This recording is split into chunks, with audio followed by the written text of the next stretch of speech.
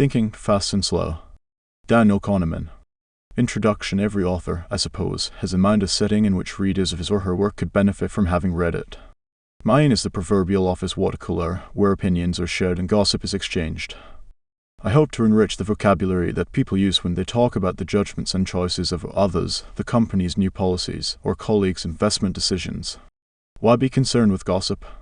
Because it is much easier, as well as far more enjoyable, to identify and label the mistakes of others than to recognize our own. Questioning what we believe and want is difficult at the best of times, and especially difficult when we most need to do it, but we can benefit from the informed opinions of others. Many of us spontaneously anticipate how friends and colleagues will evaluate our choices. The quality and content of these anticipated judgments therefore matters.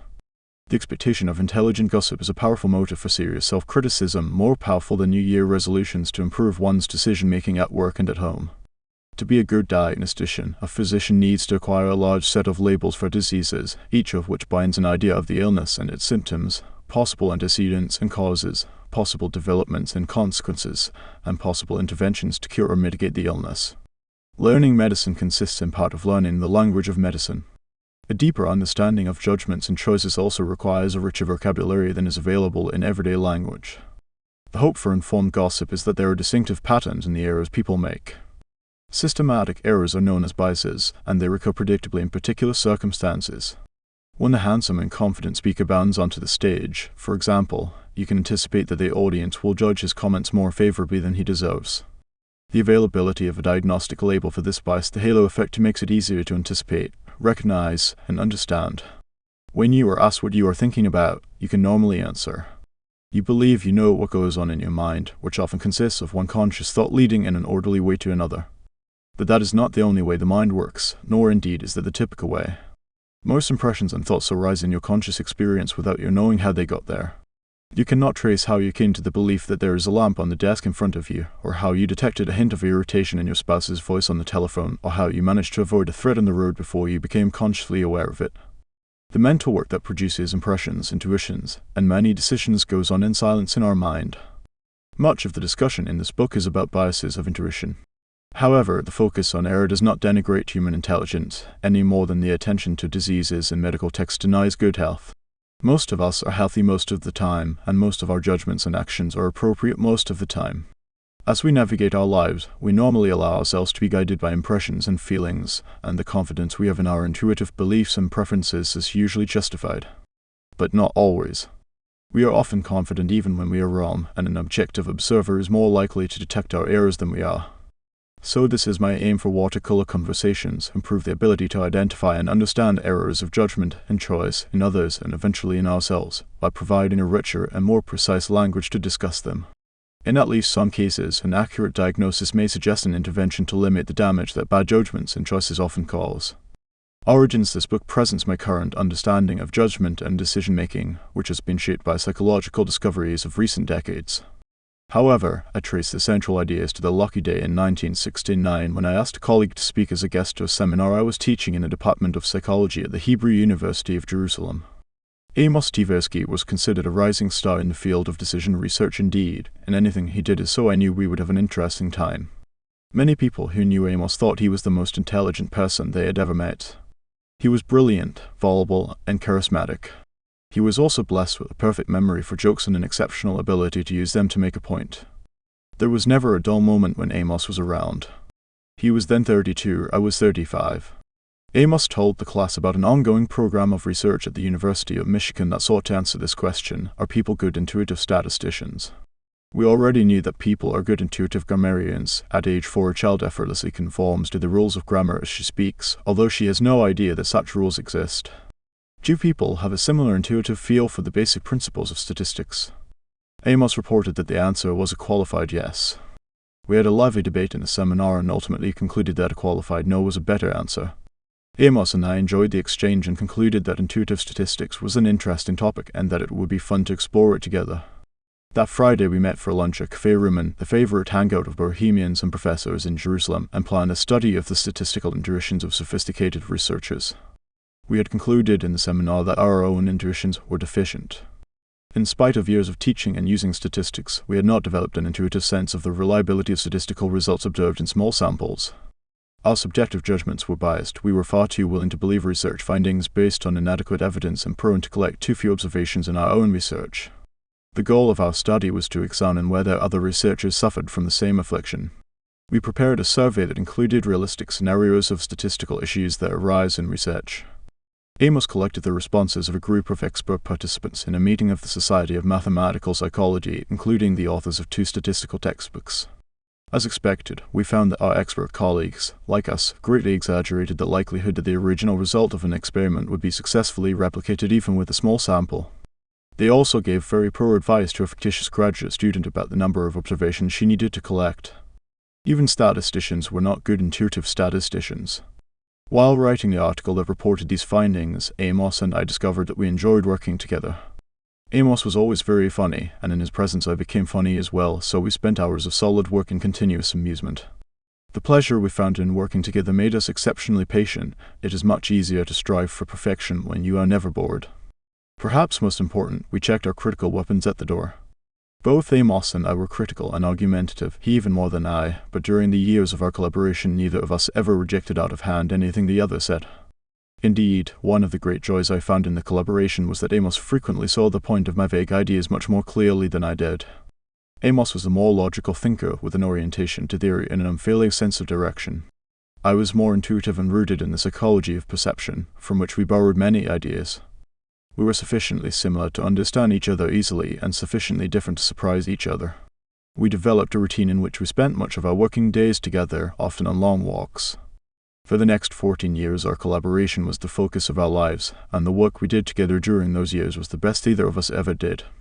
We quickly adopted a practice that we maintained for many years. Our research was a conversation in which we invented questions and jointly examined our intuitive answers. Each question was a small experiment, and we carried out many experiments in a single day. We were not seriously looking for the correct answer to the statistical questions we posed. Our aim was to identify and analyze the intuitive answer, the first one that came to mind, the one we were tempted to make even when we knew it to be wrong. We believed correctly, as it happened, that any intuition that the two of us shared would be shared by many other people as well, and that it would be easy to demonstrate its effects on judgments. We once discovered with great delight that we had identical silly ideas about the future professions of several toddlers we both knew. We could identify the argumentative 3-year-old lawyer, the nerdy professor, the empathetic and mildly intrusive psychotherapist. Of course, these predictions were absurd, but we still found them appealing. It was also clear that our intuitions were governed by the resemblance of each child to the cultural stereotype of a profession. The amusing exercise helped us develop a theory that was emerging in our minds at the time about the role of resemblance in predictions. We went on to test and elaborate that theory in dozens of experiments, as in the following example. As you consider the next question, please assume that Steve was selected at random from a representative sample. An individual has been described by a neighbor as follows. Steve is very shy and withdrawn, invariably helpful but with little interest in people or in the world of reality. A meek and tidy soul, he has a need for order and structure, and a passion for detail. Is Steve more likely to be a librarian or a farmer? The resemblance of Steve's personality to that of a stereotypical librarian strikes everyone immediately, but equally relevant statistical considerations are almost always ignored. Did it occur to you that there are more than 20 male farmers for each male librarian in the United States?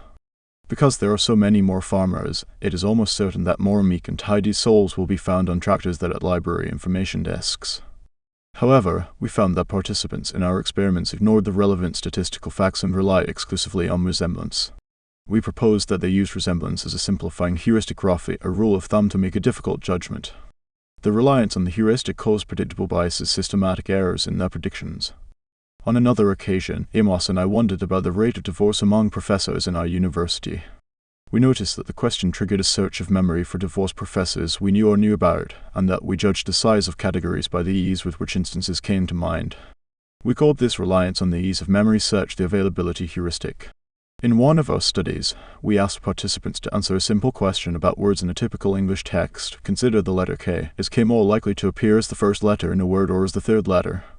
As any Scrabble player knows, it is much easier to come up with words that begin with a particular letter than to find words that have the same letter in the third position. This is true for every letter of the alphabet. We therefore expected respondents to exaggerate the frequency of letters appearing in the first position, even those letters such as K, L, N, R, V, which in fact occur more frequently in the third position. Here again, the reliance on a heuristic produces a predictable bias in judgment. For example, I recently came to doubt my long-held impression that adultery is more common among politicians than among physicians or lawyers. I had even come up with explanations for that fact, including the aphrodisiac effect of power and the temptations of life away from home. I eventually realized that the transgressions of politicians are much more likely to be reported than the transgressions of lawyers and doctors. My intuitive impression could be due entirely to journalists' choices of topics and to my reliance on the availability heuristic. Amos and I spent several years studying and documenting biases of intuitive thinking in various tasks, assigning probabilities to events, forecasting the future, assessing hypotheses, and estimating frequencies. In the fifth year of our collaboration, we presented our main findings in Science magazine, a publication read by scholars in many disciplines. The article, which is reproduced in full at the end of this book, was titled A Judgment Under Uncertainty, Heuristics and Biases.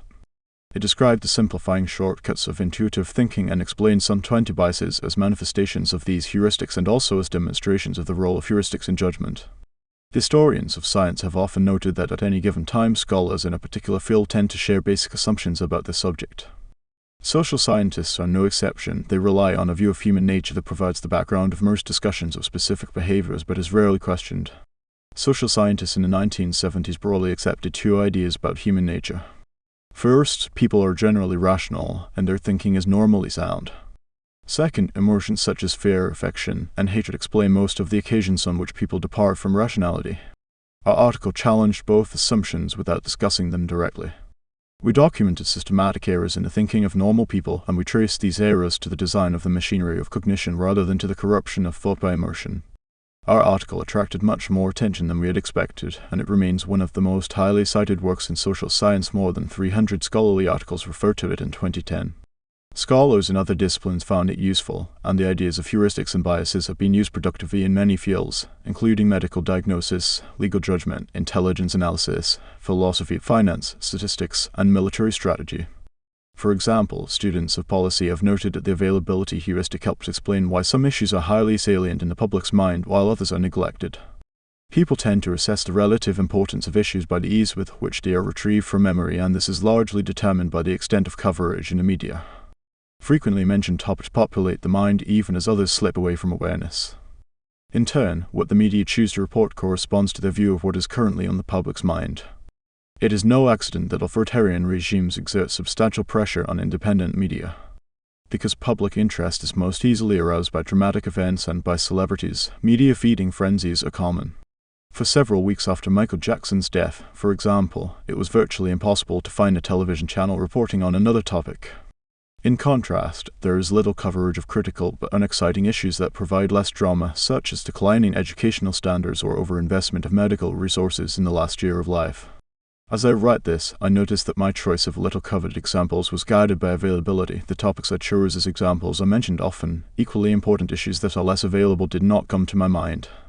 We did not fully realize it at the time, but a key reason for the broad appeal of heuristics and biases outside psychology was an incidental feature of our work. We almost always included in our articles the full text of the questions we had asked ourselves and our respondents.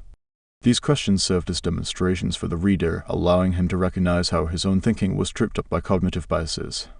I hope you had such an experience as you read the question about Steve the librarian, which was intended to help you appreciate the power of resemblance as a cue to probability and to see how easy it is to ignore relevant statistical facts.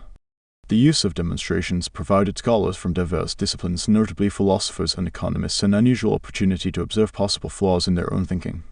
Having seen themselves fail, they became more likely to question the dogmatic assumption prevalent at the time that the human mind is rational and logical. The choice of method was crucial. If we had reported results of only conventional experiments, the article would have been less noteworthy and less memorable. Furthermore, skeptical readers would have distanced themselves from the results by attributing judgment errors to the familiar fecklessness of undergraduates, the typical participants in psychological studies. Of course, we did not choose demonstrations over standard experiments because we wanted to influence philosophers and economists. We preferred demonstrations because they were more fun, and we were lucky in our choice of method as well as in many other ways. A recurrent theme of this book is that luck plays a large role in every story of success. It is almost always easy to identify a small change in the story that would have turned a remarkable achievement into a mediocre outcome. Our story was no exception. The reaction to our work was not uniformly positive. In particular, our focus on biases was criticized as suggesting an unfairly negative view of the mind. As expected in normal science, some investigators refined our ideas and others offer plausible alternatives. By and large, though, the idea that our minds are susceptible to systematic errors is now generally accepted. Our research on judgment had far more effect on social science than we thought possible when we were working on it. Immediately after completing our review of judgment, we switched our attention to decision-making under uncertainty. Our goal was to develop a psychological theory of how people make decisions about simple gambles. For example, would you accept a bet on the toss of a coin where you win $130 if the coin shows heads and lose $100 if it shows tails? These elementary choices had long been used to examine broad questions about decision-making, such as the relative weight that people assign to sure things and to uncertain outcomes. Our method did not change. We spent many days making up choice problems and examining whether our intuitive preferences conform to the logic of choice. Here again, as in judgment, we observed systematic biases in our own decisions, intuitive preferences that consistently violated the rules of rational choice. 5 years after the Science article, we published Prospect Theory, an analysis of decision under risk, a theory of choice that is by some counts more influential than our work on judgment, and is one of the foundations of behavioral economics. Until geographical separation made it too difficult to go on, Amos and I enjoyed the extraordinary good fortune of a shared mind that was superior to our individual minds and of a relationship that made our work fun as well as productive. Our collaboration on judgment and decision-making was the reason for the Nobel Prize that I received in 2002, which Amos would have shared had he not died, age 59, in 1996. Where we are now, this book is not intended as an exposition of the early research that Amos and I conducted together, a task that has been ably carried out by many authors over the years. My main aim here is to present a view of how the mind works that draws on recent developments in cognitive and social psychology. One of the more important developments is that we now understand the marvels as well as the flaws of intuitive thought. Amos and I did not address accurate intuitions beyond the casual statement that judgment heuristics are quite useful, but sometimes lead to severe and systematic errors. We focused on biases, both because we found them interesting in their own right and because they provided evidence for the heuristics of judgment. We did not ask ourselves whether all intuitive judgments under uncertainty are produced by the heuristics we study. It is now clear that they are not. In particular, the accurate intuitions of experts are better explained by the effects of prolonged practice than by heuristics. We can now draw a richer and more balanced picture, in which skill and heuristics are alternative sources of intuitive judgments and choices. The psychologist Gary Klein tells the story of a team of firefighters that entered a house in which the kitchen was on fire. Soon after they started hosing down the kitchen, the commander heard himself shout, "Let's get out of here," without realizing why. The floor collapsed almost immediately after the firefighters escaped. Only after the fact did the commander realize that the fire had been unusually quiet and that his days had been unusually hot. Together, these impressions prompted what he called a sixth sense of danger. He had no idea what was wrong, but he knew something was wrong. It turned out that the heart of the fire had not been in the kitchen, but in the basement beneath where the men had stood. We have all heard such stories of expert intuition, the chess master who walks past a street game and announces white mates in 3 without stopping, or the physician who makes a complex diagnosis after a single glance at a patient. Expert intuition strikes us as magical, but it is not. Indeed, each of us performs feats of intuitive expertise many times each day. Most of us are pitch perfect in detecting anger in the first word of a telephone call, recognize as we enter a room that we were the subject of the conversation, and quickly react to subtle signs that the driver of the car in the next lane is dangerous. Our everyday intuitive abilities are no less marvelous than the striking insights of an experienced firefighter or physician, only more common. The psychology of accurate intuition involves no magic. Perhaps the best short statement of it is by the great Herbert Simon, who studied chess masters and showed that after thousands of hours of practice they come to see the pieces on the board differently from the rest of us. You can feel Simon's impatience with the mythologizing of expert intuition when he writes, "The situation has provided a cue, this cue has given the expert access to information stored in memory, and the information provides the answer. The intuition is nothing more and nothing less than recognition." We are not surprised when a 2-year-old looks at a dog and says doggy, because we are used to the miracle of children learning to recognize and name things. Simon's point is that the miracles of expert intuition have the same character. Valid intuitions develop when experts have learned to recognize familiar elements in a new situation and to act in a manner that is appropriate to it. Good intuitive judgments come to mind with the same immediacy as doggy. Unfortunately, professionals' intuitions do not all arise from true expertise. Many years ago I visited the chief investment officer of a large financial firm, who told me that he had just invested some tens of millions of dollars in the stock of Ford Motor Company. When I asked how he had made the decision, he replied that he had recently attended an automobile show and had been impressed. "Boy, do they know how to make a car," was his explanation. He made it very clear that he trusted his gut feeling and was satisfied with himself and with his decision. I found it remarkable that he had apparently not considered the one question that an economist would call relevant: is Ford stock currently underpriced? Instead, he had listened to his intuition. He liked the cause, he liked the company, and he liked the idea of owning its stock. From what we know about the accuracy of stock picking, it is reasonable to believe that he did not know what he was doing. The specific heuristics that Amos and I studied provide little help in understanding how the executive came to invest in Ford stock, but a broader conception of heuristics now exists, which offers a good account. An important advance is that emotion now looms much larger in our understanding of intuitive judgments and choices than it did in the past. The executive's decision would today be described as an example of the effect heuristic, where judgments and decisions are guided directly by feelings of liking and disliking, with little deliberation or reasoning. When confronted with a problem, choosing a chess move or deciding whether to invest in a stock, the machinery of intuitive thought does the best it can. If the individual has relevant expertise, she will recognize the situation, and the intuitive solution that comes to her mind is likely to be correct. This is what happens when a chess master looks at a complex position. The few moves that immediately occur to him are all strong. When the question is difficult and a skilled solution is not available, intuition still has a shot. An answer may come to mind quickly, but it is not an answer to the original question. The question that the executive faced, should I invest in Ford stock, was difficult, but the answer to an easier and related question, do I like Ford cars, came readily to his mind and determined his choice. This is the essence of intuitive heuristics. When faced with a difficult question, we often answer an easier one instead, usually without noticing the substitution. The spontaneous search for an intuitive solution sometimes fails. Neither an expert solution nor a heuristic answer comes to mind. In such cases, we often find ourselves switching to a slower, more deliberate, and effortful form of thinking. This is the slow thinking of the title. Fast thinking includes both variants of intuitive thought, the expert and the heuristic, as well as the entirely automatic mental activities of perception and memory, the operations that enable you to know there is a lamp on your desk or retrieve the name of the capital of Russia. The distinction between fast and slow thinking has been explored by many psychologists over the last 25 years. For reasons that I explain more fully in the next chapter, I describe mental life by the metaphor of two agents, called System 1 and System 2, which respectively produce fast and slow thinking. I speak of the features of intuitive and deliberate thought as if they were traits and dispositions of two characters in your mind. In the picture that emerges from recent research, the intuitive System 1 is more influential than your experience tells you, and it is the secret author of many of the choices and judgments you make. Most of this book is about the workings of System 1 and the mutual influences between it and System 2. What comes next, the book is divided into 5 parts. Part 1 presents the basic elements of a two-systems approach to judgment and choice. It elaborates the distinction between the automatic operations of System 1 and the controlled operations of System 2, and shows how associative memory, the core of System 1, continually constructs a coherent interpretation of what is going on in our world at any instant. I attempt to give a sense of the complexity and richness of the automatic and often unconscious processes that underlie intuitive thinking, and of how these automatic processes explain the heuristics of judgment. The goal is to introduce a language for thinking and talking about the mind. Part 2 updates the study of judgment heuristics and explores a major puzzle: why is it so difficult for us to think statistically? We easily think associatively, we think metaphorically, we think causally, but statistics requires thinking about many things at once, which is something that System 1 is not designed to do. The difficulties of statistical thinking contribute to the main theme of Part 3, which describes a puzzling limitation of our mind, our excessive confidence in what we believe we know, and our apparent inability to acknowledge the full extent of our ignorance and the uncertainty of the world we live in. We are prone to overestimate how much we understand about the world and to underestimate the role of chance in events. Overconfidence is fed by the illusory certainty of hindsight.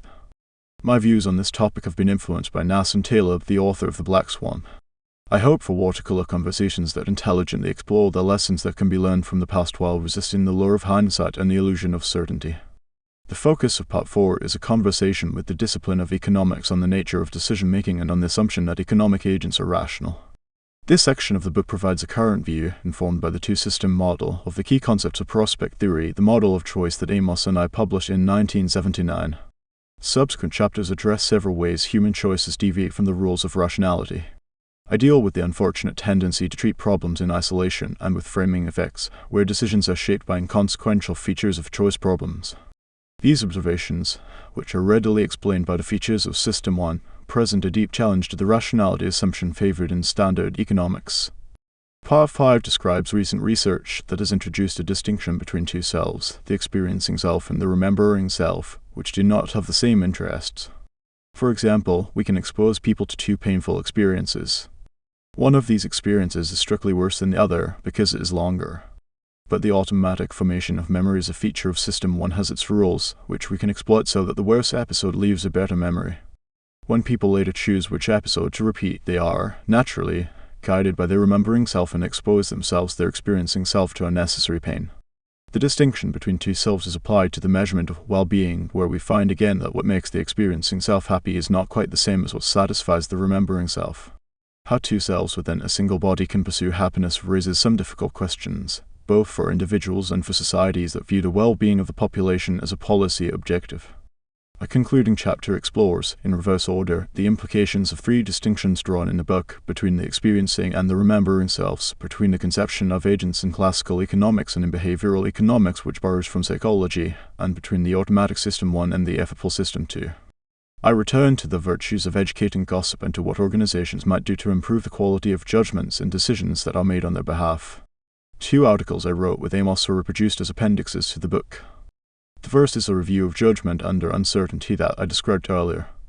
The second, published in 1984, summarizes prospect theory as well as our studies of framing effects. The articles present the contributions that were cited by the Nobel Committee, and you may be surprised by how simple they are.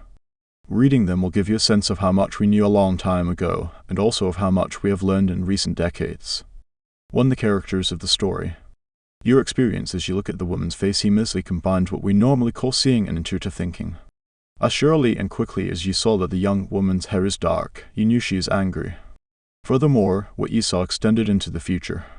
You sense that this woman is about to say some very unkind words, probably in a loud and strident voice. A premonition of what she was going to do next came to mind automatically and effortlessly. You did not intend to assess her mood or to anticipate what she might do, and your reaction to the picture did not have the feel of something you did. It just happened to you. It was an instance of fast thinking. Now look at the following problem. 17 times 24. You knew immediately that this is a multiplication problem and probably knew that you could solve it with paper and pencil, if not without. You also had some vague intuitive knowledge of the range of possible results.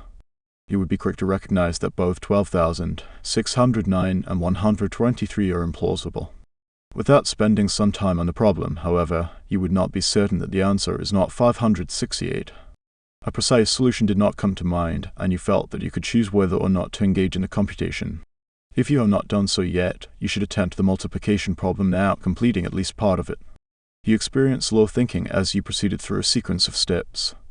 You first retrieved from memory the cognitive program for multiplication that you learned in school, then you implemented it. Carrying out the computation was a strain. You felt the burden of holding much material in memory, as you needed to keep track of where you were and of where you were going, while holding onto the intermediate result. The process was mental work, deliberate, effortful, and orderly, a prototype of slow thinking. The computation was not only an event in your mind, your body was also involved.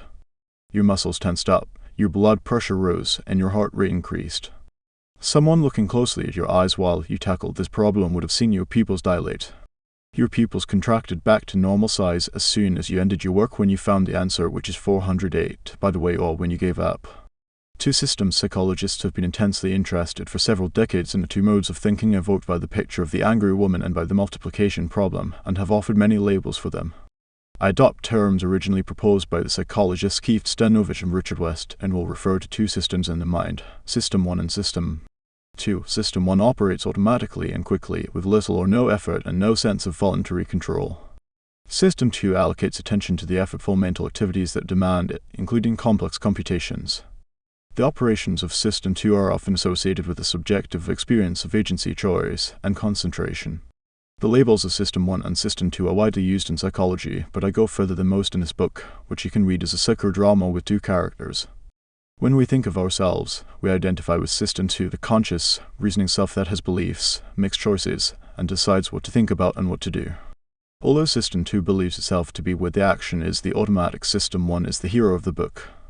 I described System 1 as effortlessly originating impressions and feelings that are the main sources of the explicit beliefs and deliberate choices of System 2. The automatic operations of System 1 generate surprisingly complex patterns of ideas, but only the slower System 2 can construct thoughts in an orderly series of steps. I also described circumstances in which System 2 takes over, overruling the freewheeling impulses and associations of System 1. You will be invited to think of the 2 systems as agents with their individual abilities, limitations, and functions. In rough order of complexity, here are some examples of the automatic activities that are attributed to System 1. Detect that one object is more distant than another. Orient to the source of a sudden sound. Complete the phrase bread and make a disgust face when shown a horrible picture. Detect hostility in a voice. Answer to 2 + 2 =. Read words on large billboards. Drive a car on an empty road. Find a strong move in chess if you are a chess master. Understand simple sentences. Recognize that a meek and tidy soul with a passion for detail resembles an occupational stereotype. All these mental events belong with the angry women. They occur automatically and require little or no effort. The capabilities of System 1 include innate skills that we share with other animals. We are born prepared to perceive the world around us, recognize objects, orient attention, avoid losses, and fear spiders. Other mental activities become fast and automatic through prolonged practice. System 1 has learned associations between ideas, the capital of France. It has also learned skills such as reading and understanding nuances of social situations. Some skills, such as finding strong chess moves, are acquired only by specialized experts. Others are widely shared. Detecting the similarity of a personality sketch to an occupational stereotype requires broad knowledge of the language and the culture, which most of us possess. The knowledge is stored in memory and accessed without intention and without effort. Several of the mental actions in the list are completely involuntary.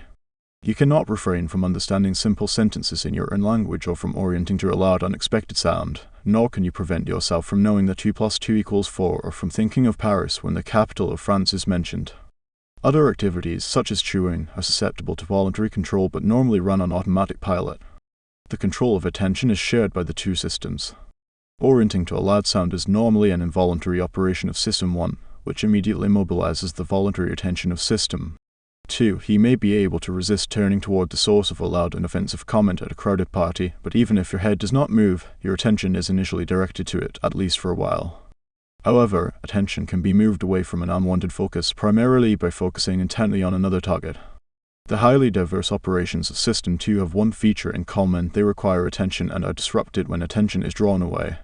Here are some examples. Brace for the starter gun in a race. Focus attention on the clowns in the circus. Focus on the voice of a particular person in a crowded and noisy room. Look for a woman with white hair. Search memory to identify a surprising sound. Maintain a faster walking speed than is natural for you. Monitor the appropriateness of your behavior in a social situation. Count the occurrences of a letter in a page of text. Tell someone your phone number. Park in a narrow space. For most people accept garage attendance. Compare two washing machines for overall value. Fill out a tax form. Check the validity of a complex logical argument. In all these situations you must pay attention, and you will perform less well, or not at all, if you are not ready or if your attention is directed inappropriately. System 2 has some ability to change the way System 1 works by programming the normally automatic functions of attention and memory. When waiting for a relative at a busy train station, for example, you can set yourself at will to look for a white-haired woman or a bearded man, and thereby increase the likelihood of detecting your relative from a distance. You can set your memory to search for capital cities that start with N or for French existentialist novels. And when you rent a car at London's Heathrow Airport, the attendant will probably remind you that we drive on the left side of the road over here. In all these cases, you are asked to do something that does not come naturally, and you will find that the consistent maintenance of a set requires continuous exertion of at least some effort. The often used phrase "pay attention" is apt. You dispose of a limited budget of attention that you can allocate to activities, and if you try to go beyond your budget, you will fail. It is the mark of effortful activities that they interfere with each other, which is why it is difficult or impossible to conduct several at once. You could not compute the product of 17 times 24 while making a left turn into dense traffic, and you certainly should not try. You can do several things at once, but only if they are easy and undemanding. You are probably safe carrying on a conversation with a passenger while driving on an empty highway, and many parents have discovered, perhaps with some guilt, that they can read a story to a child while thinking of something else. Everyone has some awareness of the limited capacity of attention, and our social behavior makes allowances for these limitations. When the driver of a car is overtaking a truck on a narrow road, for example, adult passengers quite sensibly stop talking. They know that distracting the driver is not a good idea, and they also suspect that he is temporarily deaf and will not hear what they say. Intense focusing on a task can make people effectively blind, even to stimuli that normally attract attention. The most dramatic demonstration was offered by Christopher Chabris and Daniel Kahneman in their book The Invisible Gorilla. They constructed a short film of two teams passing basketballs, one team wearing white shirts, the other wearing black. The viewers of the film are instructed to count the number of passes made by the white team ignoring the black players. This task is difficult and completely absorbing. Halfway through the video, a woman wearing a gorilla suit appears, crosses the court, thumps her chest, and moves on. The gorilla is in view for 9 seconds. Many thousands of people have seen the video, and about half of them do not notice anything unusual. It is the counting task and especially the instruction to ignore one of the teams that causes the blindness. No one who watches the video without the task would miss the gorilla. Seeing and orienting are automatic functions of System 1, but they depend on the allocation of some attention to the relevant stimulus. The authors note that the most remarkable observation of their study is that people find its results very surprising. Indeed, the viewers who fail to see the gorilla are initially sure that it was not there. They cannot imagine missing such a striking event. The gorilla study illustrates two important facts about our minds. We can be blind to the obvious, and we are also blind to our blindness. Plot synopsis. The interaction of the two systems is a recurrent theme of the book, and a brief synopsis of the plot is in order. In the story, I will tell, Systems 1 and 2 are both active whenever we are awake. System 1 runs automatically and System 2 is normally in a comfortable turfit mode, in which only a fraction of its capacity is engaged. System 1 continuously generates suggestions for System 2, impressions, intuitions, intentions, and feelings. If endorsed by System 2, impressions and intuitions turn into beliefs, and impulses turn into voluntary actions. When all goes smoothly, which is most of the time, System 2 adopts the suggestions of System 1 with little or no modification. You generally believe your impressions and act on your desires, and that is fine usually. When System 1 runs into difficulty, it calls on System 2 to support more detailed and specific processing that may solve the problem of the moment. System 2 is mobilized when a question arises for which System 1 does not offer an answer, as probably happened to you when you encountered the multiplication problem 17 times 24. You can also feel a surge of conscious attention whenever you are surprised. System 2 is activated when an event is detected that violates the model of the world that System 1 maintains. In that world, lamps do not jump, cats do not bark, and gorillas do not cross basketball courts. The gorilla experiment demonstrates that some attention is needed for the surprise stimulus to be detected. Surprise then activates and orients your attention. You will stare, and you will search your memory for a story that makes sense of the surprising event.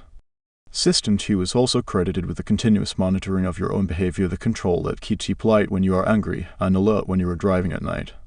System 2 is mobilized to increased effort when it detects an error about to be made.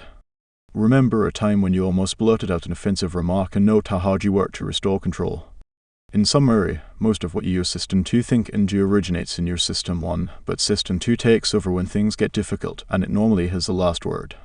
The division of labor between System 1 and System 2 is highly efficient. It minimizes effort and optimizes performance. The arrangement works well most of the time because System 1 is generally very good at what it does. Its models of familiar situations are accurate, its short-term predictions are usually accurate as well, and its initial reactions to challenges are swift and generally appropriate. System 1 has biases, however, systematic errors that it is prone to make in specified circumstances. As we shall see, it sometimes answers easier questions than the one it was asked, and it has little understanding of logic and statistics. One further limitation of System 1 is that it cannot be turned off. If you are shown a word on the screen in a language you know, you will read it unless your attention is totally focused elsewhere. You were almost certainly successful in saying the correct words in both tasks, and you surely discovered that some parts of each task were much easier than others. When you identified upper and lowercase, the left-hand column was easy and the right-hand column caused you to slow down and perhaps to stammer or stumble. When you named the position of words, the left-hand column was difficult and the right-hand column was much easier. These tasks engage System 2, because saying upper/lower or right/left is not what you routinely do when looking down a column of words. One of the things you did to set yourself for the task was to program your memory so that the relevant words upper and lower for the first task were on the tip of your tongue. The prioritizing of the chosen words is effective, and the mild temptation to read other words was fairly easy to resist when you went through the first column. But the second column was different because it contained words for which you were set, and you could not ignore them. You were mostly able to respond correctly, but overcoming the competing response was a strain, and it slowed you down. You experienced a conflict between a task that you intended to carry out and an automatic response that interfered with it. Conflict between an automatic reaction and an intention to control is common in our lives. We are all familiar with the experience of trying not to stare at the oddly dressed couple at the neighboring table in a restaurant. We also know what it is like to force our attention on a boring book when we constantly find ourselves returning to the point at which the reading lost its meaning. Where winters are hard, many drivers have memories of their car skidding out of control on the ice and of the struggle to follow well-rehearsed instructions that negate what they would naturally do. Steer into the skid, and whatever you do, do not touch the brakes. And every human being has had the experience of not telling someone to go to hell. One of the tasks of System 2 is to overcome the impulses of System 1. In other words, System 2 is in charge of self-control. Illusions to appreciate the autonomy of System 1, as well as the distinction between impressions and beliefs. Take a good look at Figure 3. This picture is unremarkable: two horizontal lines of different lengths, with fins appended, pointing in different directions. The bottom line is obviously longer than the one above it. That is what we all see, and we naturally believe what we see. If you have already encountered this image, however, you recognize it as the famous Miller-Lire illusion. As you can easily confirm by measuring them with a ruler, the horizontal lines are in fact identical in length. Figure 3. Now that you have measured the lines, you, your System 2, the conscious being you call I, have a new belief. You know that the lines are equally long. If asked about their length, you will say what you know. But you still see the bottom line as longer. You have chosen to believe the measurement, but you cannot prevent System 1 from doing its thing. You cannot decide to see the lines as equal, although you know they are. To resist the illusion, there is only one thing you can do. You must learn to mistrust your impressions of the length of lines when fins are attached to them. To implement that rule, you must be able to recognize the illusory pattern and recall what you know about it. If you can do this, you will never again be fooled by the Miller-Lire illusion. But you will still see one line as longer than the other. Not all illusions are visual. There are illusions of thought, which we call cognitive illusions. As a graduate student, I attended some courses on the art and science of psychotherapy. During one of these lectures, our teacher imparted a morsel of clinical wisdom. This is what he told us: you will from time to time meet a patient who shares a disturbing tale of multiple mistakes in his previous treatment. He has been seen by several clinicians, and all failed him. The patient can lucidly describe how his therapist misunderstood him, but he has quickly perceived that you are different. You share the same feeling, are convinced that you understand him, and will be able to help. At this point, my teacher raised his voice as he said, "Do not even think of taking on this patient. Throw him out of the office. He is most likely a psychopath, and you will not be able to help him." Many years later, I learned that the teacher had warned us against psychopathic charm, and the leading authority in the study of psychopathy confirmed that the teacher's advice was sound. The analogy to the Miller-Lire illusion is close. What we were being taught was not how to feel about that patient.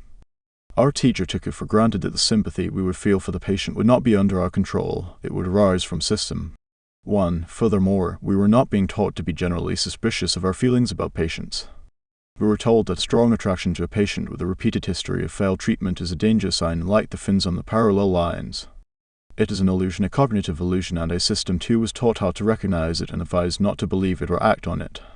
The question that is most often asked about cognitive illusions is whether they can be overcome. The message of these examples is not encouraging. Because System 1 operates automatically and cannot be turned off at will, errors of intuitive thought are often difficult to prevent. Biases cannot always be avoided, because System 2 may have no clue to the error. Even when keys to likely errors are available, errors can be prevented only by the enhanced monitoring and effortful activity of System 2. As a way to live your life, however, continuous vigilance is not necessarily good, and it is certainly impractical. Constantly questioning our own thinking would be impossibly tedious, and System 2 is much too slow and inefficient to serve as a substitute for System 1 in making routine decisions. The best we can do is a compromise: learn to recognize situations in which mistakes are likely and try harder to avoid significant mistakes when the stakes are high. The premise of this book is that it is easier to recognize other people's mistakes than our own. Useful fictions, you have been invited to think of the two systems as agents within the mind, with their individual personalities, abilities, and limitations. I will often use sentences in which the systems are the subjects, such as, System 2 calculates products. The use of such language is considered a sin in the professional circles in which I travel, because it seems to explain the thoughts and actions of a person by the thoughts and actions of little people inside the person's head. Grammatically, the sentence about System 2 is similar to "the butler steals the petty cash." My colleagues would point out that the butler's action actually explains the disappearance of the cash, and they rightly question whether the sentence about System 2 explains how products are calculated. My answer is that the brief active sentence that attributes calculation to System 2 is intended as a description, not an explanation. It is meaningful only because of what you already know about System 2. It is shorthand for the following: mental arithmetic is a voluntary activity that requires effort, should not be performed while making a left turn, and is associated with dilated pupils and an accelerated heart rate. Similarly, the statement that highway driving under routine conditions is left to System 1 means that steering the car around a bend is automatic and almost effortless. It also implies that an experienced driver can drive on an empty highway while conducting a conversation. Finally, System 2 prevented James from reacting foolishly to the insult means that James would have been more aggressive in his response if his capacity for effortful control had been disrupted, for example, if he had been drunk. System 1 and System 2 are so central to the story I tell in this book that I must make it absolutely clear that they are fictitious characters. Systems 1 and 2 are not systems in the standard sense of entities with interacting aspects or parts. And there is no one part of the brain that either of the systems would call home. You may well ask, what is the point of introducing fictitious characters with ugly names into a serious book? The answer is that the characters are useful because of some quirks of our minds, yours and mine. A sentence is understood more easily if it describes what an agent System 2 does than if it describes what something is, what properties it has. In other words, System 2 is a better subject for a sentence than mental arithmetic. The mind, especially System 1, appears to have a special aptitude for the construction and interpretation of stories about active agents who have personalities, habits, and abilities. You quickly formed a bad opinion of the thieving butler, you expect more bad behavior from him, and you will remember him for a while. This is also my hope for the language of systems. Why call them System 1 and System 2 rather than the more descriptive automatic system and effortful systems? The reason is simple: automatic system takes longer to say than System 1 and therefore takes more space in your working memory. This matters because anything that occupies your working memory reduces your ability to think. You should treat System 1 and System 2 as nicknames, like Bob and Joe, identifying characters that you will get to know over the course of this book. The fictitious systems make it easier for me to think about judgment and choice, and will make it easier for you to understand what I say. Speaking of System 1 and System 2, he had an impression, but some of his impressions are illusions. This was a pure System 1 response. She reacted to the threat before she recognized it. This is your System 1 talking. Slow down and let your System 2 take control. To attention and effort. In the unlikely event of this book being made into a film, System 2 would be a supporting character who believes herself to be the hero. The defining feature of System 2 in this story is that its operations are effortful, and one of its main characteristics is laziness, a reluctance to invest more effort than is strictly necessary. As a consequence, the thoughts and actions that System 2 believes it has chosen are often guided by the figure at the center of the story, System 1. However, there are vital tasks that only System 2 can perform because they require effort and acts of self-control in which the intuitions and impulses of System 1 are overcome. Mental effort. If you wish to experience your System 2 working at full tilt, the following exercise will do. It should bring you to the limits of your cognitive abilities within 5 seconds. To start, make up several strings of 4 digits, all different, and write each string on an index card. Place a blank card on top of the deck. The task that you will perform is called Admin S1. Here's how it goes. Start beating a steady rhythm, or better yet, set a metronome at 1/sec. Remove the blank card and read the 4 digits aloud. Wait for 2 beats, then report a string in which each of the original digits is incremented by 1. If the digits on the card are 5,294, the correct response is 6,305. Keeping the rhythm is important. Few people can cope with more than 4 digits in the Admin S1 task, but if you want a harder challenge, please try Admin S3. If you would like to know what your body is doing while your mind is hard at work, set up 2 piles of books on a sturdy table, place a video camera on one and lean your chin on the other, get the video going, and stare at the camera lens while you work on Admin S1 or Admin S3 exercises. Later, you will find in the changing size of your pupils a faithful record of how hard you worked. I have a long personal history with the Admin S1 task. Early in my career, I spent a year at the University of Michigan as a visitor in a laboratory that studied hypnosis.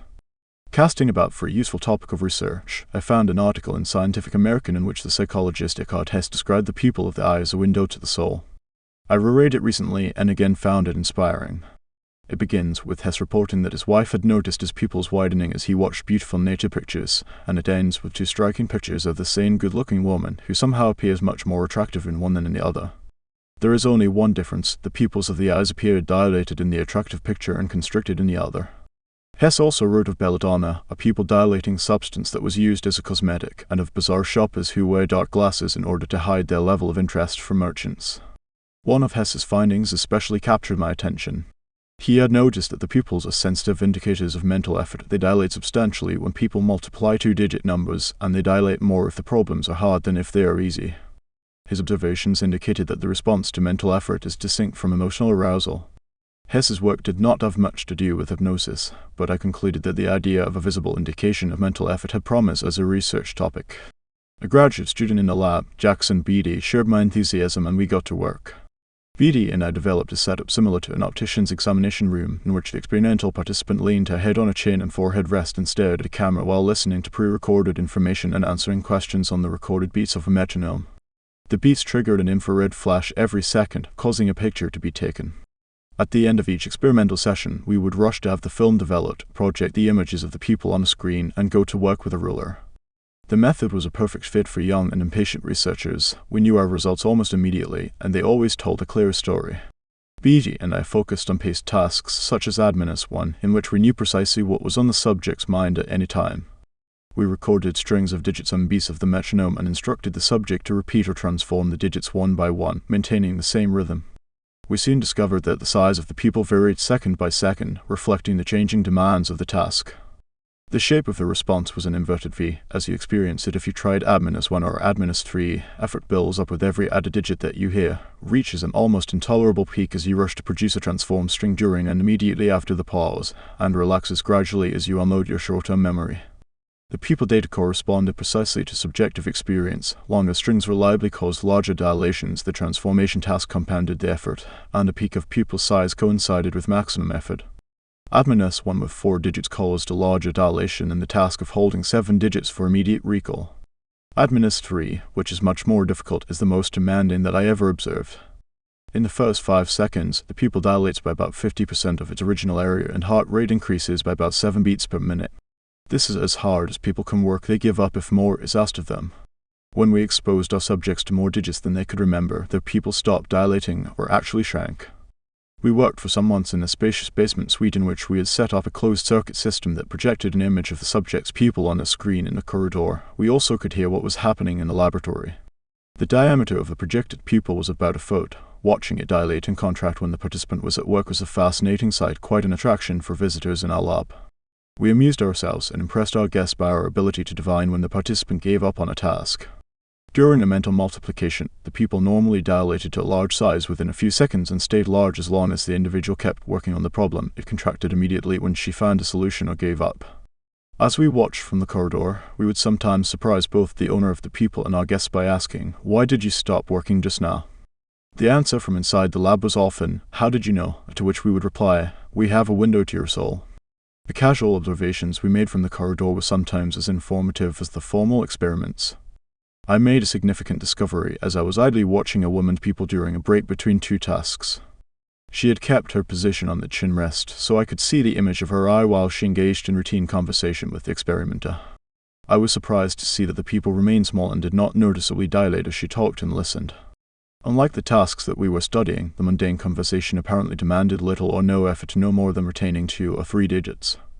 This was a eureka moment. I realized that the tasks we had chosen for study were exceptionally effortful. An image came to mind. Mental life. Today I would speak of the life of System 2 as normally conducted at the pace of a comfortable walk, sometimes interrupted by episodes of jogging and on rare occasions by a frantic sprint. The Admin-1 and Admin-3 exercises are sprints, and casual chatting is a stroll. We found that people, when engaged in a mental sprint, may become effectively blind.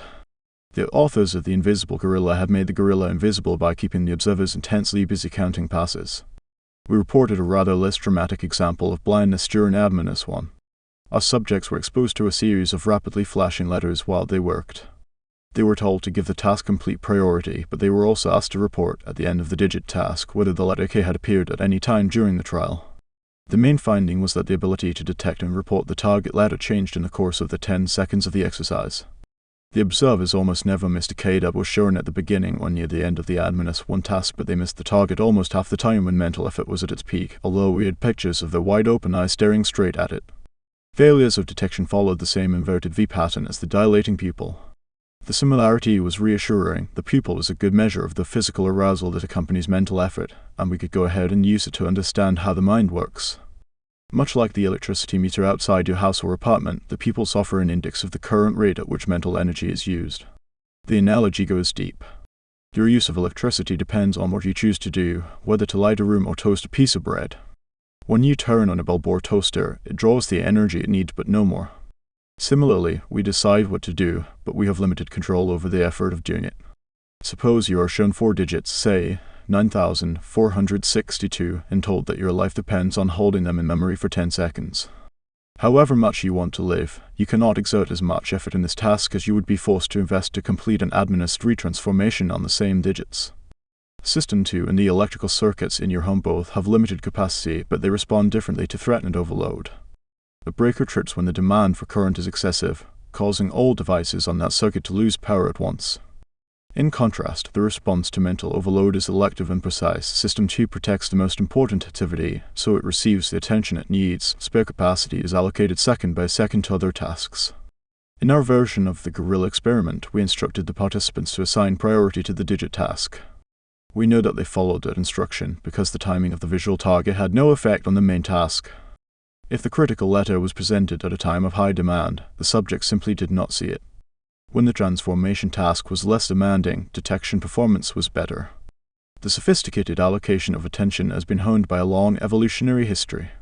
Orienting and responding quickly to the gravest threats or most promising opportunities improve the chance of survival, and this capability is certainly not restricted to humans. Even in modern humans, System 1 takes over in emergencies and assigns total priority to self-protective actions.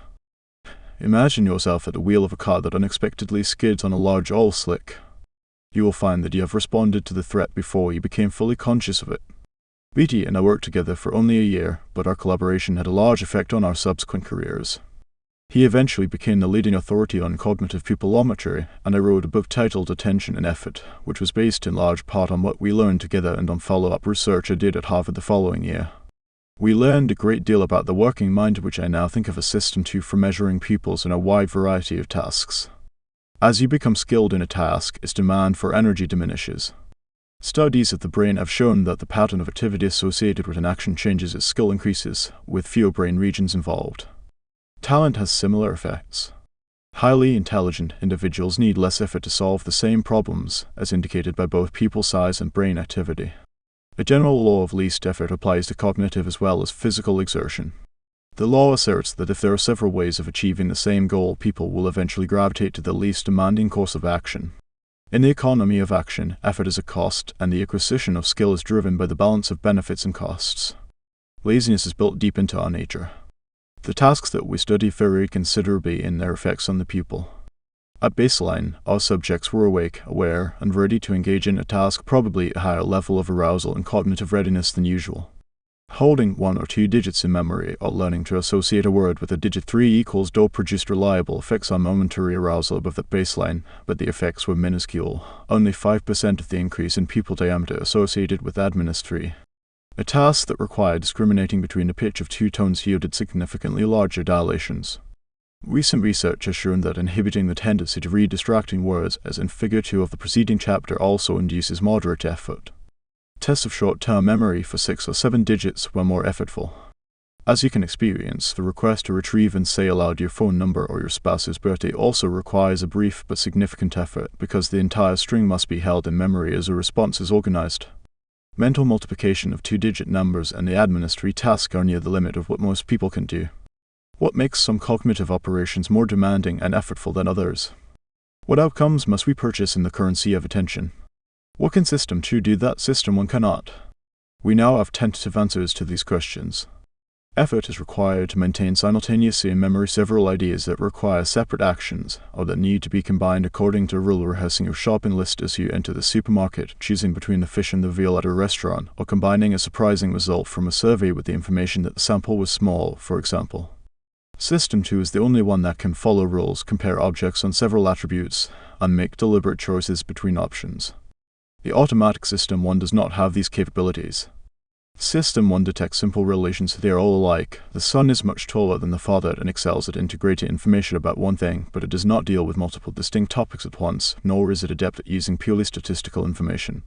System 1 will detect that a person described as a meek and tidy soul with a need for order and structure, and a passion for detail resembles a caricatural librarian, but combining this intuition with knowledge about the small number of librarians is a task that only System 2 can perform if System 2 knows how to do so, which is true of few people. A crucial capability of System 2 is the adoption of task sets. It can program memory to obey an instruction that overrides habitual responses. Consider the following, count all occurrences of the letter F in this page. This is not a task you have ever performed before, and it will not come naturally to you, but your System 2 can take it on.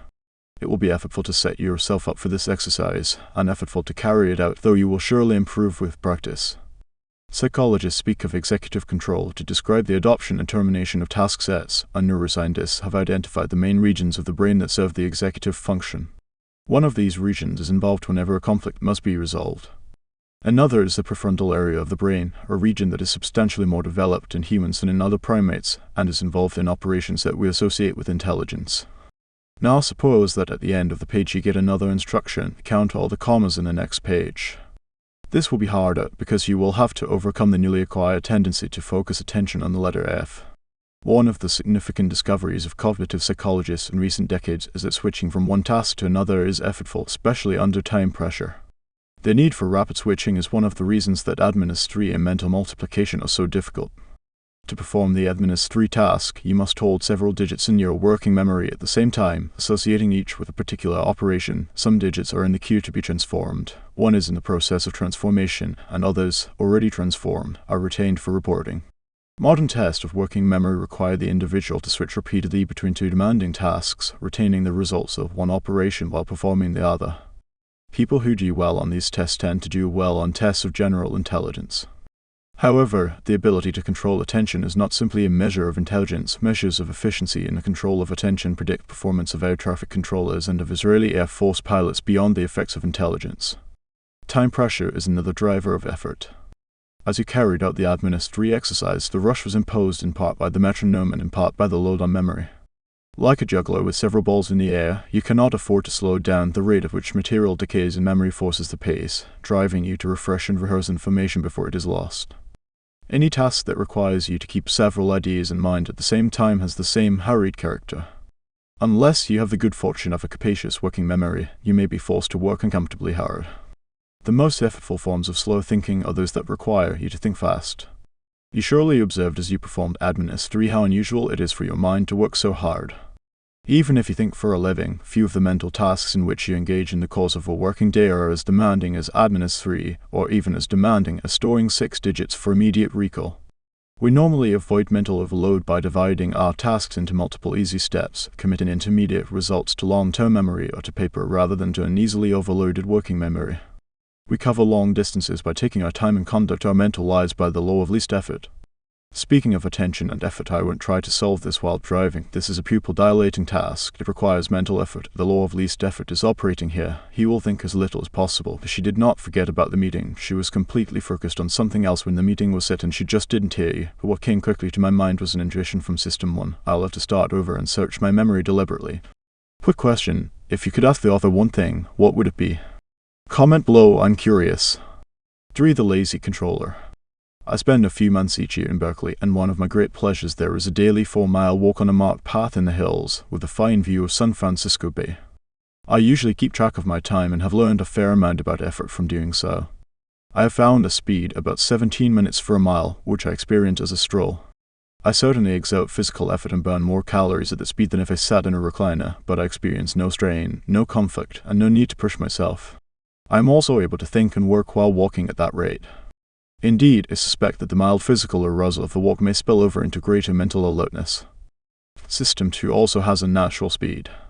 You expend some mental energy in random thoughts and in monitoring what goes on around you even when your mind does nothing in particular, but there is little strain. Unless you are in a situation that makes you unusually wary or self-conscious, monitoring what happens in the environment or inside your head demands little effort. You make many small decisions as you drive your car, absorb some information as you read the newspaper, and conduct routine exchanges of pleasantries with a spouse or a colleague, all with little effort and no strain. Just like a stroll.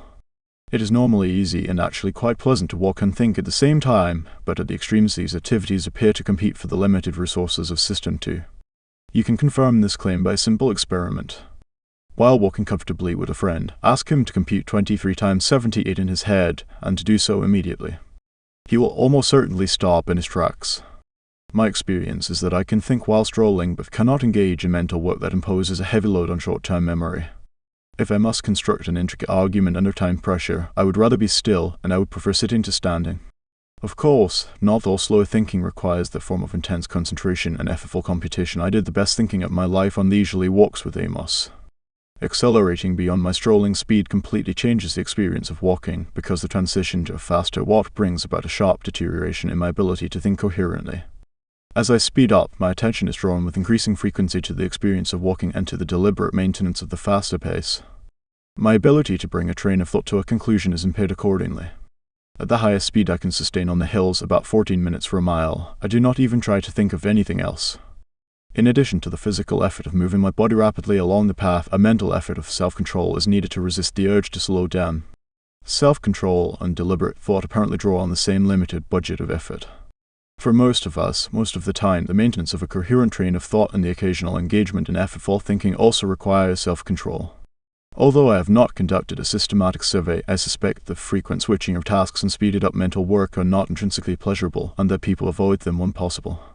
This is how the law of least effort comes to be a law. Even in the absence of time pressure, maintaining a coherent train of thought requires discipline. An observer of the number of times I look at email or investigate the refrigerator during an hour of writing could reasonably infer an urge to escape and conclude that keeping at it requires more self-control than I can readily muster. Fortunately, cognitive work is not always aversive, and people sometimes expend considerable effort for long periods of time without having to exert willpower. Psychologist Mihaly Csikszentmihalyi, pronounced Csikszentmihalyi, has done more than anyone else to study the state of effortless attending, and the name he proposed for it, flow, has become part of the language. People who experience flow describe it as a state of effortless concentration so deep that they lose their sense of time, of themselves, of their problems, and their descriptions of the joy of the state are so compelling that Csikszentmihalyi has called an optimal experience. Many activities can induce a sense of flow, from painting to racing motorcycles, and for some fortunate authors I know, even writing a book is often an optimal experience.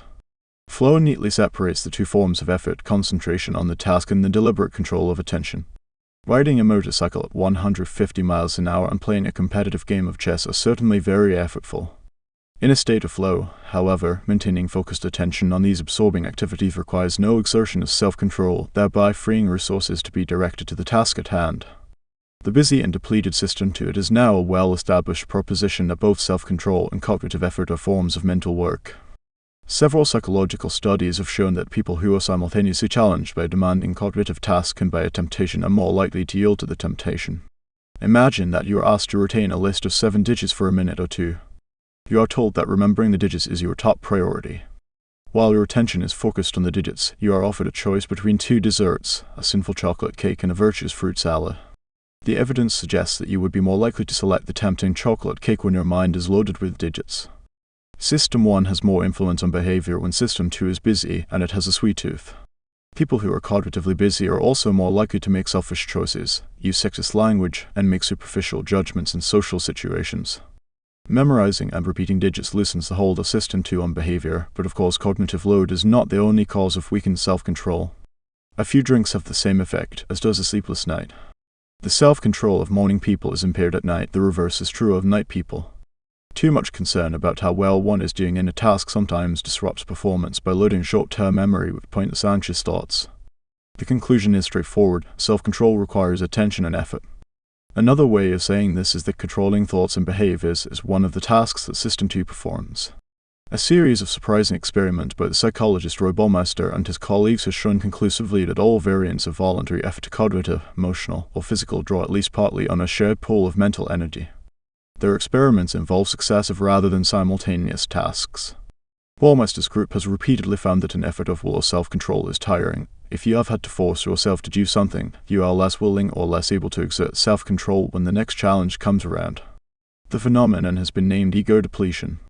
In a typical demonstration, participants who are instructed to stifle their emotional reaction to an emotionally charged film will later perform poorly on a test of physical stamina, how long they can maintain a strong grip on a dynamometer in spite of increasing discomfort. The emotional effort in the first phase of the experiment reduces the ability to withstand the pain of sustained muscle contraction, and ego-depleted people therefore succumb more quickly to the urge to quit. In another experiment, people are first depleted by a task in which they eat virtuous foods such as radishes and celery while resisting the temptation to indulge in chocolate and rich cookies. Later, these people will give up earlier than normal when faced with a difficult cognitive task. The list of situations and tasks that are now known to deplete self-control is long and varied. All involve conflict and the need to suppress a natural tendency. They include avoiding the thought of white bears, inhibiting the emotional response to stirring full, making a series of choices that involve conflict, trying to impress others, responding kindly to a partner's bad behavior, interacting with a person of a different race for prejudiced individuals. The list of indications of depletion is also highly diverse. Deviating from one's diet, overspending on impulsive purchases, reacting aggressively to provocation, persisting less time in a hand group task, performing poorly in cognitive tasks and logical decision-making. The evidence is persuasive. Activities that impose high demands on System 2 require self-control, and the exertion of self-control is depleting and unpleasant. Unlike cognitive load, ego depletion is at least in part a loss of motivation. After exerting self-control in one task, you do not feel like making an effort in another, although you could do it if you really had to. In several experiments, people were able to resist the effects of ego depletion when given a strong incentive to do so. In contrast, increasing effort is not an option when you must keep 6 digits in short-term memory while performing a task. Ego depletion is not the same mental state as cognitive busyness. The most surprising discovery made by Baumeister's group shows, as he puts it, that the idea of mental energy is more than a mere metaphor. The nervous system consumes more glucose than most other parts of the body, and effortful mental activity appears to be especially expensive in the currency of glucose. When you are actively involved in difficult cognitive reasoning or engaged in a task that requires self-control, your blood glucose level drops. The effect is analogous to a runner who draws down glucose stored in her muscles during a sprint. The bold implication of this idea is that the effects of ego depletion could be undone by ingesting glucose, and Baumeister and his colleagues have confirmed this hypothesis in several experiments. Volunteers in one of the studies watched a short silent film of a woman being interviewed and were asked to interpret her body language. While they were performing the task, a series of words crossed the screen in slow succession. The participants were specifically instructed to ignore the words, and if they found their attention drawn away, they had to refocus their concentration on the woman's behavior. This act of self-control was known to cause ego depletion. All the volunteers drank some lemonade before participating in the second task. The lemonade was sweetened with glucose for half of them and with Splenda for the others. Then all participants were given a task in which they needed to overcome an intuitive response to get the correct answer. Intuitive errors are normally much more frequent among ego-depleted people, and the drinkers of Splenda showed the expected depletion effect. On the other hand, the glucose drinkers were not depleted. Restoring the level of available sugar in the brain had prevented the deterioration of performance. It will take some time and much further research to establish whether the tasks that cause glucose depletion also cause the momentary arousal that is reflected in increases of pupil size and heart rate. A disturbing demonstration of depletion effects in judgment was recently reported in the Proceedings of the National Academy of Sciences. The unwitting participants in the study were 8 parole judges in Israel. They spend entire days reviewing applications for parole. The cases are presented in random order, and the judges spend little time on each one, an average of 6 minutes. The default decision is denial of parole. Only 35% of requests are approved. The exact time of each decision is recorded, and the times of the judges' 3 food breaks, morning break, lunch, and afternoon break during the day are recorded as well. The authors of the study plotted the proportion of approved requests against the time since the last food break. The proportion spikes after each meal, when about 65% of requests are granted. During the 2 hours or so until the judge's next feeding, the approval rate drops steadily to about 0 just before the meal.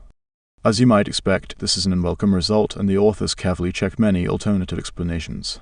The best possible account of the data provides bad news. Tired and hungry judges tend to fall back on the easier default position of denying requests for parole. Both fatigue and hunger probably play a role. The lazy System 2. One of the main functions of System 2 is to monitor and control thoughts and actions suggested by System 1, allowing some to be expressed directly in behavior and suppressing or modifying others. For an example, here is a simple puzzle. Do not try to solve it, but listen to your intuition. A bat and ball cost $1.10. The bat costs $1 more than the ball. How much does the ball cost? A number came to your mind. The number, of course, is 10 cents. The distinctive mark of this easy puzzle is that it evokes an answer that is intuitive, appealing, and wrong. Do the math and you will see. If the ball costs 10 cents, then the total cost will be $1.20, 10 cents for the ball and $1.10 for the bat, not $1.10. The correct answer is 5 cents. It is safe to assume that the intuitive answer also came to the mind of those who ended up with the correct number. They somehow managed to resist the intuition. Shane Frederick and I worked together on a theory of judgment based on 2 systems, and he used the bat and ball puzzle to study a central question: how closely does System 2 monitor the suggestions of System 1? His reasoning was that we know a significant fact about anyone who says that the ball costs 10 cents. That person did not actively check whether the answer was correct, and her system endorsed an intuitive answer that it could have rejected with a small investment of effort. Furthermore, we also know that the people who give the intuitive answer have missed an obvious social cue. They should have wondered why anyone would include in a questionnaire a puzzle with such an obvious answer. Failure to check is remarkable because the cost of checking is so low. A few seconds of mental work a problem is moderately difficult. With slightly tense muscles and dilated pupils could avoid an embarrassing mistake. People who say 10 cents appear to be ardent followers of the law of least effort. People who avoid that answer appear to have more active minds. Many thousands of university students have answered the bat and ball puzzle, and the results are shocking. More than 50% of students at Harvard, MIT, and Princeton gave the intuitive incorrect answer. At less selective universities, the rate of demonstrable failure to check was in excess of 80%. The bat and ball problem is our first encounter with an observation that will be a recurrent theme of this book. Many people are overconfident, prone to place too much faith in their intuitions. They apparently find cognitive effort at least mildly unpleasant and avoid it as much as possible. Now I will show you a logical argument, 2 premises, and a conclusion. Try to determine, as quickly as you can, if the argument is logically valid. Does the conclusion follow from the premises? All roses are flowers. Some flowers fade quickly. Therefore, some roses fade quickly. A large majority of college students endorse the syllogism as valid. In fact, the argument is flawed, because it is possible that there are no roses among the flowers that fade quickly. Just as in the bat and ball problem, a plausible answer comes to mind immediately. Overriding it requires hard work. The insistent idea that it's true makes it difficult to check the logic, and most people do not take the trouble to think through the problem. This experiment has discouraging implications for reasoning in everyday life. It suggests that when people believe a conclusion is true, they are also very likely to believe arguments that appear to support it, even when these arguments are unsound. If System 1 is involved, the conclusion comes first and the arguments follow. Next, consider the following question and answer it quickly before reading on. How many murders occur in the state of Michigan in 1 year? The question, which was also devised by Shane Frederick, is again a challenge to System 2. The trick is whether the respondent will remember that Detroit, a high-crime city, is in Michigan. College students in the United States know this fact and will correctly identify Detroit as the largest city in Michigan. But knowledge of a fact is not all or none. Facts that we know do not always come to mind when we need them. People who remember that Detroit is in Michigan give higher estimates of the murder rate in the state than people who do not, but a majority of Frederick's respondents did not think of the city when questioned about the state. Indeed, the average guess by people who were asked about Michigan is lower than the guesses of a similar group who were asked about the murder rate in Detroit. Blame for a failure to think of Detroit can be laid on both System 1 and System 2. Whether the city comes to mind when the state is mentioned depends in part on the automatic function of memory. People differ in this respect. The representation of the state of Michigan is very detailed in some people's minds. Residents of the state are more likely to retrieve many facts about it than people who live elsewhere. Geography buffs will retrieve more than others who specialize in baseball statistics. More intelligent individuals are more likely than others to have rich representations of most things. Intelligence is not only the ability to reason, it is also the ability to find relevant material in memory and to deploy attention when needed. Memory function is an attribute of System 1. However, everyone has the option of slowing down to conduct an active search of memory for all possibly relevant facts, just as they could slow down to check the intuitive answer in the bat and ball problem. The extent of deliberate checking and search is a characteristic of System 2, which varies among individuals. The bat and ball problem, the flower syllogism, and the Michigan/Detroit problem have something in common. Failing these minutes appears to be, at least to some extent, a matter of insufficient motivation, not trying hard enough. Anyone who can be admitted to a good university is certainly able to reason through the first 2 questions and to reflect about Michigan long enough to remember the major city in that state and its crime problem. These students can solve much more difficult problems when they are not tempted to accept a superficially plausible answer that comes readily to mind. The ease with which they are satisfied enough to stop thinking is rather troubling. Lazy is a harsh judgment about the self-monitoring of these young people in a System 2, but it does not seem to be unfair. Those who avoid the sin of intellectual sloth could be called engaged. They are more alert, more intellectually active, less willing to be satisfied with superficially attractive answers, more skeptical about their intuitions. The psychologist Keith Stanovich would call them more rational. Intelligence, control, rationality researchers have applied diverse methods to examine the connection between thinking and self-control. Some have addressed it by asking the correlation question: if people were ranked by their self-control and by their cognitive aptitude, would individuals have similar positions in the 2 rankings? In one of the most famous experiments in the history of psychology, Walter Mischel and his students exposed 4-year-old children to a cruel dilemma. They were given a choice between a small reward 1 Oreo, which they could have at any time, or a larger reward 2 cookies for which they had to wait 15 minutes under difficult conditions. They were to remain alone in a room, facing a death with 2 objects, a single cookie and a bell that the child could ring at any time to call on the experimenter and receive the 1 cookie. As the experiment was described, there were no toys, books, pictures, or other potentially distracting items in the room. The experimenter left the room and did not return until 15 minutes had passed, or the child had rung the bell, eaten the rewards, stood up, or shown any signs of distress. The children were watched through a one-way mirror, and the film that shows their behavior during the waiting time always has the audience roaring in laughter. About half the children managed the feat of waiting for 15 minutes, mainly by keeping their attention away from the tempting reward. 10 or 15 years later, a large gap had opened between those who had resisted temptation and those who had not. The resistors had higher measures of executive control in cognitive tasks, and especially the ability to reallocate their attention effectively. As young adults, they were less likely to take drugs. A significant difference in intellectual aptitude emerged. The children who had shown more self-control as 4-year-olds had substantially higher scores on tests of intelligence. A team of researchers at the University of Oregon explored the link between cognitive control and intelligence in several ways, including an attempt to raise intelligence by improving the control of attention. During 5 40-minute sessions, they exposed children aged 4 to 6 to various computer games especially designed to demand attention and control. In one of the exercises, the children used a joystick to track a cartoon cat and move it to a grassy area while avoiding a muddy area. The grassy areas gradually shrank and the muddy area expanded, requiring progressively more precise control.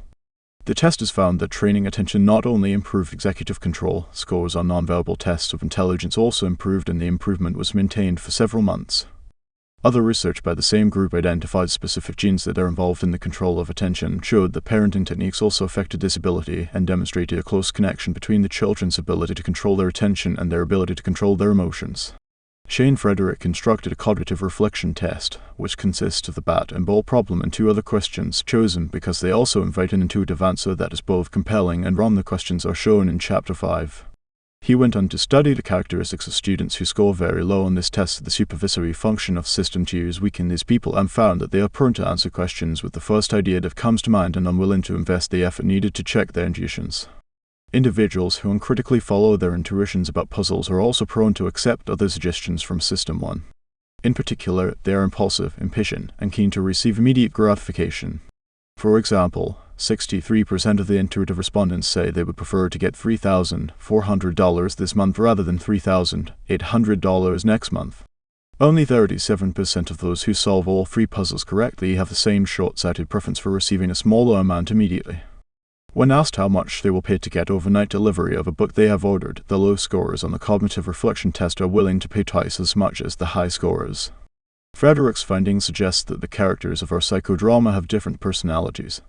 System 1 is impulsive and intuitive, System 2 is capable of reasoning, and it is cautious, but at least for some people it is also lazy.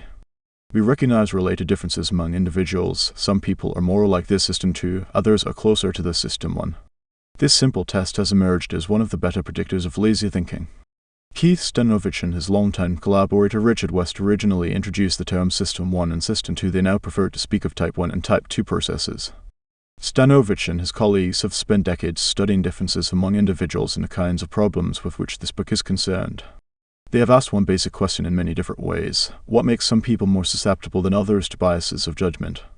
Stanovich published his conclusions in a book titled Rationality and the Reflective Mind, which offers a bold and distinctive approach to the topic of this chapter. He draws a sharp distinction between 2 parts of System 2. Indeed, the distinction is so sharp that he calls them separate mind. One of these minds he calls algorithmic deals with slow thinking and demanding computation. Some people are better than others in these tasks of brain power. They are the individuals who excel in intelligence tests and are able to switch from one task to another quickly and efficiently. However, Stanovich argues that high intelligence does not make people immune to biases. Another ability is involved, which he labels rationality. Stanovich's concept of a rational person is similar to what I earlier labeled engaged.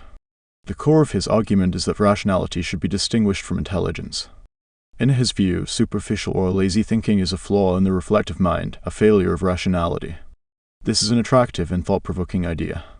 In support of it, Stanovich and his colleagues have found that the bat and ball question and others like it are somewhat better indicators of our susceptibility to cognitive errors than our conventional measures of intelligence, such as IQ tests. Time will tell whether the distinction between intelligence and rationality can lead to new discoveries. Speaking of control, she did not have to struggle to stay on task for hours. She was in a state of flow. His ego was depleted after a long day of meetings, so he just turned to standard operating procedures instead of thinking through the problem. He didn't bother to check whether what he said made sense. Does he usually have a lazy system too, or was he unusually tired? Unfortunately, she tends to say the first thing that comes into her mind. She probably also has trouble delaying gratification. Weak system too. If you're new here, I post audio versions of powerful books every week. Hit subscribe so you never miss one. For the Associative Machine. To begin your exploration of the surprising workings of System 1, look at the following words. Bananas vomit. A lot happened to you during the last second or two. You experienced some unpleasant images and memories. Your face twisted slightly in an expression of disgust, and you may have pushed this book imperceptibly farther away. Your heart rate increased, the hair on your arms rose a little, and your sweat glands were activated. In short, you responded to the disgusting word with an attenuated version of how you would react to the actual event. All of this was completely automatic, beyond your control. There was no particular reason to do so, but your mind automatically assumed a temporal sequence and a causal connection between the words bananas and vomit, forming a sketchy scenario in which bananas caused the sickness. As a result, you are experiencing a temporary aversion to bananas. Don't worry, it will pass. The state of your memory has changed in other ways. You are now unusually ready to recognize and respond to objects and concepts associated with the vomit, such as sick, stink, or nausea, and words associated with bananas, such as yellow and fruit, and perhaps apple and berries. Vomiting normally occurs in specific contexts, such as hangovers and indigestion. You would also be unusually ready to recognize words associated with other causes of the same unfortunate outcome. Furthermore, your System 1 noticed the fact that the juxtaposition of the two words is uncommon. You probably never encountered it before. You experienced mild surprise. This complex constellation of responses occurred quickly, automatically, and effortlessly. You did not will it, and you could not stop it. It was an operation of System 1. The events that took place as a result of your seeing the words happen by a process called associative activation, ideas that have been evoked trigger many other ideas, and a spreading cascade of activity in your brain. The essential feature of this complex set of mental events is its coherence. Each element is connected, and each supports and strengthens the others. The word evokes memories, which evoke emotions, which in turn evoke facial expressions and other reactions, such as a general tensing up and an avoidance tendency. The facial expression and the avoidance motion intensify the feelings to which they are linked, and the feelings in turn reinforce compatible ideas. All this happens quickly and all at once, yielding a self-reinforcing pattern of cognitive, emotional, and physical responses that is both diverse and integrated. It has been called associatively coherent. In a second or so you accomplished, automatically and unconsciously, a remarkable feat. Starting from a completely unexpected event, your System 1 made as much sense as possible of the situation. Two simple words, oddly juxtaposed by linking the words in a causal story. It evaluated the possible threat mild to moderate and created a context for future developments by preparing you for events that had just become more likely. It also created a context for the current event by evaluating how surprising it was. You ended up as informed about the past and as prepared for the future as you could be. An odd feature of what happened is that your System 1 treated the mere conjunction of two words as representations of reality. Your body reacted in an attenuated replica of a reaction to the real thing, and the emotional response and physical recall were part of the interpretation of the event. As cognitive scientists have emphasized in recent years, cognition is embodied. You think with your body, not only with your brain. The mechanism that causes these mental events has been known for a long time. It is the association of ideas. We all understand from experience that ideas follow each other in our conscious mind in a fairly orderly way. The British philosophers of the 17th and 18th centuries searched for the rules that explain such sequences. In an inquiry concerning human understanding, published in 1748, Scottish philosopher David Hume reduced the principles of association to three: resemblance, contiguity in time and place, and causality. Our concept of association has changed radically since Hume's days, but his three principles still provide a good start. I will adopt an expansive view of what an idea is. It can be concrete or abstract, and it can be expressed in many ways, as a verb, as a noun, as an adjective, or as a clenched fist. Psychologists think of ideas as nodes in a vast network, called associative memory, in which each idea is linked to many others. There are different types of links. Causes are linked to their effects: virus, right, arrow, cold; things to their properties: lime, right, arrow, green; things to the categories to which they belong: banana, right, arrow, fruit. One way we have advanced beyond Hume is that we no longer think of the mind as going through a sequence of conscious ideas, one at a time. In the current view of how associative memory works, a great deal happens at once. An idea that has been activated does not merely evoke one other idea. It activates many ideas, which in turn activate others. Furthermore, only a few of the activated ideas will register in consciousness. Most of the work of associative thinking is silent, hidden from our conscious selves. The notion that we have limited access to the workings of our minds is difficult to accept because, naturally, it is alien to our experience, but it is true. You know far less about yourself than you feel you do. The marvels of priming, as is common in science, the first big breakthrough in our understanding of the mechanism of association was an improvement in a method of measurement. Until a few decades ago, the only way to study associations was to ask many people questions such as, what is the first word that comes to your mind when you hear the word DAY? The researchers tallied the frequency of responses, such as a night, is sunny, or long. In the 1980s, psychologists discovered that exposure to a word causes immediate and measurable changes in the ease with which many related words can be evoked. If you have recently seen or heard the word EAT, you are temporarily more likely to complete the word fragment soapy as soup than as soap. The opposite would happen, of course, if you had just seen wash. We call this a priming effect and say that the idea of EAT primes the idea of soup, and that wash primes soap. Priming effects take many forms. If the idea of EAT is currently on your mind, whether or not you are conscious of it, you will be quicker than usual to recognize the word soup when it is spoken in a whisper or presented in a blurry font. And of course you are primed not only for the idea of soup but also for a multitude of food-related ideas, including fork, hungry, fat, diet, and cookie.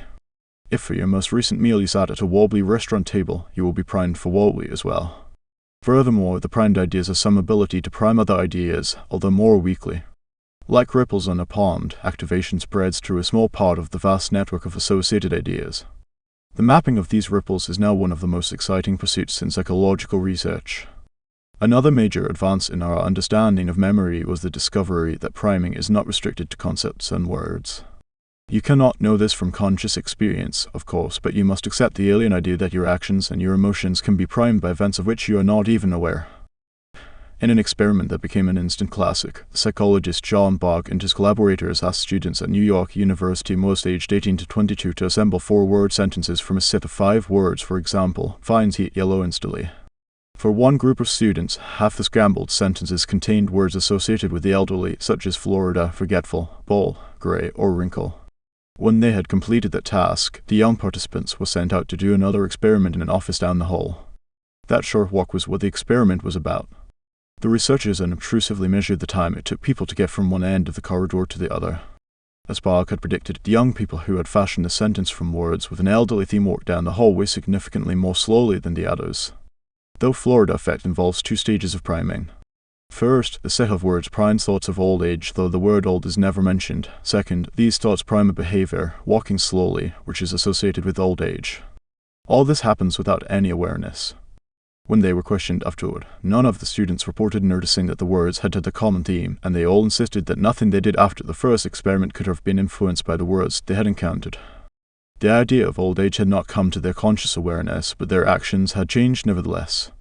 This remarkable priming phenomenon, the influencing of an action by the idea, is known as the ideomotor effect. Although you surely were not aware of it, reading this paragraph primed you as well. If you had needed to stand up to get a glass of water, you would have been slightly slower than usual to rise from your chair unless you happened to dislike the elderly, in which case research suggests that you might have been slightly faster than usual. The ideomotor link also works in reverse. A study conducted in a German university was the mirror image of the early experiment that Bach and his colleagues had carried out in New York. Students were asked to walk around a room for 5 minutes at a rate of 30 steps per minute, which was about 1/3 their normal pace. After this brief experience, the participants were much quicker to recognize words related to old age, such as forgetful, old, and lonely. Reciprocal priming effects tend to produce a coherent reaction. If you were primed to think of old age, you would tend to act old, and acting old would reinforce the thought of old age. Reciprocal links are common in the associative network. For example, being amused tends to make you smile, and smiling tends to make you feel amused. Go ahead and take a pencil and hold it between your teeth for a few seconds with the eraser pointing to your right and the point to your left. Now hold the pencil so the point is aimed straight in front of you by pursing your lips around the eraser end. You were probably unaware that one of these actions forced your face into a frown and the other into a smile. College students were asked to rate the humor of cartoons from Gary Lawson's The Far Side while holding a pencil in their mouth. Those who were smiling without any awareness of doing so found the cartoons funnier than did those who were frowning. In another experiment, people whose face was shaped into a frown by squeezing their eyebrows together reported an enhanced emotional response to upsetting pictures, starving children, people arguing, maimed accident victims. Simple, common gestures can also unconsciously influence our thoughts and feelings. In one demonstration, people were asked to listen to messages through new headphones. They were told that the purpose of the experiment was to test the quality of the audio equipment and were instructed to move their heads repeatedly to check for any distortions of sound. Half the participants were told to nod their head up and down while others were told to shake it side to side. The messages they heard were radio editorials. Those who nodded yes gesture tended to accept the message they heard, but those who shook their head tended to reject it. Again, there was no awareness, just a habitual connection between an attitude of rejection or acceptance and its common physical expression. You can see why the common admonition to act calm and kind regardless of how you feel is very good advice. You are likely to be rewarded by actually feeling calm and kind. Primes that guide US studies of priming effects have yielded discoveries that threaten our self-image as conscious and autonomous authors of our judgments and our choices. For instance, most of us think of voting as a deliberate act that reflects our values and our assessment of policies and is not influenced by irrelevancies. Our vote should not be affected by the location of the polling station, for example, but it is. A study of voting patterns in precincts of Arizona in 2000 showed that the support for propositions to increase the funding of schools was significantly greater when the polling station was in a school than when it was in a nearby location. A separate experiment showed that exposing people to images of classrooms and school lockers also increased the tendency of participants to support a school initiative. The effect of the images was larger than the difference between parents and other voters. The study of priming has come some way from the initial demonstrations that reminding people of old age makes them walk more slowly. We now know that the effects of priming can reach into every corner of our lives. Reminders of money produce some troubling effects. Participants in one experiment were shown a list of 5 words from which they were required to construct a full word phrase that had a money theme. High salaried as paying became a high-paying salaried.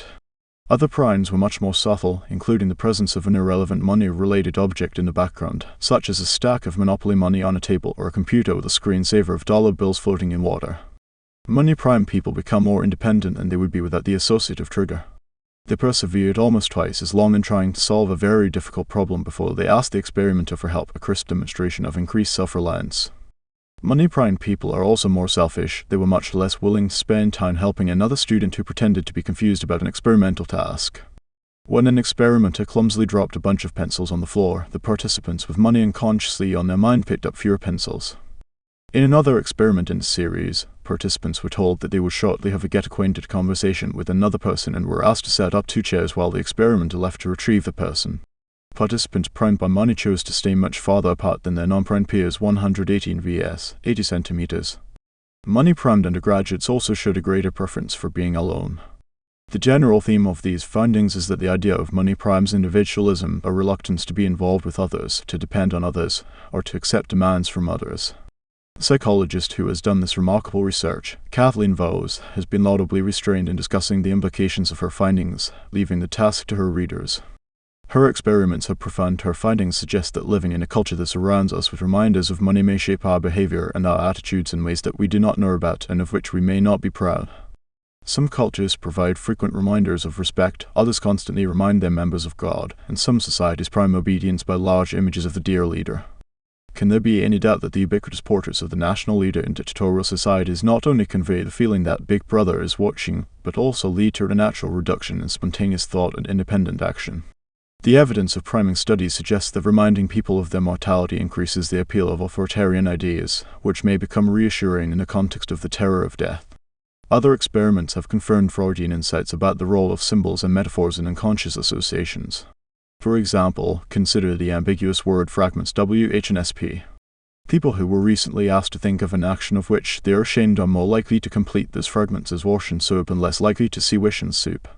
Furthermore, merely thinking about stabbing a coworker in the back leaves people more inclined to buy soap, disinfectant, or detergent than batteries, juice, or candy bars. Feeling that one's soul is stained appears to trigger a desire to cleanse one's body, an impulse that has been dubbed the Lady Macbeth effect. The cleansing is highly specific to the body parts involved in the sin. Participants in an experiment were induced to lie to an imaginary person, either on the phone or an email. In a subsequent test of the desirability of various products, People who had lied on the phone preferred mouthwash over soap, and those who had lied in email preferred soap to mouthwash. When I describe priming studies to audiences, the reaction is often disbelief. This is not a surprise. System 2 believes that it is in charge and that it knows the reasons for its choices. Questions are probably cropping up in your mind as well. How is it possible for such trivial manipulations of the context to have such large effects? Do these experiments demonstrate that we are completely at the mercy of whatever primes the environment provides at any moment? Of course not. The effects of the primes are robust but not necessarily large. Among 100 voters, only a few whose initial preferences were uncertain will vote differently about a school issue if their precinct is located in a school rather than in a church, but a few percent could tip an election. The idea you should focus on, however, is that disbelief is not an option. The results are not made up, nor are they statistical flukes. You have no choice but to accept that the major conclusions of these studies are true. More important, you must accept that they are true about you. If you had been exposed to a screensaver of floating dollar bills, you too would likely have picked up fewer pencils to help a clumsy stranger. You do not believe that these results apply to you because they correspond to nothing in your subjective experience. But your subjective experience consists largely of the story that your System 2 tells itself about what is going on. Priming phenomena arise in System 1, and you have no conscious access to them. I conclude with a perfect demonstration of a priming effect, which was conducted in an office kitchen at a British university. For many years, members of the office had paid for the tea or coffee to which they helped themselves during the day by dropping money into an honesty box. A list of suggested prices was posted. One day a banner poster was displayed just above the price list, with no warning or explanation. For a period of 10 weeks a new image was presented each week, either flowers or eyes that appeared to be looking directly at the observer. No one commented on the new decorations, but the contributions to the honesty box changed significantly.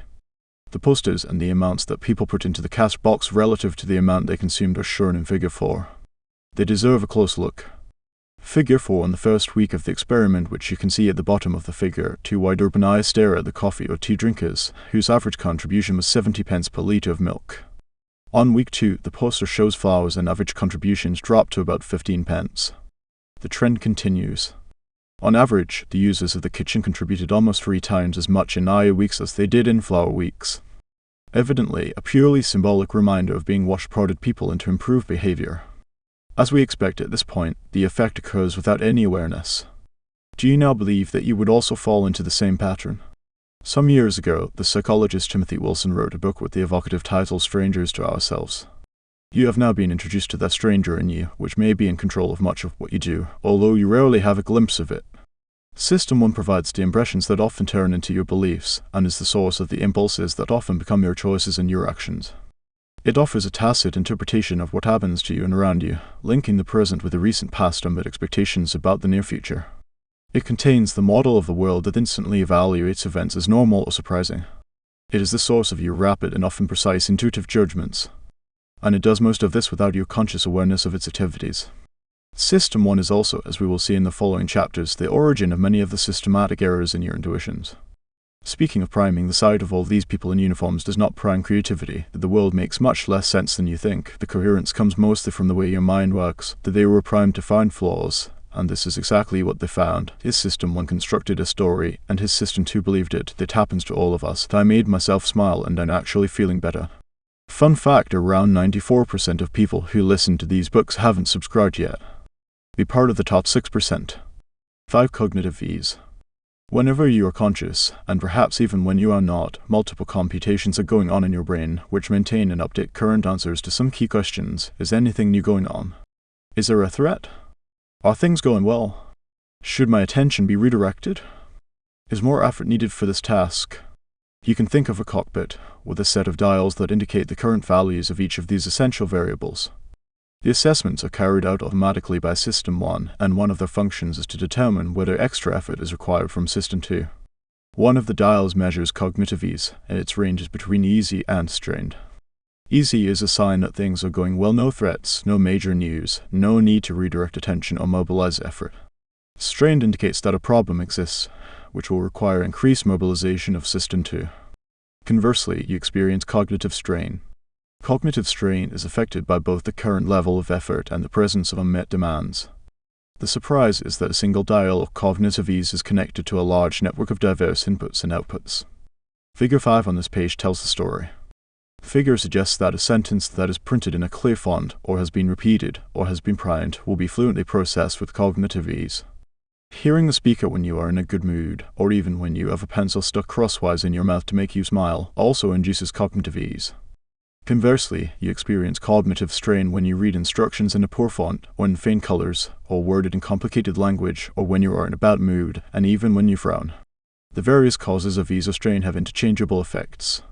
When you are in a state of cognitive ease, you are probably in a good mood, like what you see, believe what you hear, trust your intuitions, and feel that the current situation is comfortably familiar. You are also likely to be relatively casual and superficial in your thinking. When you feel strained, you are more likely to be vigilant and suspicious, invest more effort in what you are doing, feel less comfortable, and make fewer errors, but you also are less intuitive and less creative than usual. Illusions of remembering the word illusion brings visual illusions to mind because we are all familiar with pictures that mislead. But vision is not the only domain of illusions. Memory is also susceptible to them, as is thinking more generally. David Stembill, Monica Bogowski, Shauna Tarana. I just made up these names. If you encounter any of them within the next few minutes, you are likely to remember where you saw them. You know, and will know for a while, that these are not the names of minor celebrities. But suppose that a few days from now you are shown a long list of names, including some minor celebrities and new names of people that you have never heard of. Your task will be to check every name of a celebrity in the list. There is a substantial probability that you will identify David Stembill as a well-known person, although you will not of course know whether you encountered his name in the context of movies, sports, or politics.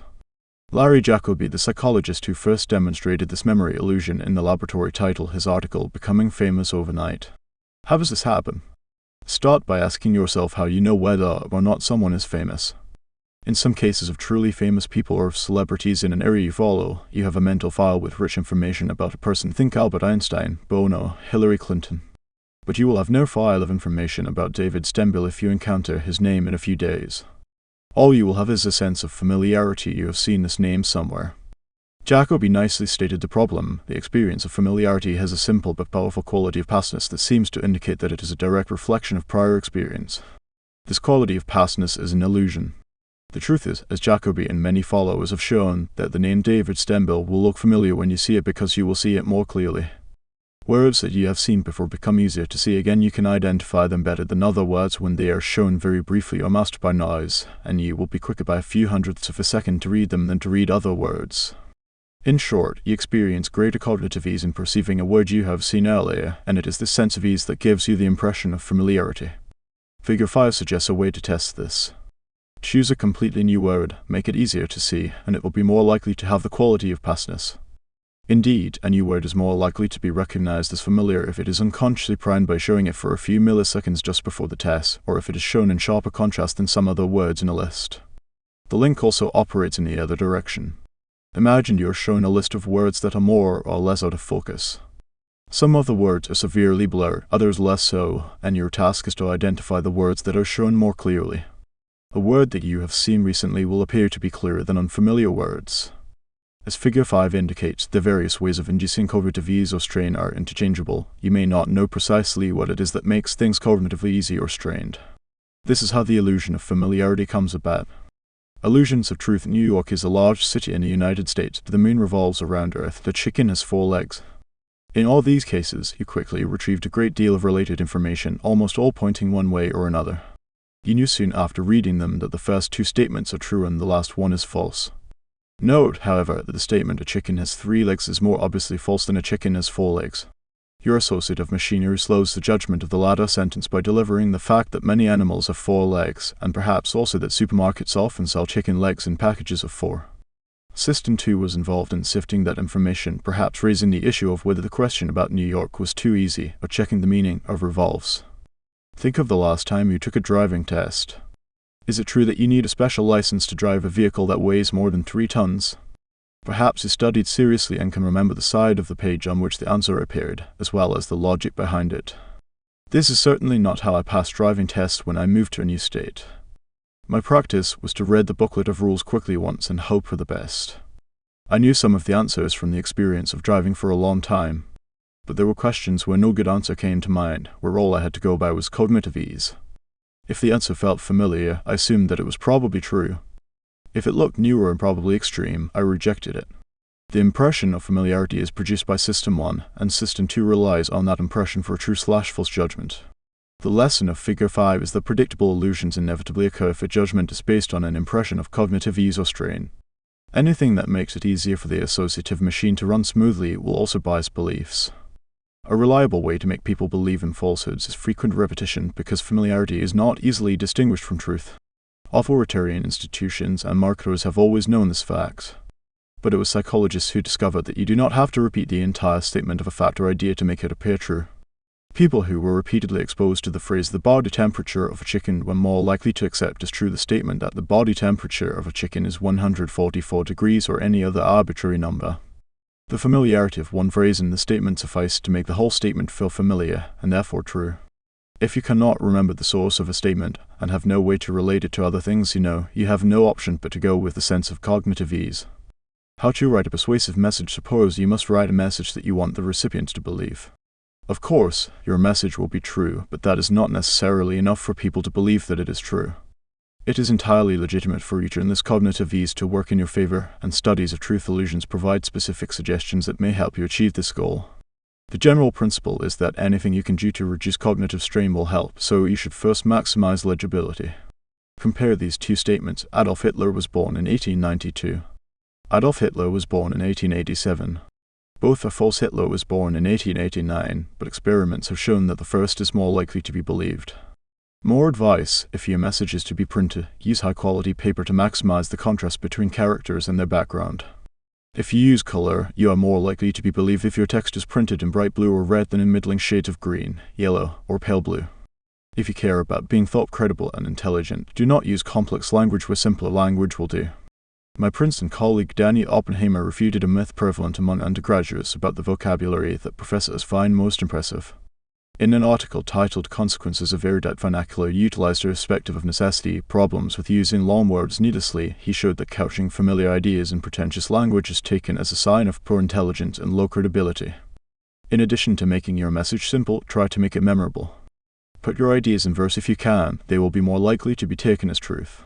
Participants in a much-cited experiment read dozens of unfamiliar aphorisms such as "Woes unite foes," "Little strokes will tumble great oaks," "A fault confessed is half redressed." Other students read some of the same proverbs transformed into non-rhyming versions: "Woes unite enemies," "Little strokes will tumble great trees," "A fault admitted is half redressed." The aphorisms were judged more insightful when they rhymed than when they did not. Finally, if you quote a source, choose one with a name that is easy to pronounce. Participants in an experiment were asked to evaluate the prospects of fictitious Turkish companies on the basis of reports from two brokerage firms. For each stock, one of the reports came from an easily pronounced name, e.g. Arden, and the other report came from a firm with an unfortunate name, e.g. Tahat. The reports sometimes disagree. The best procedure for the observers would have been to average the two reports, but this is not what they did. They gave much more weight to the report from Arden than to the report from Tahat. Remember that System 2 is lazy and that mental effort is aversive. If possible, the recipients of your message want to stay away from anything that reminds them of effort, including a source with a complicated name. All this is very good advice, but we should not get carried away. High-quality paper, bright colors, and rhyming or simple language will not be much help if your message is obviously nonsensical or if it contradicts facts that your audience knows to be true. The psychologists who do these experiments do not believe that people are stupid or infinitely gullible. What psychologists do believe is that all of us live much of our life guided by the impressions of System 1, and we often do not know the source of these impressions. How do you know that a statement is true? If it is strongly linked by logic or association to other beliefs or preferences you hold, or comes from a source you trust and like, you will feel a sense of cognitive ease. The trouble is that there may be other causes for your feeling of ease, including the quality of the font and the appealing rhythm of the prose, and you have no simple way of tracing your feelings to their source. This is the message of Figure 5. The sense of ease or strain has multiple causes, and it is difficult to tease them apart. Difficult, but not impossible. People can overcome some of the superficial factors that produce illusions of truth when strongly motivated to do so. On most occasions, however, the lazy System 2 will adopt the suggestions of System 1 and march on. Strain and effort. The symmetry of many associative connections was a dominant theme in the discussion of associative coherence. As we saw earlier, people who are made to smile or frown by sticking a pencil in their mouth or holding a ball between their furrowed brows are prone to experience the emotions that frowning and smiling normally express. The same self-reinforcing reciprocity is found in studies of cognitive ease. On the one hand, cognitive strain is experienced when the effortful operations of System 2 are engaged. On the other hand, the experience of cognitive strain, whatever its source, tends to mobilize System 2, shifting people's approach to problems from a casual intuitive mode to a more engaged and analytic mode. The bat and ball problem was mentioned earlier as a test of people's tendency to answer questions with the first idea that comes to their mind, without checking it. Shane Frederick's cognitive reflection test consists of the bat and ball problem and 2 others, all chosen because they evoke an immediate intuitive answer that isn't correct. The other 2 items in the CRT are, if it takes 5 machines 5 minutes to make 5 widgets, how long would it take 100 machines to make 100 widgets? 100 minutes or 5 minutes in a lake, there is a patch of lily pads. Every day, the patch doubles in size. If it takes 48 days for the patch to cover the entire lake, how long would it take for the patch to cover half of the lake? 24 days or 47 days. The correct answers to both problems are in a footnote at the bottom of the page. Asterisk, the experimenters recruited 40 Princeton students to take the CRT. Half of them saw the puzzles in a small font and washed-out grey print. The puzzles were legible, but the font induced cognitive strain. The results tell a clear story. 90% of the students who saw the CRT in normal font made at least one mistake in the test, but the proportion dropped to 35% when the font was barely legible. You read this correctly, performance was better with the bad font. Cognitive strain, whatever its source, mobilizes System 2, which is more likely to reject the intuitive answer suggested by System 1. The Pleasure of Cognitive Ease, an article titled Mind at Ease Puts a Smile on the Face, describes an experiment in which participants were briefly shown pictures of objects. Some of these pictures were made easier to recognize by showing the outline of the object just before the complete image was shown, so briefly that the contours were never noticed. Emotional reactions were measured by recording electrical impulses from facial muscles, registering changes of expression that are too slight and too brief to be detectable by observers. As expected, people showed a faint smile and relaxed brows when the pictures were easier to see. It appears to be a feature of System 1 that cognitive ease is associated with good feelings. As expected, easily pronounced words evoke a favorable attitude. Companies with pronounceable names do better than others for the first week after the stock is issued, though the effect disappears over time. Stocks with pronounceable trading symbols like KAR or LUMRA outperform those with tongue-twisting tickers like PXG or ADIO, and they appear to retain a small advantage over some time. A study conducted in Switzerland found that investors believe that stocks with fluent names like EMI, Swiss First, and Comet will earn higher returns than those with clunky labels like Geberit and Ipsend. As we saw in Figure 5, repetition induces cognitive ease and a comforting feeling of familiarity. The famed psychologist Robert Sajunk dedicated much of his career to the study of the link between the repetition of an arbitrary stimulus and the mild affection that people eventually have for it. Sajunk called it the mere exposure effect. A demonstration conducted in the student newspapers of the University of Michigan and of Michigan State University is one of my favorite experiments. For a period of some weeks, an ad-like box appeared on the front page of the paper, which contained one of the following Turkish or Turkish-sounding words: Kadırga, Sarısık, Baywanjni, Ninsoma, and İktidaf. The frequency with which the words were repeated varied. One of the words was shown only once, the others appeared on 2, 5, 10, or 25 separate occasions. The words that were presented most often in one of the university papers were the least frequent in the other. No explanation was offered, and readers' queries were answered by the statement that the purchaser of the display wished for anonymity. When the mysterious series of ads ended, the investigators sent questionnaires to the university communities, asking for impressions of whether each of the words means something good or something bad. The results were spectacular. The words that were presented more frequently were rated much more favorably than the words that had been shown only once or twice. The finding has been confirmed in many experiments, using Chinese ideographs, faces, and randomly shaped polygons. The mere exposure effect does not depend on the conscious experience of familiarity. In fact, the effect does not depend on consciousness at all. It occurs even when the repeated words or pictures are shown so quickly that the observers never become aware of having seen them. They still end up liking the words or pictures that were presented more frequently. As should be clear by now, System 1 can respond to impressions of events of which System 2 is unaware. Indeed, the mere exposure effect is actually stronger for stimuli that the individual never consciously sees. Sajunk argued that the effect of repetition on liking is a profoundly important biological fact, and that it extends to all animals. To survive in a frequently dangerous world, an organism should react cautiously to a novel stimulus with withdrawal and fear. Survival prospects are poor for an animal that is not suspicious of novelty. However, it is also adaptive for the initial caution to fade if the stimulus is actually safe. The mere exposure effect occurs, Sajunk claimed, because the repeated exposure of a stimulus is followed by nothing bad. Such a stimulus will eventually become a safety signal, and safety is good. Obviously, this argument is not restricted to humans. To make that point, one of Sajunk's associates exposed 2 sets of fertile chicken eggs to different tones. After they hatched, the chicks consistently emitted fewer distress calls when exposed to the tone they had heard while inhabiting the shell. Sajunk offered an eloquent summary of his program of research. The consequences of repeated exposures benefit the organism in its relations to the immediate animate and inanimate environment. They allow the organism to distinguish objects and habitats that are safe from those that are not, and they are the most primitive basis of social attachments. Therefore, they form the basis for social organization and cohesion, the basic sources of psychological and social stability. The link between positive emotion and cognitive ease in System 1 has a long evolutionary history. Ease, mood, and intuition. Around 1960, a young psychologist named Son of Mednick thought he had identified the essence of creativity.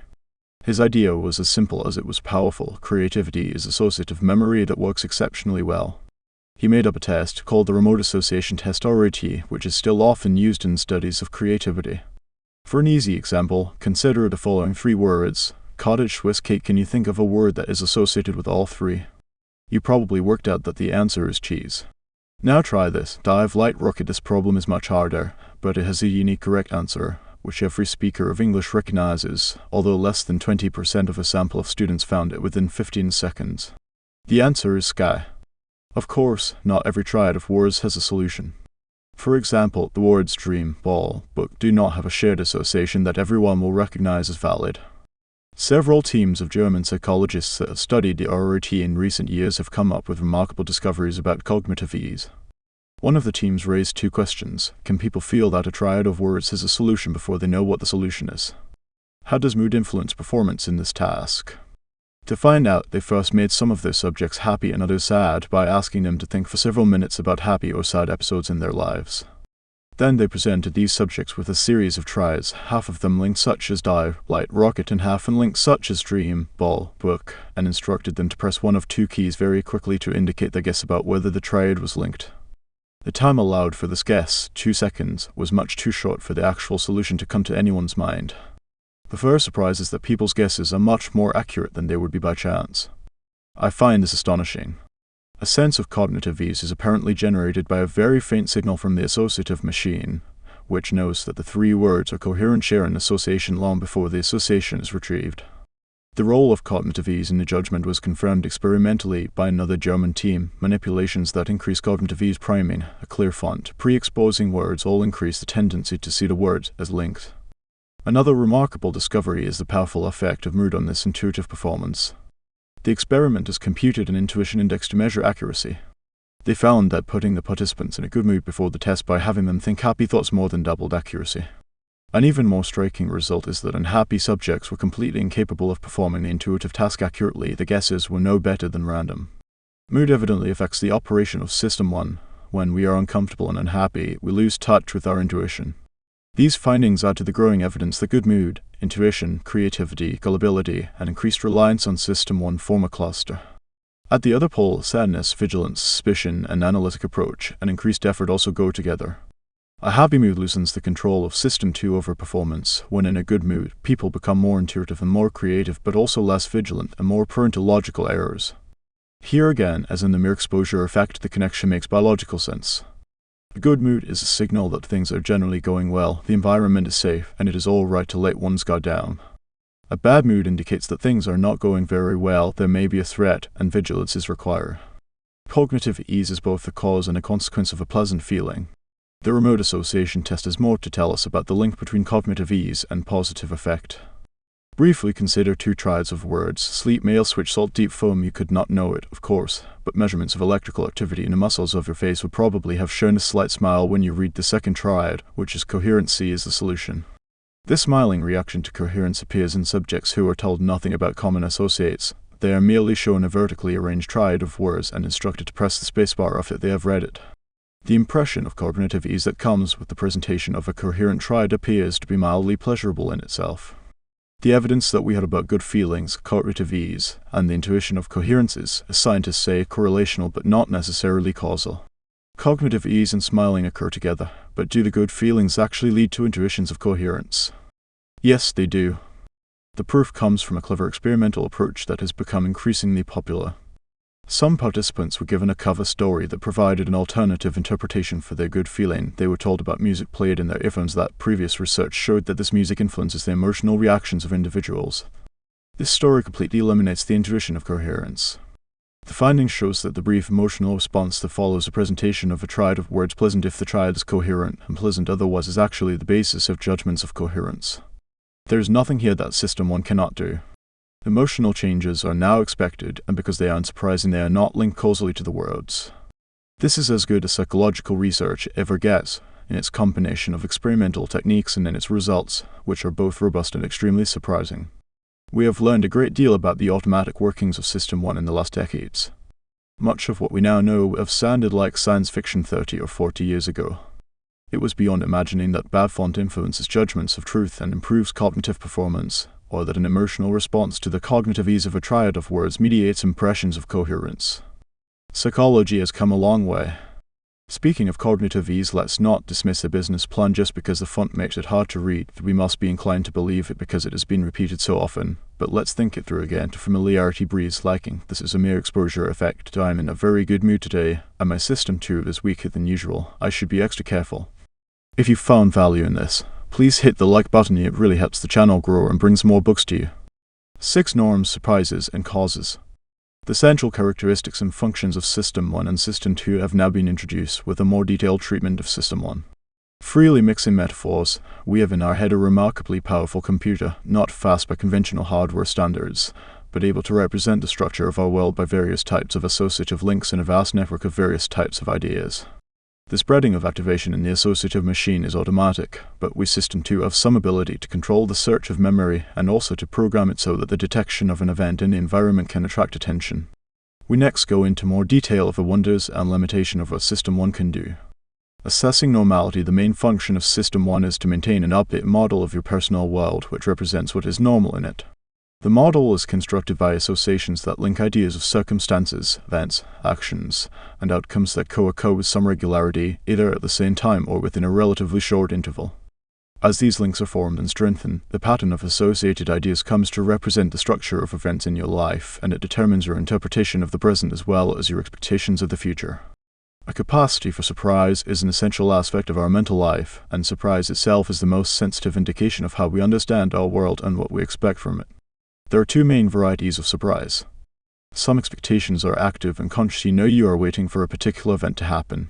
When the hour is near, you may be expecting the sound of the door as your child returns from school. When the door opens, you expect the sound of a familiar voice. You will be surprised if an actively expected event does not occur. But there is a much larger category of events that you expect passively. You don't wait for them, but you are not surprised when they happen. These are events that are normal in the situation, though not sufficiently probable to be actively expected. A single incident may make a recurrence less surprising. Some years ago, my wife and I were vacationing in a small island resort on the Great Barrier Reef. There are only 40 guest rooms on the island. When we came to dinner, we were surprised to meet an acquaintance, a psychologist named John. We greeted each other warmly and commented on the coincidence. John left the resort the next day. About 2 weeks later, we were in a theatre in London. A latecomer sat next to me after the lights went down. When the lights came up for the intermission, I saw that my neighbour was John. My wife and I commented later that we were simultaneously conscious of 2 facts. First, this was a more remarkable coincidence than the first meeting. Second, we were distinctly less surprised to meet John on the second occasion than we had been on the first. Evidently, the first meeting had somehow changed the idea of John in our minds. He was now the psychologist who shows up when we travel abroad. We System 2 knew this was a ludicrous idea, but our System 1 had made it seem almost normal to meet John in strange places. We would have experienced much more surprise if we had met any acquaintance other than John in the next seat of a London theatre. By any measure of probability, meeting John in the theatre was much less likely than meeting any one of our hundreds of acquaintances, yet meeting John seemed more normal. Under some conditions, passive expectations quickly turn active, as we found in another coincidence. On a Sunday evening some years ago, we were driving from New York City to Princeton, as we had been doing every week for a long time. We saw an unusual sight, a car on fire by the side of the road. When we reached the same stretch of road the following Sunday, another car was burning there. Here again, we found that we were distinctly less surprised on the second occasion than we had been on the first. This was now the place where cars catch fire.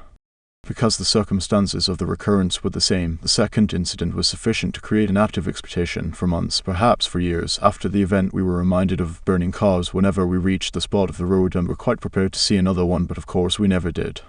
The psychologist Dale Miller and I wrote an essay in which we attempted to explain how events come to be perceived as normal or abnormal. I will use an example from our description of norm theory. Although my interpretation of it has changed slightly, an observer, casually watching the pigeons at a neighbouring table in a fashionable restaurant, notices that the first guest to taste the soup winces, as if in pain. The normality of a multitude of events will be altered by this incident. It is now unsurprising for the guest who first tasted the soup to startle violently when touched by a waiter. It is also unsurprising for another guest to stifle a cry when tasting soup from the same tureen. These events and many others appear more normal than they would have otherwise, but not necessarily because they confirm a band's expectations. Rather, they appear normal because they recruit the original episode, retrieve it from memory, and are interpreted in conjunction with it. Imagine yourself the observer at the restaurant. You are surprised by the first guest's unusual reaction to the soup, and surprised again by the startled response to the waiter's touch. However, the second abnormal event will retrieve the first from memory, and both make sense together. The two events fit into a pattern in which the guest is an exceptionally tense person. On the other hand, if the next thing that happens after the first guest grimaces that another customer rejects the soup, these two surprises will be linked and the soup will surely be blamed. How many animals of each kind did Moses take into the ark? The number of people who detect what is wrong with this question is so small that it has been dubbed the Moses illusion. Moses took no animals into the ark, Noah did. Like the incident of the wincing soup eater, the Moses illusion is readily explained by norm theory. The idea of animals going into the ark sets up a biblical context, and Moses is not abnormal in that context. You did not positively expect him, but the mention of his name is not surprising. It also helps that Moses and Noah have the same vowel sound and number of syllables. As with the triads that produce cognitive ease, you unconsciously detect associative coherence between Moses and ark and so quickly accept the question. Replace Moses with George W. Bush in this sentence and you will have a poor political joke but no illusion. When something cement does not fit into the current context of activated ideas, the system detects an abnormality as you just experienced. You had no particular idea of what was coming after something, but you knew when the word cement came that it was abnormal in its sentence. Studies of brain responses have shown that violations of normality are detected with astonishing speed and subtlety. In a recent experiment, people heard the sentence Earth revolves around the trouble every year. A distinctive pattern was detected in brain activity, starting within 0.2 of a second of the onset of the odd word. Even more remarkable, the same brain response occurs at the same speed when a male voice says, "I believe I am pregnant because I feel sick every morning," or when an upper-class voice says, "I have a large tattoo on my back." A vast amount of world knowledge must instantly be brought to bear for the incongruity to be recognized. The voice must be identified as upper-class English and confronted with the generalization that large tattoos are uncommon in the upper class. We are able to communicate with each other because our knowledge of the world and our use of words are largely shared. When I mention a table, without specifying further, you understand that I mean a normal table.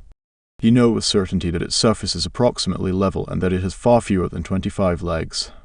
We have norms for a vast number of categories, and these norms provide the background for the immediate detection of anomalies such as pregnant men and tattooed aristocrats. To appreciate the role of norms in communication, consider the sentence, "The large mouse climbed over the trunk of the very small elephant." I can count on your having norms for the size of mice and elephants that are not too far from mine. The norms specify a typical or average size for these animals, and they also contain information about the range or variability within the category. It is very unlikely that either of us got the image in our mind's eye of a mouse larger than an elephant striding over an elephant smaller than a mouse. Instead, we each separately but jointly visualized a mouse smaller than a shoe clambering over an elephant larger than a sofa. System 1, which understands language, has access to norms of categories, which specify the range of plausible values as well as the most typical cases. Seeing causes and intentions, Fred's parents arrived late, the caterers were expected soon, Fred was angry. You know why Fred was angry, and it is not because the caterers were expected soon. In your network of associations, anger and lack of punctuality are linked as an effect and its possible cause, but there is no such link between anger and the idea of expecting caterers. A coherent story was instantly constructed as you read. You immediately knew the cause of Fred's anger. Finding such causal connections is part of understanding a story and is an automatic operation of System 1. System 2, your conscious self, was offered the causal interpretation and accepted it. A story in Nassim Taleb's The Black Swan illustrates this automatic search for causality. He reports that bond prices initially rose on the day of Saddam Hussein's capture in his hiding place in Iraq. Investors were apparently seeking safer assets that morning, and the Bloomberg News Service flashed this headline: U.S. Treasuries rise, Hussein capture may not curb terrorism. Half an hour later, bond prices fell back and the revised headline read: U.S. Treasuries fall, Hussein capture boosts a lure of risky assets. Obviously, Hussein's capture was the major event of the day, and because of the way the automatic search for causes shapes our thinking, that event was destined to be the explanation of whatever happened in the market on that day. The two headlines look superficially like explanations of what happened in the market, but a statement that can explain two contradictory outcomes explains nothing at all. In fact, all the headlines do is satisfy our need for coherence. A large event is supposed to have consequences, and consequences need causes to explain them.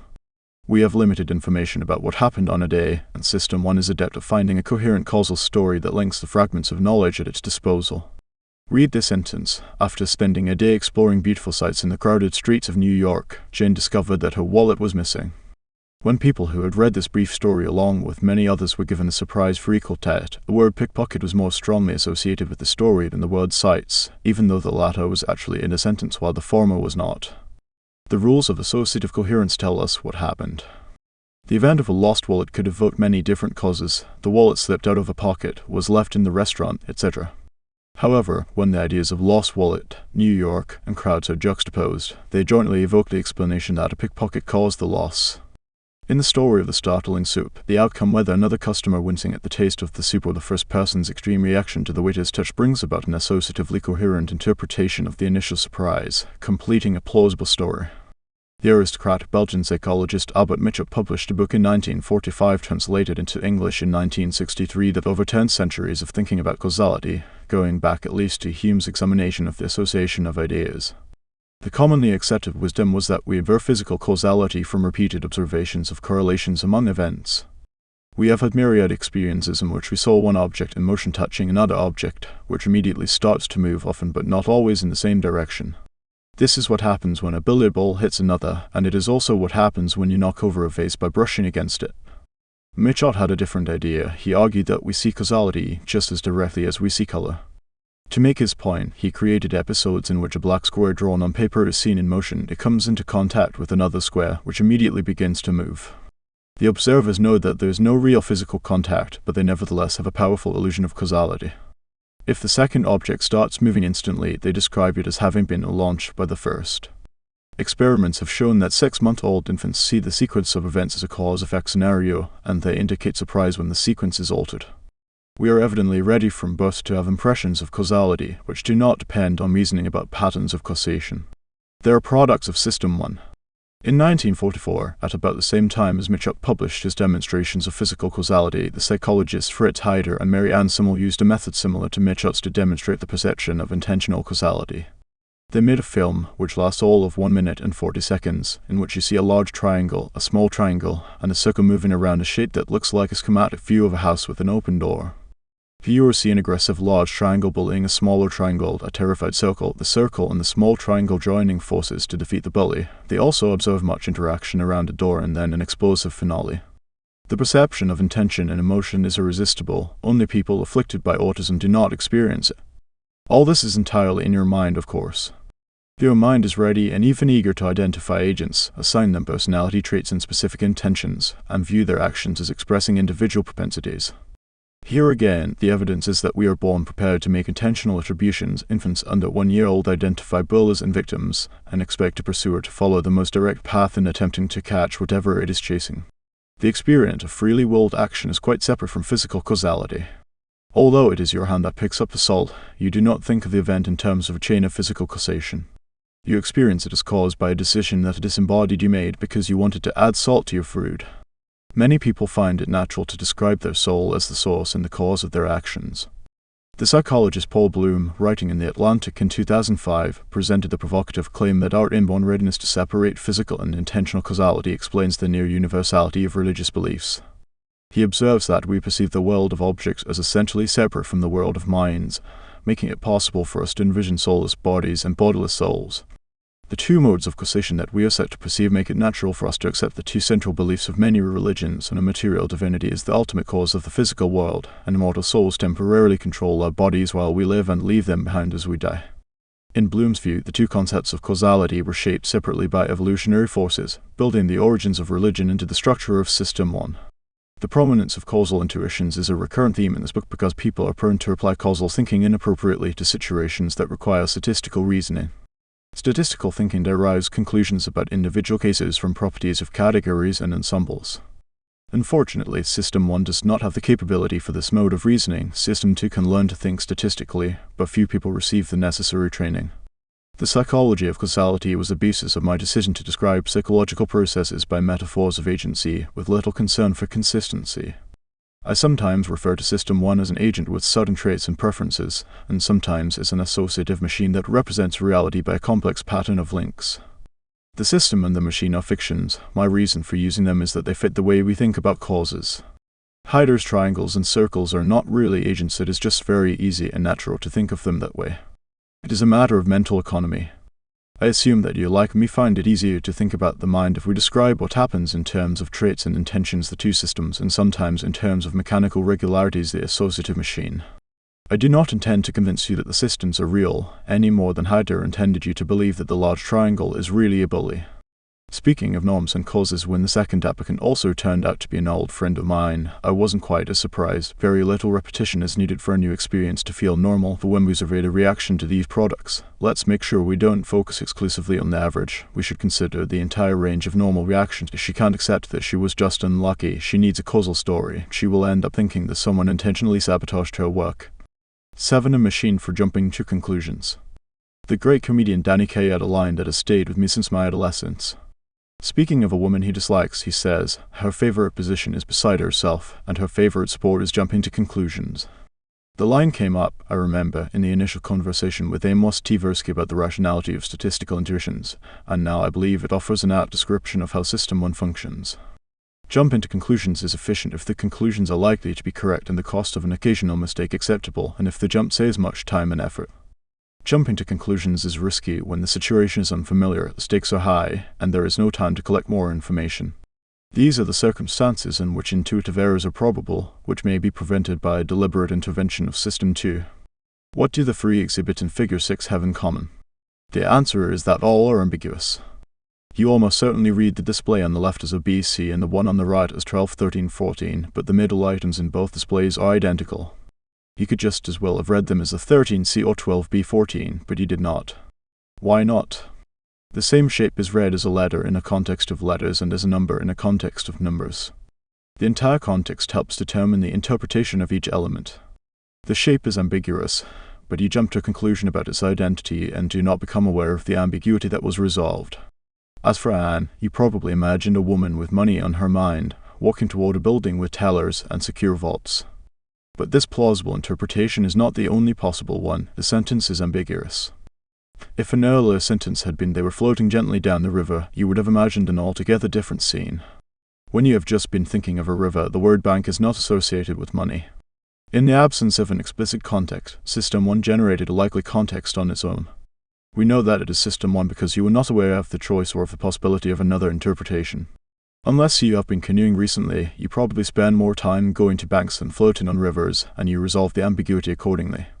When uncertain, System 1 bets on an answer, and the bets are guided by experience. The rules of the betting are intelligent. Recent events in the current context have the most weight in determining an interpretation. When no recent event comes to mind, more distant memories govern. Among your earliest and most memorable experiences was singing your ABC, you did not sing your Athachine CS.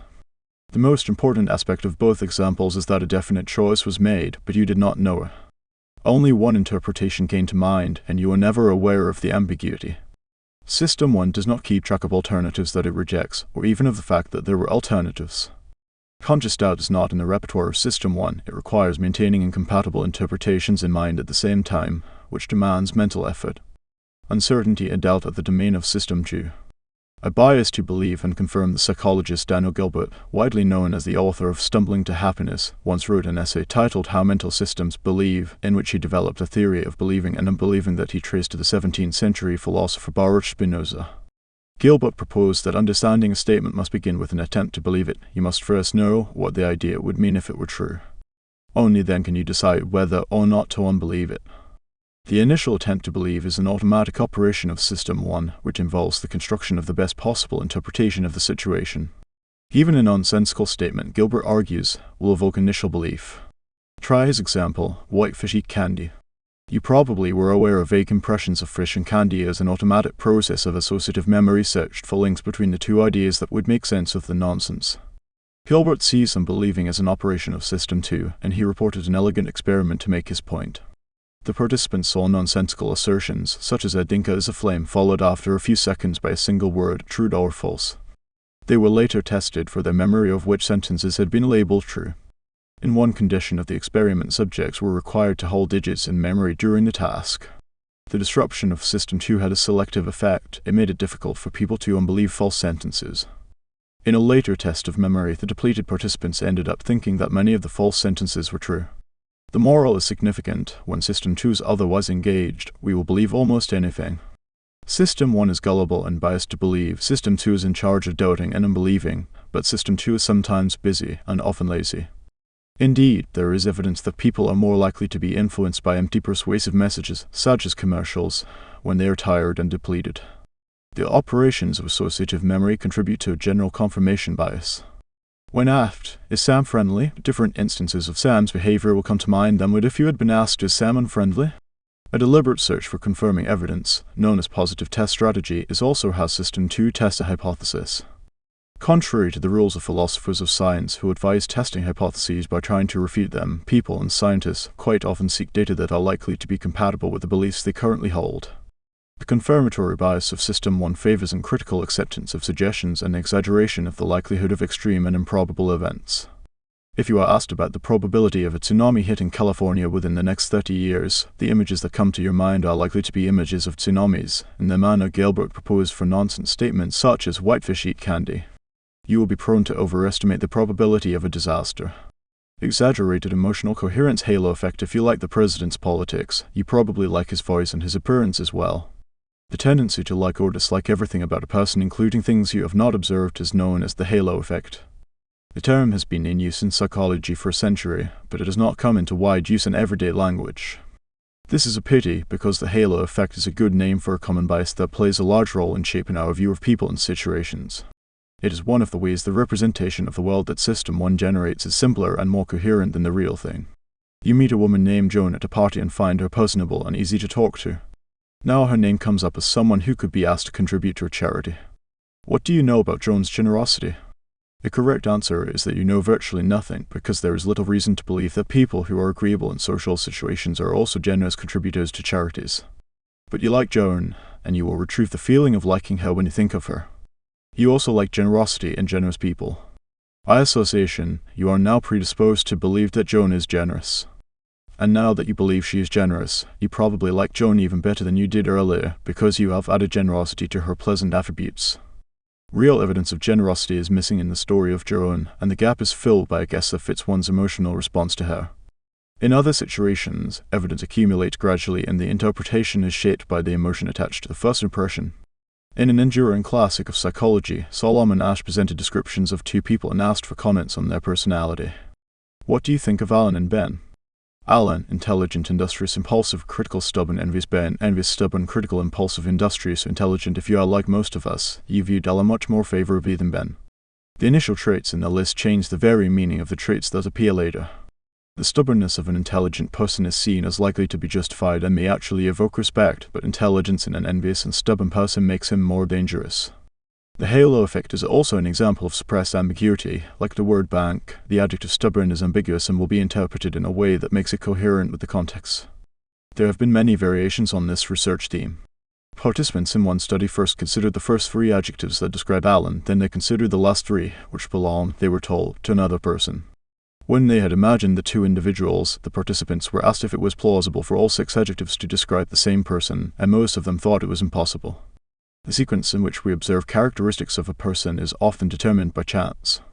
Sequence matters, however, because the halo effect increases the weight of first impressions, sometimes to the point that subsequent information is mostly wasted. Early in my career as a professor, I graded students' essay exams in a conventional way. I would pick up one test booklet at a time and read all the students' essays in immediate succession, grading them as I went. I would then compute the total and go on to the next student. I eventually noticed that my evaluations of the essays in each booklet were strikingly homogeneous. I began to suspect that my grading exhibited a halo effect, and that the first question I scored had a disproportionate effect on the overall grade. The mechanism was simple. If I had given a high score to the first essay, I gave the student the benefit of the doubt whenever I encountered a vague or ambiguous statement later on. This seemed reasonable. Surely a student who had done so well on the first essay would not make a foolish mistake in the second one. But there was a serious problem with my way of doing things. If a student had written 2 essays, one strong and one weak, I would end up with different final grades depending on which essay I read first. I had told the students that the 2 essays had equal weight, but that was not true. The first one had a much greater impact on the final grade than the second. This was unacceptable. I adopted a new procedure. Instead of reading the booklets in sequence, I read and scored all the students' answers to the first question, then went on to the next one. I made sure to write all the scores on the inside back page of the booklet so that I would not be biased even unconsciously when I read the second essay. Soon after switching to the new method, I made a disconcerting observation. My confidence in my grading was now much lower than it had been. The reason was that I frequently experienced a discomfort that was new to me. When I was disappointed with the student's second essay and went to the back page of the booklet to enter a poor grade, I occasionally discovered that I had given a top grade to the same student's first essay. I also noticed that I was tempted to reduce the discrepancy by changing the grade that I had not yet written down, and found it hard to follow the simple rule of never yielding to the temptation. My grades for the essays of a single student often varied over a considerable range. The lack of coherence left me uncertain and frustrated. I was now less happy with and less confident in my grades than I had been earlier, but I recognized that this was a good sign, an indication that the new procedure was superior. The consistency I had enjoyed earlier was spurious. It produced a feeling of cognitive ease, and my system too was happy to lazily accept the final grade. By allowing myself to be strongly influenced by the first question and evaluating subsequent ones, I spared myself the dissonance of finding the same student doing very well on some questions and badly on others. The uncomfortable inconsistency that was revealed when I switched to the new procedure was real. It reflected both the inadequacy of any single question as a measure of what the student knew and the unreliability of my own grading. The procedure I adopted to tame the halo effect conforms to a general principle: decorrelate error. To understand how this principle works, imagine that a large number of observers are shown glass jars containing pennies and are challenged to estimate the number of pennies in each jar. As James Surowiecki explained in his best-selling The Wisdom of Crowds, this is the kind of task in which individuals do very poorly, but pools of individual judgments do remarkably well. Some individuals greatly overestimate the true number, others underestimate it, but when many judgments are averaged, the average tends to be quite accurate. The mechanism is straightforward. All individuals look at the same jar, and all their judgments have a common basis. On the other hand, the errors that individuals make are independent of the errors made by others, and in the absence of a systematic bias, they tend to average to 0. However, the magic of error reduction works well only when the observations are independent and their errors uncorrelated. If the observers share a bias, the aggregation of judgments will not reduce it. Allowing the observers to influence each other effectively reduces the size of the sample, and with it the precision of the group estimate. To derive the most useful information from multiple sources of evidence, you should always try to make these sources independent of each other. This rule is part of good police procedure. When there are multiple witnesses to an event, they are not allowed to discuss it before giving their testimony. The goal is not only to prevent collusion by hostile witnesses, it is also to prevent unbiased witnesses from influencing each other. Witnesses who exchange their experiences will tend to make similar errors in their testimony, reducing the total value of the information they provide. Eliminating redundancy from your sources of information is always a good idea. The principle of independent judgments and decorrelated errors has immediate applications for the conduct of meetings, an activity in which executives in organizations spend a great deal of their working days. A simple rule can help. Before an issue is discussed, all members of the committee should be asked to write a very brief summary of their position. This procedure makes good use of the value of the diversity of knowledge and opinion in the group. The standard practice of open discussion gives too much weight to the opinions of those who speak early and assertively, causing others to line up behind them. WYSIATI is all there is WYSIATI. One of my favorite memories of the early years of working with Amos is a comedy routine he enjoyed performing. In a perfect impersonation of one of the professors with whom he had studied philosophy as an undergraduate, Amos would growl in Hebrew marked by a thick German accent, "You must never forget the primitive days." What exactly his teacher had meant by that phrase never became clear to me or to Amos, I believe, but Amos's jokes always made a point. He was reminded of the old phrase, and eventually I was too whenever we encountered the remarkable asymmetry between the ways our mind treats information that is currently available and information we do not have. An essential design feature of the associative machine is that it represents only activated ideas. Information that is not retrieved even unconsciously from memory might as well not exist. System 1 excels at constructing the best possible story that incorporates ideas currently activated, but it cannot allow for information it does not have. The measure of success for System 1 is the coherence of the story it manages to create. The amount and quality of the data on which the story is based are largely irrelevant. When information is scarce, which is a common occurrence, System 1 operates as a machine for jumping to conclusions. Consider the following. Will Mandik be a good leader? She is intelligent and strong. That an answer quickly came to your mind, and it was yes. You picked the best answer based on the very limited information available, but you jumped the gun. What if the next two adjectives were corrupt and cruel? Take note of what you did not do as you briefly thought of Mandik as a leader. You did not start by asking, what would I need to know before I formed an opinion about the quality of someone's leadership? System 1 got to work on its own from the first adjective. Intelligent is good, intelligent and strong is very good. This is the best story that can be constructed from two adjectives, and System 1 delivered it with great cognitive ease. The story will be revised if new information comes in, such as Mandik is corrupt, but there is no waiting and no subjective discomfort. And there also remains a bias favoring the first impression. The combination of a coherence-seeking System 1 with a lazy System 2 implies that System 2 will endorse many intuitive beliefs, which closely reflect the impressions generated by System 1. Of course, System 2 also is capable of a more systematic and careful approach to evidence, and of following a list of boxes that must be checked before making a decision. Think of buying a home when you deliberately seek information that you don't have. However, System 1 is expected to influence even the more careful decisions. Its input never ceases. Jumping to conclusions on the basis of limited evidence is so important to an understanding of intuitive thinking, and comes up so often in this book, that I will use a cumbersome abbreviation for it, WYSIATI, which stands for What You See Is All There Is. System 1 is radically insensitive to both the quality and the quantity of the information that gives rise to impressions and intuitions. Amos, with two of his graduate students at Stanford, reported a study that bears directly on WYSIATI by observing the reaction of people who are given one-sided evidence and know it. The participants were exposed to legal scenarios such as the following. On September 3, plaintiff David Thornton, a 43-year-old union field representative, was present in Thrifty Drug Store hash 168 performing a routine union visit. Within 10 minutes of his arrival, a store manager confronted him and told him he could no longer speak with the union employees on the floor of the store. Instead, he would have to see them in a back room while they were on break. Such a request is allowed by the union contract with Thrifty Drug, but had never before been enforced. When Mr. Thornton objected, he was told that he had the choice of conforming to these requirements, leaving the store, or being arrested. At this point, Mr. Thornton indicated to the manager that he had always been allowed to speak to employees on the floor for as much as 10 minutes, as long as no business was disrupted, and that he would rather be arrested than change the procedure of his routine visit. The manager then called the police and had Mr. Thornton handcuffed in the store for trespassing. After he was booked and put into a holding cell for a brief time, all charges were dropped. Mr. Thornton is suing Thrifty Drug for false arrest. In addition to this background material, which all participants read, different groups were exposed to presentations by the lawyers for the two parties. Naturally, the lawyer for the union organizer described the arrest as an intimidation attempt, while the lawyer for the store argued that having the talk in the store was disruptive and that the manager was acting properly. Some participants, like a jury, heard both sides. The lawyers added no useful information that you could not infer from the background story. The participants were fully aware of the setup, and those who heard only one side could easily have generated the argument for the other side. Nevertheless, the presentation of one-sided evidence had a very pronounced effect on judgments.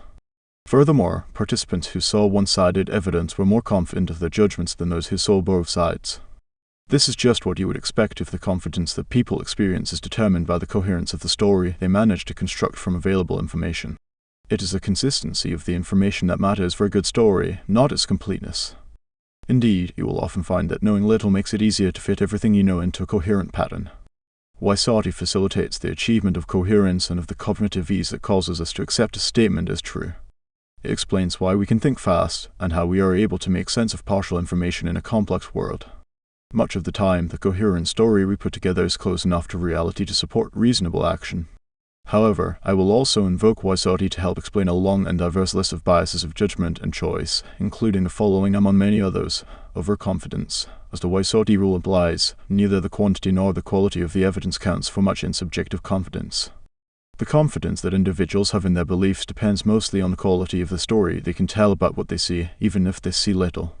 We often fail to allow for the possibility that evidence that should be critical to our judgment is missing. What we see is all there is. Furthermore, our associative system tends to settle on a coherent pattern of activation and suppresses doubt and ambiguity. Framing effects, different ways of presenting the same information, often evoke different emotions. The statement that the odds of survival 1 month after surgery are 90% is more reassuring than the equivalent statement that mortality within 1 month of surgery is 10%. Similarly, cold cuts described as a 90% fat-free are more attractive than when they are described as a 10% fat. The equivalence of the alternative formulations is transparent, but an individual normally sees only one formulation, and what she sees is all there is. Base rate neglect recalls Steve, the meek and tidy soul who is often believed to be a librarian. The personality description is salient and vivid, and although you surely know that there are more male farmers than male librarians, that statistical fact almost certainly did not come to your mind when you first considered the question. What you saw was all there was. Speaking of jumping to conclusions, she knows nothing about this person's management skills. All she is going by is the halo effect from a good presentation to let's decorrelate errors by obtaining separate judgments on the issue before any discussion. We will get more information from independent assessments, though they made that big decision on the basis of a good report from one consultant. WYSIATI, what he sees is all there is. They did not seem to realize how little information they had. They didn't want more information that might spoil the story. WYSIATI. 8. How judgments happen. There is no limit to the number of questions you can answer, whether they are questions someone else asks or questions you ask yourself. Nor is there a limit to the number of attributes you can evaluate. You are capable of counting the number of capital letters on this page, comparing the height of the windows of your house to the one across the street, and assessing the political prospects of your senator on a scale from excellent to disastrous. The questions are addressed to System 2, which will direct attention and search memory to find the answers. System 2 receives questions or generates them. In either case, it directs attention and searches memory to find the answers. System 1 operates differently. It continuously monitors what is going on outside and inside the mind, and continuously generates assessments of various aspects of the situation without specific intention and with little or no effort. These basic assessments play an important role in intuitive judgment because they are easily substituted for more difficult questions. This is the essential idea of the heuristics and biases approach. 2 other features of System 1 also support the substitution of one judgment for another. One is the ability to translate values across dimensions, which you do in answering a question that most people find easy. If Sam were as tall as he is intelligent, how tall would he be? Finally, there is the mental shotgun. An intention of System 2 to answer a specific question or evaluate a particular attribute of the situation automatically triggers other computations, including basic assessments. Basic assessment System 1 has been shaped by evolution to provide a continuous assessment of the main problems that an organism must solve to survive. How are things going? Is there a threat or a major opportunity? Is everything normal? Should I approach or avoid? The questions are perhaps less urgent for a human in a city environment than for a gazelle on the savannah, but we have inherited the neural mechanisms that evolved to provide ongoing assessments of threat level, and they have not been turned off. Situations are constantly evaluated as good or bad, requiring escape or permitting approach. Good mood and cognitive ease are the human equivalents of assessments of safety and familiarity. For a specific example of a basic assessment, consider the ability to discriminate friend from foe at a glance. This contributes to one's chances of survival in a dangerous world, and such a specialized capability has indeed evolved. Alex Todorov, my colleague at Princeton, has explored the biological roots of the rapid judgments of how safe it is to interact with a stranger. He showed that we are endowed with an ability to evaluate, in a single glance at a stranger's face, 2 potentially crucial facts about that person: how dominant and therefore potentially threatening he is, and how trustworthy he is, whether his intentions are more likely to be friendly or hostile. The shape of the face provides the cues for assessing dominance. A strong, square chin is one such cue. Facial expression, smile or frown, provides the cues for assessing the stranger's intentions. The combination of square chin with a turned-down mouth may spell trouble. The accuracy of face reading is far from perfect. Round chins are not a reliable indicator of meekness, and smiles can to some extent be faked. Still, even an imperfect ability to assess strangers confers a survival advantage. This ancient mechanism is put to a novel use in the modern world. It has some influence on how people vote. Todorov showed his students pictures of men's faces, sometimes for as little as 1/10 of a second, and asked them to rate the faces on various attributes, including likability and competence. Observers agreed quite well on those ratings. The faces that Todorov showed were not a random set, they were the campaign portraits of politicians competing for elective office. Todorov then compared the results of the electoral races to the ratings of competence that Princeton students had made based on brief exposure to photographs and without any political context.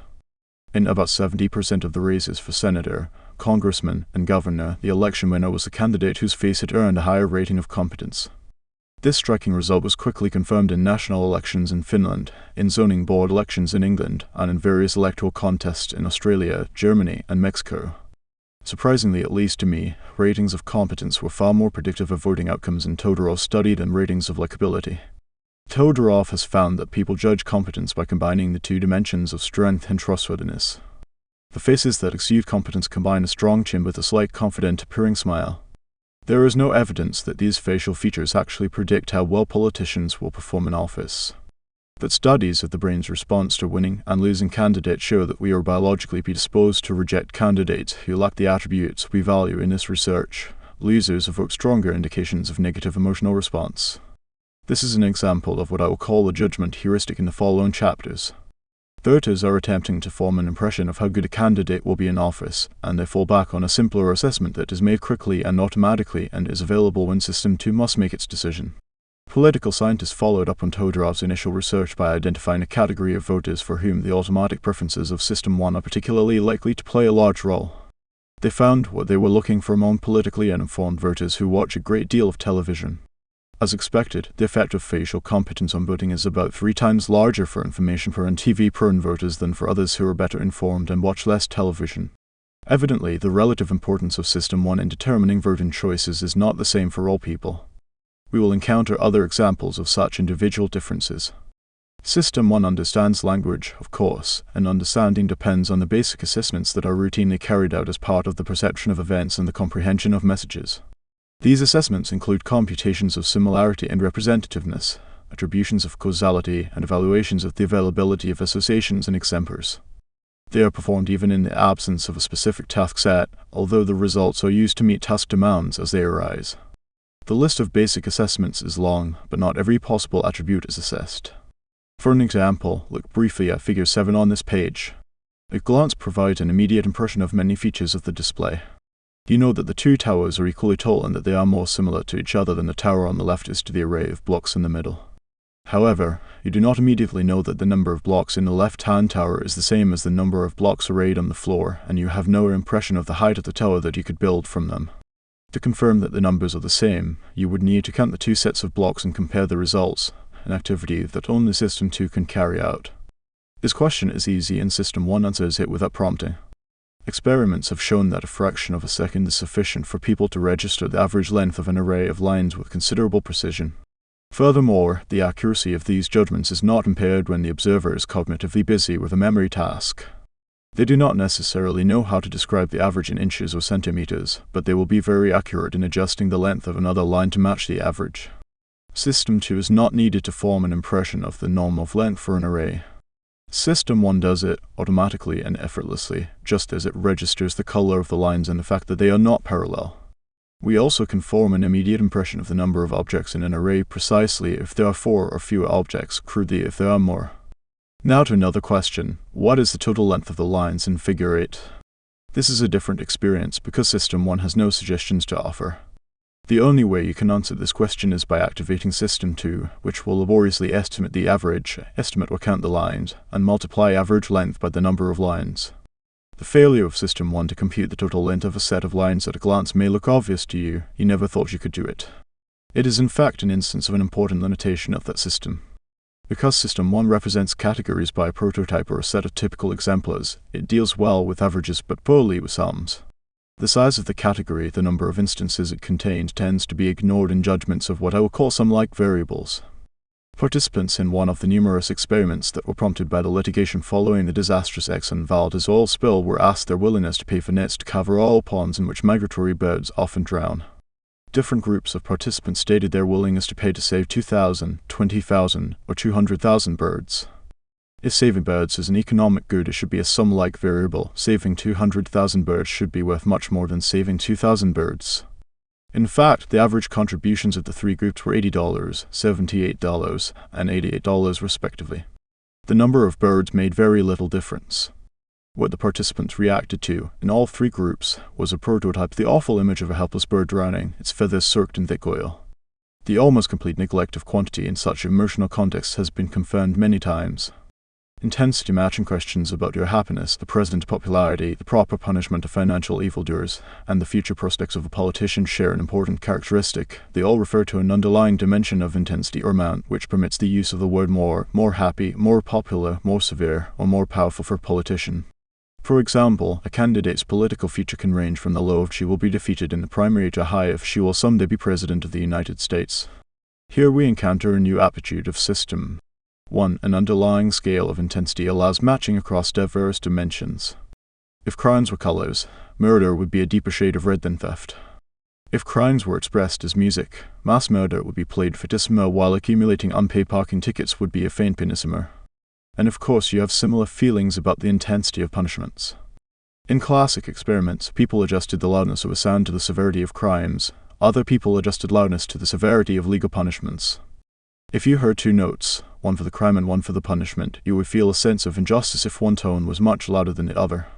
Consider an example that we will encounter again later. Julie read fluently when she was 4 years old. Now match Julie's reading prowess as a child to the following intensity scales. How tall is a man who is as tall as Julie was precocious? What do you think of 6 feet? Obviously too little. What about 7 feet? Probably too much. You are looking for a height that is as remarkable as the achievement of reading at age 4. Fairly remarkable, but not extraordinary. Reading at 15 months would be extraordinary, perhaps like a man who is 7-8. What level of income in your profession matches Julie's reading achievement? Which crime is as severe as Julie was precocious? Which graduating GPA in an Ivy League college matches Julie's reading? Not very hard, was it? Furthermore, you can be assured that your matches will be quite close to those of other people in your cultural milieu. We will see that when people are asked to predict Julie's GPA from the information about the age at which she learned to read, they answer by translating from one scale to another and pick the matching GPA. And we will also see why this mode of prediction by matching is statistically wrong, although it is perfectly natural to System 1, and for most people except statisticians it is also acceptable to System 2. The mental shotgun System 1 carries out many computations at any one time. Some of these are routine assessments that go on continuously. Whenever your eyes are open, your brain computes a three-dimensional representation of what is in your field of vision, complete with the shape of objects, their position in space, and their identity. No intention is needed to trigger this operation or the continuous monitoring for violated expectations. In contrast to these routine assessments, other computations are undertaken only when needed. You do not maintain a continuous evaluation of how happy or wealthy you are, and even if you are a political addict, you do not continuously assess the president's prospects.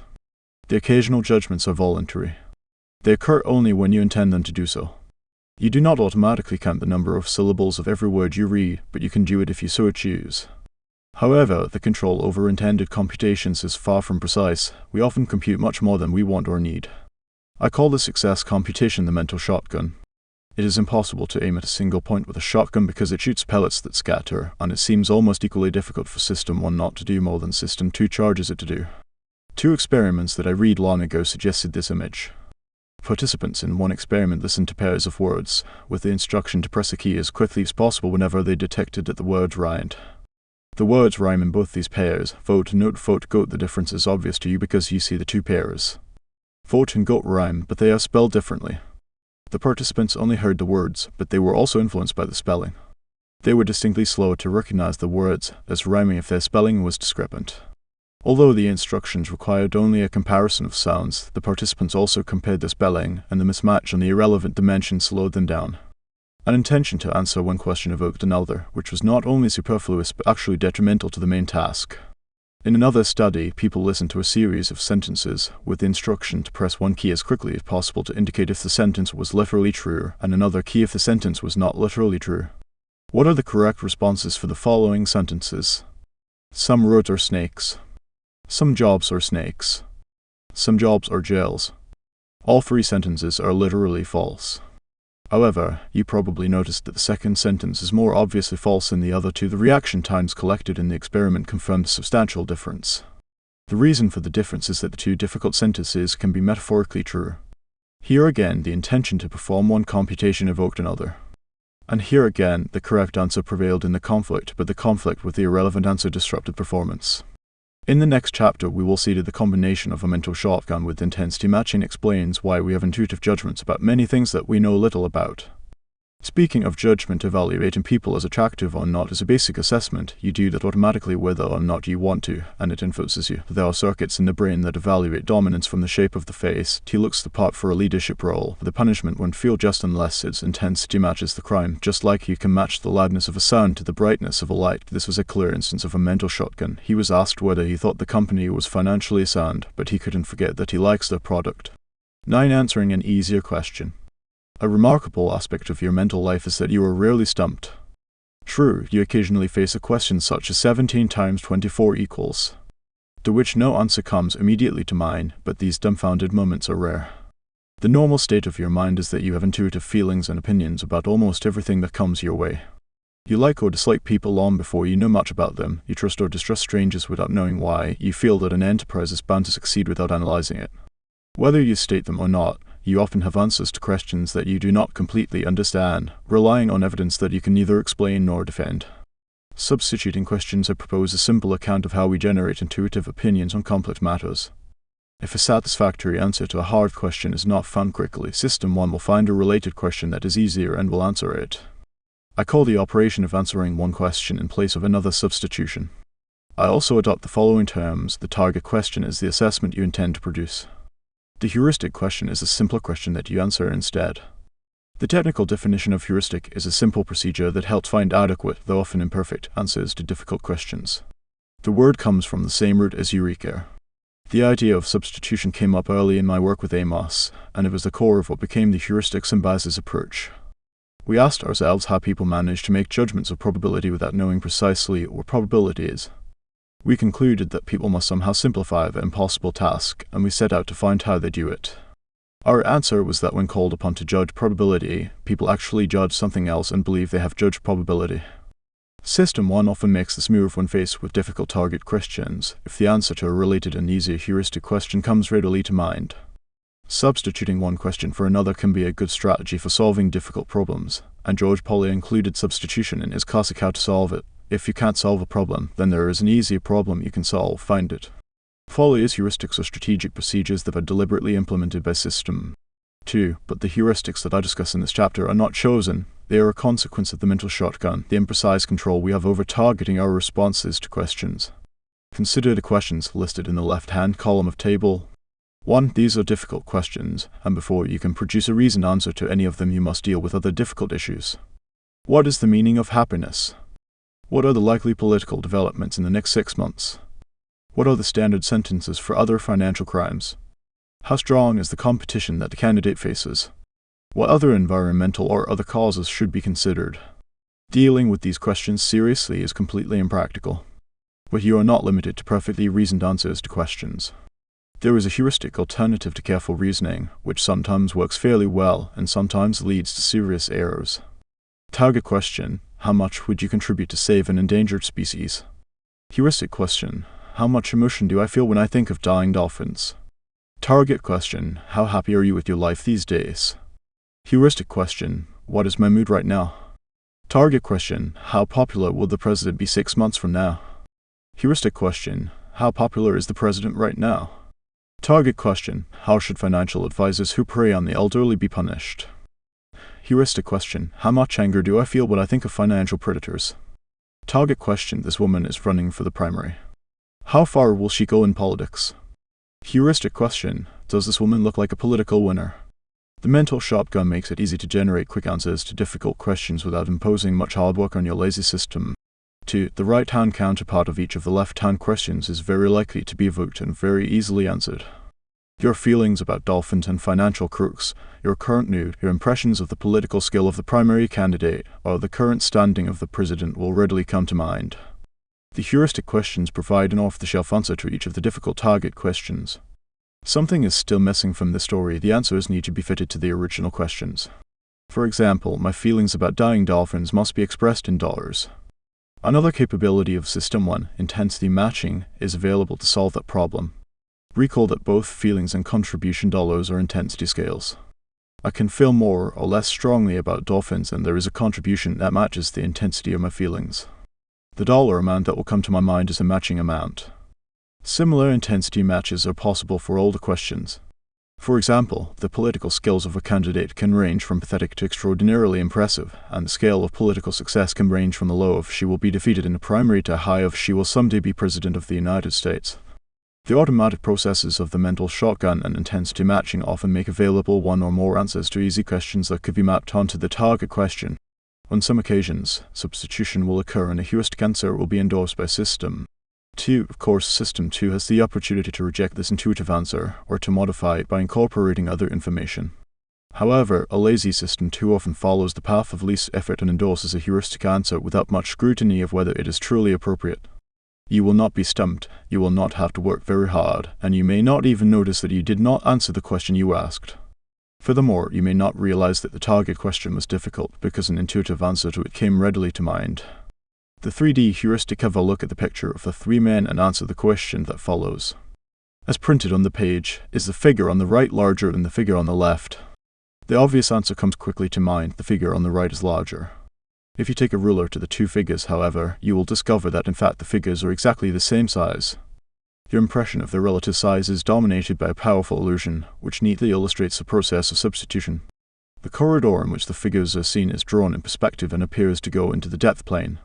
Your perceptual system automatically interprets the picture as a three-dimensional scene, not as an image printed on a flat paper surface. In the 3D interpretation, the person on the right is both much farther away and much larger than the person on the left. For most of us, this impression of 3D size is overwhelming. Only visual artists and experienced photographers have developed the skill of seeing the drawing as an object on the page. For the rest of us, substitution occurs. The dominant impression of 3D size dictates the judgment of 2D size. The illusion is due to a 3D heuristic. What happens here is a true illusion, not a misunderstanding of the question. You knew that the question was about the size of the figures in the picture, as printed on the page. If you had been asked to estimate the size of the figures, we know from experiments that your answer would have been in inches, not feet. You were not confused about the question, but you were influenced by the answer to a question that you were not asked: how tall are the three people?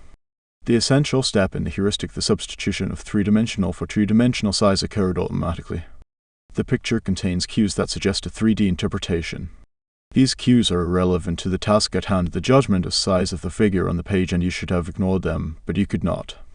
The bias associated with the heuristic is that objects that appear to be more distant also appear to be larger on the page. As this example illustrates, a judgment that is based on substitution will inevitably be biased in predictable ways. In this case, it happens so deep in the perceptual system that you simply cannot help it. The mood heuristic for happiness, a survey of German students, is one of the best examples of substitution. The survey that the young participants completed included the following two questions: how happy are you these days? How many dates did you have last month? The experimenters were interested in the correlation between the two answers. Would the students who reported many dates say that they were happier than those with fewer dates? Surprisingly, no, the correlation between the answers was about 0.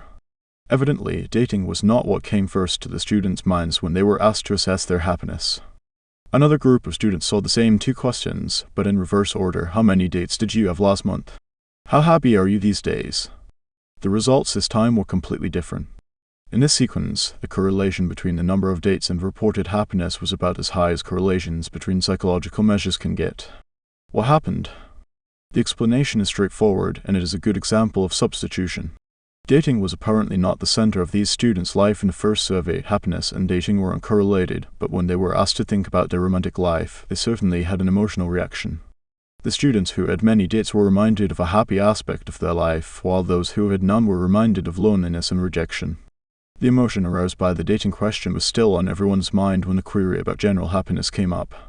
The psychology of what happened is precisely analogous to the psychology of the size illusion in Figure 9. Happiness these days is not a natural or an easy assessment. A good answer requires a fair amount of thinking.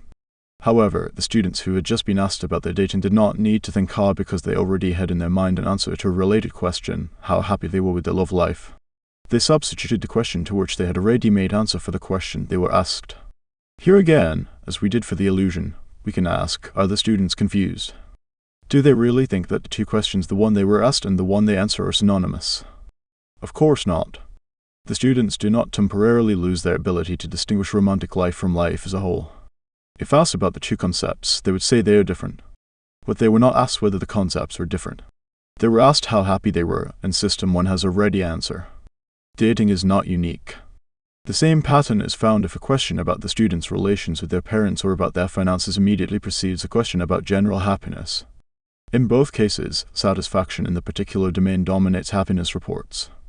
Any emotionally significant question that alters a person's mood will have the same effect. WYSIATI. The present state of mind looms very large when people evaluate their happiness. The effect heuristic, the dominance of conclusions over arguments, is most pronounced where emotions are involved.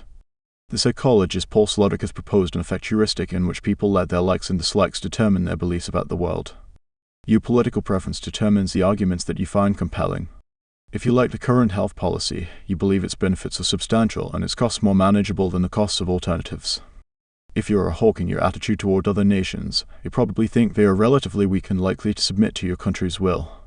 If you are a dove, you probably think they are strong and will not be easily coerced. Your emotional attitude to such things as irradiated food, red meat, nuclear power, tattoos, or motorcycles drives your beliefs about their benefits and their risks. If you dislike any of these things, you probably believe that its risks are high and its benefits negligible. The primacy of conclusions does not mean that your mind is completely closed and that your opinions are wholly immune to information and sensible reasoning. Your beliefs, and even your emotional attitude, may change at least a little when you learn that the risk of an activity you disliked is smaller than you thought. However, the information about lower risks will also change your view of the benefits for the better, even if nothing was said about benefits in the information you received. We see here a new side of the personality of System 2. Until now I have mostly described it as a more or less acquiescent monitor, which allows considerable leeway to System 1. I have also presented System 2 as active in deliberate memory search, complex computations, comparisons, planning, and choice.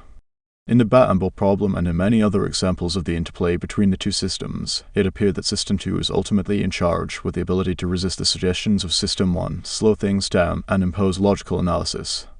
Self-criticism is one of the functions of System 2 in the context of attitudes. However, System 2 is more of an apologist for the emotions of System 1 than a critic of those emotions, an endorser rather than an enforcer.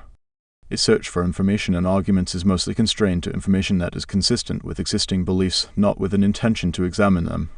An active, coherence-seeking System 1 suggests solutions to an undemanding System 2. Speaking of substitution and heuristics, do we still remember the question we are trying to answer, or have we substituted an easier one? The question we face is whether this candidate can succeed. The question we seem to answer is whether she interviews well. Let's not substitute. He likes the project, so he thinks its costs are low and its benefits are high. Nice example of the effect heuristic. We are using last year's performance as a heuristic to predict the value of the firm several years from now. Is this heuristic good enough? What other information do we need? The table below contains a list of features and activities that have been attributed to System 1. Each of the active sentences replaces a statement technically more accurate but harder to understand, to the effect that a mental event occurs automatically and fast. My hope is that the list of traits will help you develop an intuitive sense of the personality of the fictitious System 1. This happens with other characters you know. You will have hunches about what System 1 would do under different circumstances, and most of your hunches will be correct. Characteristics of System 1 generates impressions, feelings, and inclinations. When endorsed by System 2, these become beliefs. Attitudes and intentions operates automatically and quickly, with little or no effort, and no sense of voluntary control can be programmed by System 2 to mobilize attention when a particular pattern is detected. Search executes skilled responses and generates skilled intuitions. After adequate training, creates a coherent pattern of activated ideas, and associative memory links a sense of cognitive ease to illusions of truth. Pleasant feelings and reduced vigilance distinguishes the surprising from the normal, infers and events, causes and intentions, neglects ambiguity and suppresses doubt, is biased to believe and confirm, exaggerates emotional consistency. Halo effect focuses on existing evidence and ignores absent evidence. WYSIATI generates a limited set of basic assessments, represents sets by norms and prototypes, does not integrate matches, intensities across scales, e.g. size to loudness, computes more than intended, mental shortcuts, sometimes substitutes an easier question for a difficult one. Heuristics is more sensitive to changes than to states. Prospect theory asterisk overweights low probabilities asterisk shows diminishing sensitivity to quantities. Ecophysics asterisk responds more strongly to losses than to gains. Loss aversion asterisk frames decision problems narrowly in isolation from one another asterisk feature introduced in detail in part 4. 10. The law of small numbers. The study of the incidence of kidney cancer in the 3,141 counties of the United States reveals a remarkable pattern. The counties in which the incidence of kidney cancer is lowest are mostly rural, sparsely populated, and located in traditionally Republican states in the Midwest, the South, and the West.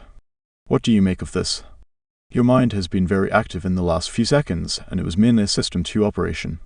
You deliberately searched memory and formulated hypotheses. Some effort was involved, your pupils dilated, and your heart rate increased measurably. But System 1 was not idle. The operation of System 2 depended on the facts and suggestions retrieved from associative memory. You probably rejected the idea that Republican politics provide protection against kidney cancer. Very likely, you ended up focusing on the fact that the counties with low incidence of cancer are mostly rural. The witty statisticians Howard Weiner and Harris Willing, from whom I learned this example, commented, "It is both easy and tempting to infer that the low cancer rates are directly due to the clean living of the rural lifestyle, no air pollution, no water pollution, access to fresh food without additives." This makes perfect sense. Now consider the counties in which the incidence of kidney cancer is highest. These ailing counties tend to be mostly rural, sparsely populated, and located in traditionally Republican states in the Midwest, the South, and the West. Tongue-in-cheek, Weiner and Willing comment, "It is easy to infer that their high cancer rates might be directly due to the poverty of the rural lifestyle, no access to good medical care, a high-fat diet, and too much alcohol, too much tobacco." Something is wrong, of course. The rural lifestyle cannot explain both very high and very low incidence of kidney cancer. The key factor is not that the counties were rural or predominantly Republican. It is that rural counties have small populations. And the main lesson to be learned is not about epidemiology, it is about the difficult relationship between our mind and statistics. System 1 is highly adept in one form of thinking. It automatically and effortlessly identifies causal connections between events, sometimes even when the connection is spurious. When told about the high-incidence counties, you immediately assume that these counties are different from other counties for a reason, that there must be a cause that explains this difference. As we shall see, however, System 1 is inept when faced with merely statistical facts, which change the probability of outcomes but do not cause them to happen. A random event, by definition, does not lend itself to explanation, but collections of random events do behave in a highly regular fashion. Imagine a large urn filled with marbles. Half the marbles are red, half are white. Next, imagine a very patient person or a robot who blindly draws 4 marbles from the urn, records the number of red balls in the sample, throws the balls back into the urn, and then does it all again, many times. If you summarize the results, you will find that the outcome 2 red, 2 white occurs almost exactly 6 times as often as the outcome 4 red or 4 white. This relationship is a mathematical fact. You can predict the outcome of repeated sampling from an urn just as confidently as you can predict what will happen if you hit an egg with a hammer. You cannot predict every detail of how the shell will shatter, but you can be sure of the general idea. There is a difference. The satisfying sense of causation that you experience when thinking of a hammer hitting an egg is altogether absent when you think about sampling. A related statistical fact is relevant to the cancer example. From the same urn, 2 very patient marble counters take turns. Jack draws 4 marbles on each trial, Jill draws 7. They both record each time. They observe a homogeneous sample, all white or all red. If they go on long enough, Jack will observe such extreme outcomes more often than Jill by a factor of 8. The expected percentages are 12.5% and 1.56%. Again, no hammer, no causation, but a mathematical fact. Samples of 4 marbles yield extreme results more often than samples of 7 marbles do. Now imagine the population of the United States as marbles in a giant urn. Some marbles are marked KC for kidney cancer. You draw samples of marbles and populate each county in turn.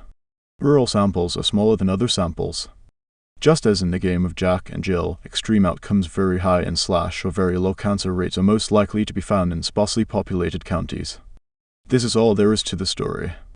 We started from a fact that calls for a cause. The incidence of kidney cancer varies widely across counties and the differences are systematic. The explanation I offered is statistical. Extreme outcomes both high and low are more likely to be found in small than in large samples. This explanation is not causal. The small population of a county neither causes nor prevents cancer. It merely allows the incidence of cancer to be much higher or much lower than it is in the larger population. The deeper truth is that there is nothing to explain. The incidence of cancer is not truly lower or higher than normal in a county with a small population. It just appears to be so in a particular year because of an accident of sampling. If we repeat the analysis next year, we will observe the same general pattern of extreme results in the small samples, but the counties where cancer was common last year will not necessarily have a high incidence this year. If this is the case, the differences between dense and rural counties do not really count as facts. They are what scientists call artifacts, observations that are produced entirely by some aspect of the method of research, in this case, by differences in sample size. The story I have told may have surprised you, but it was not a revelation. You have long known that the results of large samples deserve more trust than smaller samples, and even people who are innocent of statistical knowledge have heard about this law of large numbers.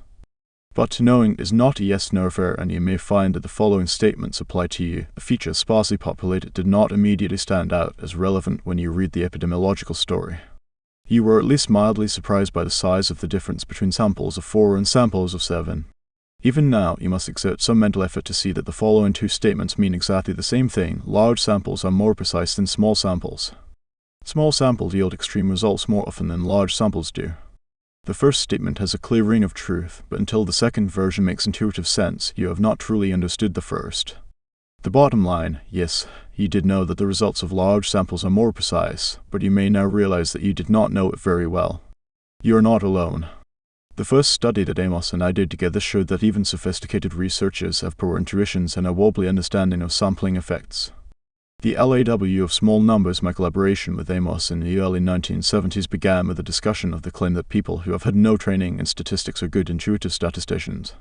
He told my seminar and me of researchers at the University of Michigan who were generally optimistic about intuitive statistics. I had strong feelings about that claim, which I took personally. I had recently discovered that I was not a good intuitive statistician, and I did not believe that I was worse than others. For a research psychologist, sampling variation is not a curiosity, it is a nuisance and a costly obstacle, which turns the undertaking of every research project into a gamble. Suppose that you wish to confirm the hypothesis that the vocabulary of the average 6-year-old girl is larger than the vocabulary of an average boy of the same age. The hypothesis is true in the population. The average vocabulary of girls is indeed larger. Girls and boys vary a great deal, however, and by the luck of the draw you could select a sample in which the difference is inconclusive, or even one in which boys actually score higher. If you are the researcher, this outcome is costly to you because you have wasted time and effort and failed to confirm a hypothesis that was in fact true. Using a sufficiently large sample is the only way to reduce the risk. Researchers who pick too small a sample leave themselves at the mercy of sampling luck. The risk of error can be estimated for any given sample size by a fairly simple procedure. Traditionally, however, psychologists do not use calculations to decide on a sample size. They use their judgment, which is commonly flawed. An article I have read shortly before the debate with Amos demonstrated the mistake that researchers made they still do by a dramatic observation. The author pointed out that psychologists commonly chose samples so small that they exposed themselves to a 50% risk of failing to confirm their true hypotheses. No researcher in his right mind would accept such a risk. A plausible explanation was that psychologists' decisions about sample size reflected prevalent intuitive misconceptions of the extent of sampling variation. The article shocked me because it explained some troubles I had had in my own research. Like most research psychologists, I had routinely chosen samples that were too small and had often obtained results that made no sense. Now I knew why. The odd results were actually artifacts of my research method. My mistake was particularly embarrassing because I taught statistics and knew how to compute the sample size that would reduce the risk of failure to an acceptable level. But I had never chosen a sample size by computation. Like my colleagues, I had trusted tradition and my intuition in planning my experiments and had never thought seriously about the issue. When Amos visited the seminar, I had already reached the conclusion that my intuitions were deficient, and in the course of the seminar we quickly agreed that the Michigan optimists were wrong. Amos and I set out to examine whether I was the only fool or a member of a majority of fools by testing whether researchers selected for mathematical expertise would make similar mistakes. We developed a questionnaire that described realistic research situations, including replications of successful experiments. It asked the researchers to choose sample sizes, to assess the risks of failure to which their decisions exposed them, and to provide advice to hypothetical graduate students planning their research. Amos collected the responses of a group of sophisticated participants, including authors of 2 statistical textbooks at a meeting of the Society of Mathematical Psychology. The results were straightforward. I was not the only fool. Every one of the mistakes I had made was shared by a large majority of our respondents. It was evident that even the experts paid insufficient attention to sample size. Amos and I called our first joint article Belief in the Law of Small Numbers. We explained, tongue-in-cheek, that intuitions about random sampling appear to satisfy the law of small numbers, which asserts that the law of large numbers applies to small numbers as well. We also included a strongly worded recommendation that researchers regard their statistical intuitions with proper suspicion and replace impression formation by computation whenever possible. The bias of confidence over doubt in a telephone poll of 300 seniors, 60% support the president. If you had to summarize the message of this sentence in exactly 3 words, what would they be? Almost certainly you would choose elderly support president. These words provide the gist of the story. They omitted details of the poll that it was done on the phone with a sample of 300 of no interest in themselves. They provide background information that attracts little attention. Your summary would be the same if the sample size had been different. Of course, a completely absurd number would draw your attention: a telephone poll of 6 or 60 million elderly voters. Unless you are a professional, however, you may not react very differently to a sample of 150 and to a sample of 3,000. That is the meaning of the statement that people are not adequately sensitive to sample size. The message about the poll contains information of two kinds: the story and the source of the story. Naturally, you focus on the story rather than on the reliability of the results. When the reliability is obviously low, however, the message will be discredited. If you are told that a partisan group has conducted a flawed and biased poll to show that the elderly support the president, you will of course reject the findings of the poll, and they will not become part of what you believe. Instead, the partisan poll and its false results will become a new story about political lies. You can choose to disbelieve a message in such clear-cut cases. But do you discriminate sufficiently between "I read in the New York Times" and "I heard at the water cooler"? Can your System 1 distinguish degrees of belief? The principle of WYSIATI suggests that it cannot. As I described earlier, System 1 is not prone to doubt. It oppresses ambiguity and spontaneously constructs stories that are as coherent as possible. Unless the message is immediately negated, the associations that it evokes will spread as if the message were true. System 2 is capable of doubt because it can maintain incompatible possibilities at the same time. However, sustaining doubt is harder work than sliding into certainty. The law of small numbers is a manifestation of a general bias that favors certainty over doubt, which will turn up in many guises in following chapters. The strong bias toward believing that small samples closely resemble the population from which they are drawn is also part of a larger story. We are prone to exaggerate the consistency and coherence of what we see. The exaggerated faith of researchers in what can be learned from a few observations is closely related to the halo effect, the sense we often get that we know and understand the person about whom we actually know very little. System 1 runs ahead of the facts in constructing a rich image on the basis of scraps of evidence. A machine for jumping to conclusions will act as if it believed in the law of small numbers. More generally, it will produce a representation of reality that makes too much sense. Cause and chance: the associative machinery seeks causes. The difficulty we have with statistical regularities is that they call for a different approach. Instead of focusing on how the event at hand came to be, the statistical view relates it to what could have happened instead. Nothing in particular caused it to be what it is. Chance selected it from among its alternatives. Our predilection for causal thinking exposes us to serious mistakes evaluating the randomness of truly random events. For an example, take the sex of 6 babies born in sequence at a hospital. The sequence of boys and girls is obviously random, the events are independent of each other, and the number of boys and girls who were born in the hospital in the last few hours has no effect whatsoever on the sex of the next baby. Now consider 3 possible sequences: BBBGGGGGGGGBGBGB. Are the sequences equally likely? The intuitive answer: of course not. This is false. Because the events are independent and because the outcomes B and G are approximately equally likely, then any possible sequence of 6 births is as likely as any other. Even now that you know this conclusion is true, it remains counterintuitive because only the 3rd sequence appears random. As expected, BGBBGB is judged much more likely than the other 2 sequences. We are pattern seekers, believers in a coherent world, in which regularities such as a sequence of 6 girls appear not by accident but as a result of mechanical causality or of someone's intention. We do not expect to see regularity produced by a random process, and when we detect what appears to be a rule, we quickly reject the idea that a process is truly random.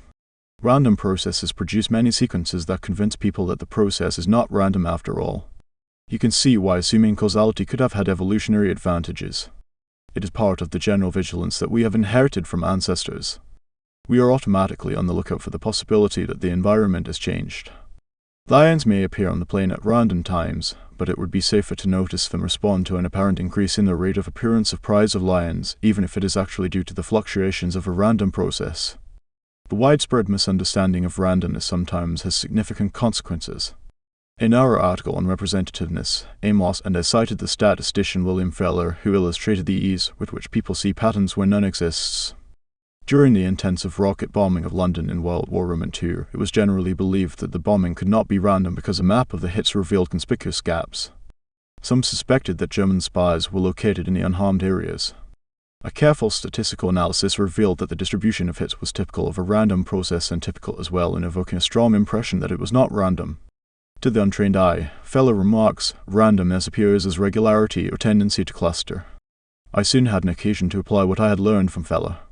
The Yom Kippur War broke out in 1973, and my only significant contribution to the war effort was to advise high officers in the Israeli Air Force to stop an investigation. The air war initially went quite badly for Israel because of the unexpectedly good performance of Egyptian ground-to-air missiles. Losses were high, and they appeared to be unevenly distributed. I was told of 2 squadrons flying from the same base, one of which had lost 4 planes while the other had lost none. An inquiry was initiated in the hope of learning what it was that the unfortunate squadron was doing wrong. There was no prior reason to believe that one of the squadrons was more effective than the other, and no operational differences were found, but of course the lives of the pilots differed in many random ways, including, as I recall, how often they went home between missions and something about the conduct of debriefings. My advice was that the command should accept that the different outcomes were due to blind luck, and that the interviewing of the pilots should stop. I reasoned that luck was the most likely answer, that a random search for a non-obvious cause was hopeless, and that in the meantime the pilots in the squadron that had sustained losses did not need the extra burden of being made to feel that they and their dead friends were at fault. Some years later, Amos and his students Tom Jalovich and Robert Valon caused a stir with their study of misperceptions of randomness in basketball. The fact that players occasionally acquire a hot hand is generally accepted by players, coaches, and fans. The inference is irresistible. Player sinks 3 or 4 baskets in a row, and you cannot help forming the causal judgment that this player is now hot, with a temporarily increased propensity to score. Players on both teams adapt to this judgment. Teammates are more likely to pass to the hot scorer, and the defense is more likely to double team. Analysis of thousands of sequences of shots led to a disappointing conclusion. There is no such thing as a hot hand in professional basketball, either in shooting from the field or scoring from the foul line. Of course, some players are more accurate than others, but the sequence of successes and missed shots satisfies all tests of randomness. The hot hand is entirely in the eye of the beholders, who are consistently too quick to perceive order and causality in randomness. The hot hand is a massive and widespread cognitive illusion. The public reaction to this research is part of the story. The finding was picked up by the press because of its surprising conclusion, and the general response was disbelief. When the celebrated coach of the Boston Celtics, Red Auerbach, heard of Jalovich and his study, he responded, "Who is this guy? So he makes a study. I couldn't care less." The tendency to see patterns in randomness is overwhelming, certainly more impressive than a guy making a study. The illusion of pattern affects our lives in many ways off the basketball court. How many good years should you wait before concluding that an investment advisor is unusually skilled? How many successful acquisitions should be needed for a board of directors to believe that the CEO has extraordinary flair for such deals? The simple answer to these questions is that if you follow your intuition, you will more often than not err by misclassifying a random event as systematic. We are far too willing to reject the belief that much of what we see in life is random. I began this chapter with the example of cancer incidents across the United States. The example appears in a book intended for statistics teachers, but I learned about it from an amusing article by the 2 statisticians I quoted earlier, Howard Weiner and Harris Welling. Their essay focused on a large investment, some $1.07 billion, which the Gates Foundation made to follow up intriguing findings on the characteristics of the most successful schools. Many researchers have sought the secret of successful education by identifying the most successful schools in the hope of discovering what distinguishes them from others. One of the conclusions of this research is that the most successful schools, on average, are small. In a survey of 1662 schools in Pennsylvania, for instance, 6 of the top 50 were small, which is an overrepresentation by a factor of 4.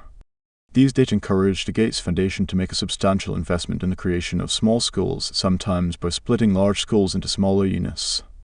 At least half a dozen other prominent institutions, such as the Annenberg Foundation and the Pew Charitable Trust, joined the effort, as did the U.S. Department of Education's Smaller Learning Communities program. This probably makes intuitive sense to you. It is easy to construct a causal story that explains how small schools are able to provide superior education and thus produce high-achieving scholars by giving them more personal attention and encouragement than they could get in larger schools. Unfortunately, the causal analysis is pointless because the facts are wrong. If the statisticians who reported to the Gates Foundation had asked about the characteristics of the worst schools, they would have found that bad schools also tend to be smaller than average. The truth is that small schools are not better on average, they are simply more variable. If anything, say Weiner and Zwilling, large schools tend to produce better results, especially in higher grades where a variety of curricular options is valuable. Thanks to recent advances in cognitive psychology, we can now see clearly what Amos and I could only glimpse: the law of small numbers as part of 2 larger stories about the workings of the mind. The exaggerated faith in small samples is only one example of a more general illusion. We pay more attention to the content of messages than to information about their reliability, and as a result end up with a view of the world around us that is simpler and more coherent than the data justify. Jumping to conclusions is a safer sport in the world of our imagination than it is in reality. Statistics produce many observations that appear to beg for causal explanations, but do not lend themselves to such explanations. Many facts of the world are due to chance, including accidents of sampling. Causal explanations of chance events are inevitably wrong. Speaking of the law of small numbers, yes, the studio has had 3 successful films since the new CEO took over, but it is too early to declare he is a hot hand. I wouldn't believe that the new trader is a genius before consulting a statistician who could estimate the likelihood of a streak being a chance event, that the sample of observations is too small to make any inferences. Let's not follow the law of small numbers. I plan to keep the results of the experiment secret until we have a sufficiently large sample. Otherwise, we will face pressure to reach a conclusion prematurely. 11 anchors. Amos and I once rigged a wheel of fortune. It was marked from 0 to 100, but we had it built so that it would stop only at 10 or 65. We recruited students of the University of Oregon as participants in our experiment. One of us would stand in front of a small group, spin the wheel, and ask them to write down the number on which the wheel stopped, which of course was either 10 or 65. We then asked them 2 questions. Is the percentage of African nations among UN members larger or smaller than the number you just wrote? What is your best guess of the percentage of African nations in the UN? The spin of a wheel of fortune, even one that is not rigged, cannot possibly yield useful information about anything, and the participants in our experiment should simply have ignored it. But they did not ignore it. The average estimates of those who saw 10 and 65 were 25% and 45%, respectively. The phenomenon we were studying is so common and so important in the everyday world that you should know its name. It is an anchoring effect. It occurs when people consider a particular value for an unknown quantity before estimating that quantity. What happens is one of the most reliable and robust results of experimental psychology. The estimates stay close to the number that people considered, hence the image of an anchor. If you are asked whether Gandhi was more than 114 years old when he died, you will end up with a much higher estimate of his age at death than you would if the anchor in question referred to death at 35. If you consider how much you should pay for a house, you will be influenced by the asking price. The same house will appear more valuable if its listing price is high than if it is low, even if you are determined to resist the influence of this number, and so on. The list of anchoring effects is endless. Any number that you are asked to consider as a possible solution to an estimation problem will induce an anchoring effect. We were not the first to observe the effects of anchors, but our experiment was the first demonstration of its absurdity. People's judgments were influenced by an obviously uninformative number. There was no way to describe the anchoring effect of a wheel of fortune as reasonable. Amos and I published the experiment in our science paper, and it is one of the best known of the findings we reported there. There was only one trouble. Amos and I did not fully agree on the psychology of the anchoring effect. He supported one interpretation, I liked another, and we never found a way to settle the argument. The problem was finally solved decades later by the efforts of numerous investigators. It is now clear that Amos and I were both right. 2 different mechanisms produce anchoring effects, one for each system. There is a form of anchoring that occurs in a deliberate process of adjustment, an operation of system 2, and there is anchoring that occurs by a priming effect, an automatic manifestation of system 1. Anchoring as adjustment. Amos liked the idea of an adjust and anchor heuristic as a strategy for estimating uncertain quantities. Start from an anchoring number, assess whether it is too high or too low, and gradually adjust your estimate by mentally moving from the anchor. The adjustment typically ends prematurely because people stop when they are no longer certain that they should move farther. Decades after our disagreement, and years after Amos's death, convincing evidence of such a process was offered independently by 2 psychologists who had worked closely with Amos early in their careers, Aldous Schaffer and Tom Dalovich, together with their own students, Amos's intellectual grandchildren. To get the idea, take a sheet of paper and draw a 2.5-inch line going up, starting at the bottom of the page without a ruler.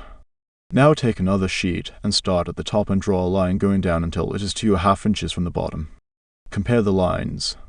There is a good chance that your first estimate of 2.5 inches was shorter than the second. The reason is that you do not know exactly what such a line looks like. There is a range of uncertainty. You stop near the bottom of the region of uncertainty when you start from the bottom of the page, and near the top of the region when you start from the top.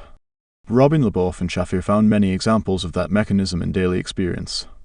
Insufficient adjustment neatly explains why you are likely to drive too fast when you come off the highway onto city streets, especially if you are talking with someone as you drive. Insufficient adjustment is also a source of tension between exasperated parents and teenagers who enjoy loud music in their room. Though both and Shafi note that a well-intentioned child who turns down exceptionally loud music to meet a parent's demand that it be played at a reasonable volume may fail to adjust sufficiently from a high anchor, and may feel that genuine attempts at compromise are being overlooked. The driver and the child both deliberately adjust down, and both fail to adjust enough. Now consider these questions. When did George Washington become president? What is the boiling temperature of water at the top of Mount Everest? The first thing that happens when you consider each of these questions is that an anchor comes to your mind, and you know both that it is wrong and the direction of the correct answer. You know immediately that George Washington became president after 1776, and you also know that the boiling temperature of water at the top of Mount Everest is lower than 100 degrees C. You have to adjust in the appropriate direction by finding arguments to move away from the anchor. As in the case of the lines, you are likely to stop when you are no longer sure you should go farther at the near edge of the region of uncertainty. Nick Eppy and Tom Jalovich found evidence that adjustment is a deliberate attempt to find reasons to move away from the anchor. People who are instructed to shake their head when they hear the anchor, as if they rejected it, move farther from the anchor, and people who nod their head show enhanced anchoring. Eppy and Jalovich also confirmed that adjustment is an effortful operation. People adjust less stay closer to the anchor when their mental resources are depleted, either because their memory is loaded with digits or because they are slightly drunk. Insufficient adjustment is a failure of a weak or lazy system. 2. So we now know that Amos was right for at least some cases of anchoring, which involve a deliberate system to adjustment in a specified direction from an anchor. Anchoring is priming effect when Amos and I debated anchoring. I agreed that adjustment sometimes occurs, but I was uneasy. Adjustment is a deliberate and conscious activity, but in most cases of anchoring there is no corresponding subjective experience. Consider these two questions. Was Gandhi more or less than 144 years old when he died? How old was Gandhi when he died? Did you produce your estimate by adjusting down from 144? Probably not, but the absurdly high number still affected your estimate. My hunch was that anchoring is a case of suggestion.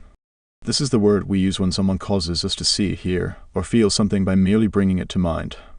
For example, the question, "Do you now feel a slight numbness in your left leg?" always prompts quite a few people to report that their left leg does indeed feel a little strange. Amos was more conservative than I was about hunches, and he correctly pointed out that appealing to suggestion did not help us understand anchoring because we did not know how to explain suggestion. I had to agree that he was right, but I never became enthusiastic about the idea of insufficient adjustment as the sole cause of anchoring effects.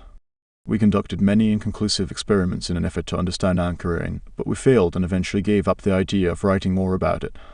A puzzle that defeated us is now solved, because the concept of suggestion is no longer obscure. Suggestion is a priming effect, which selectively evokes compatible evidence. You did not believe for a moment that Gandhi lived for 144 years, but your associative machinery surely generated an impression of a very ancient person. System 1 understands sentences by trying to make them true, and the selective activation of compatible thoughts produces a family of systematic errors that make us gullible and prone to believe too strongly whatever we believe.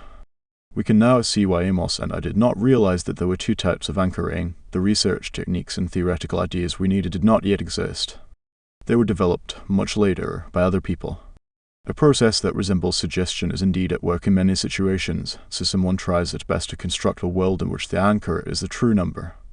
This is one of the manifestations of associative coherence that I described in the first part of the book. The German psychologists Thomas Musweiler and Fritz Strack offered the most compelling demonstrations of the role of associative coherence in anchoring. In one experiment, they asked an anchoring question about temperature. Is the annual mean temperature in Germany higher or lower than 20 degrees C 68 degrees F, or is the annual mean temperature in Germany higher or lower than 5 degrees C 40 degrees F? All participants were then briefly shown words that they were asked to identify. The researchers found that 68 degrees F made it easier to recognize summer words like sun and beach, and 40 degrees F facilitated winter words like frost and ski. The selective activation of compatible memories explains anchoring. The high and the low numbers activate different sets of ideas in memory. The estimates of annual temperature draw on these biased samples of ideas and are therefore biased as well. In another elegant study in the same vein, participants were asked about the average price of German cars. A high anchor selectively primed the names of luxury brands Mercedes, Audi, whereas the low anchor primed brands associated with mass-market cars Volkswagen. We saw earlier that any prime will tend to evoke information that is compatible with it. Suggestion and anchoring are both explained by the same automatic operation of system 1. Although I did not know how to prove it at the time, my hunch about the link between anchoring and suggestion turned out to be correct.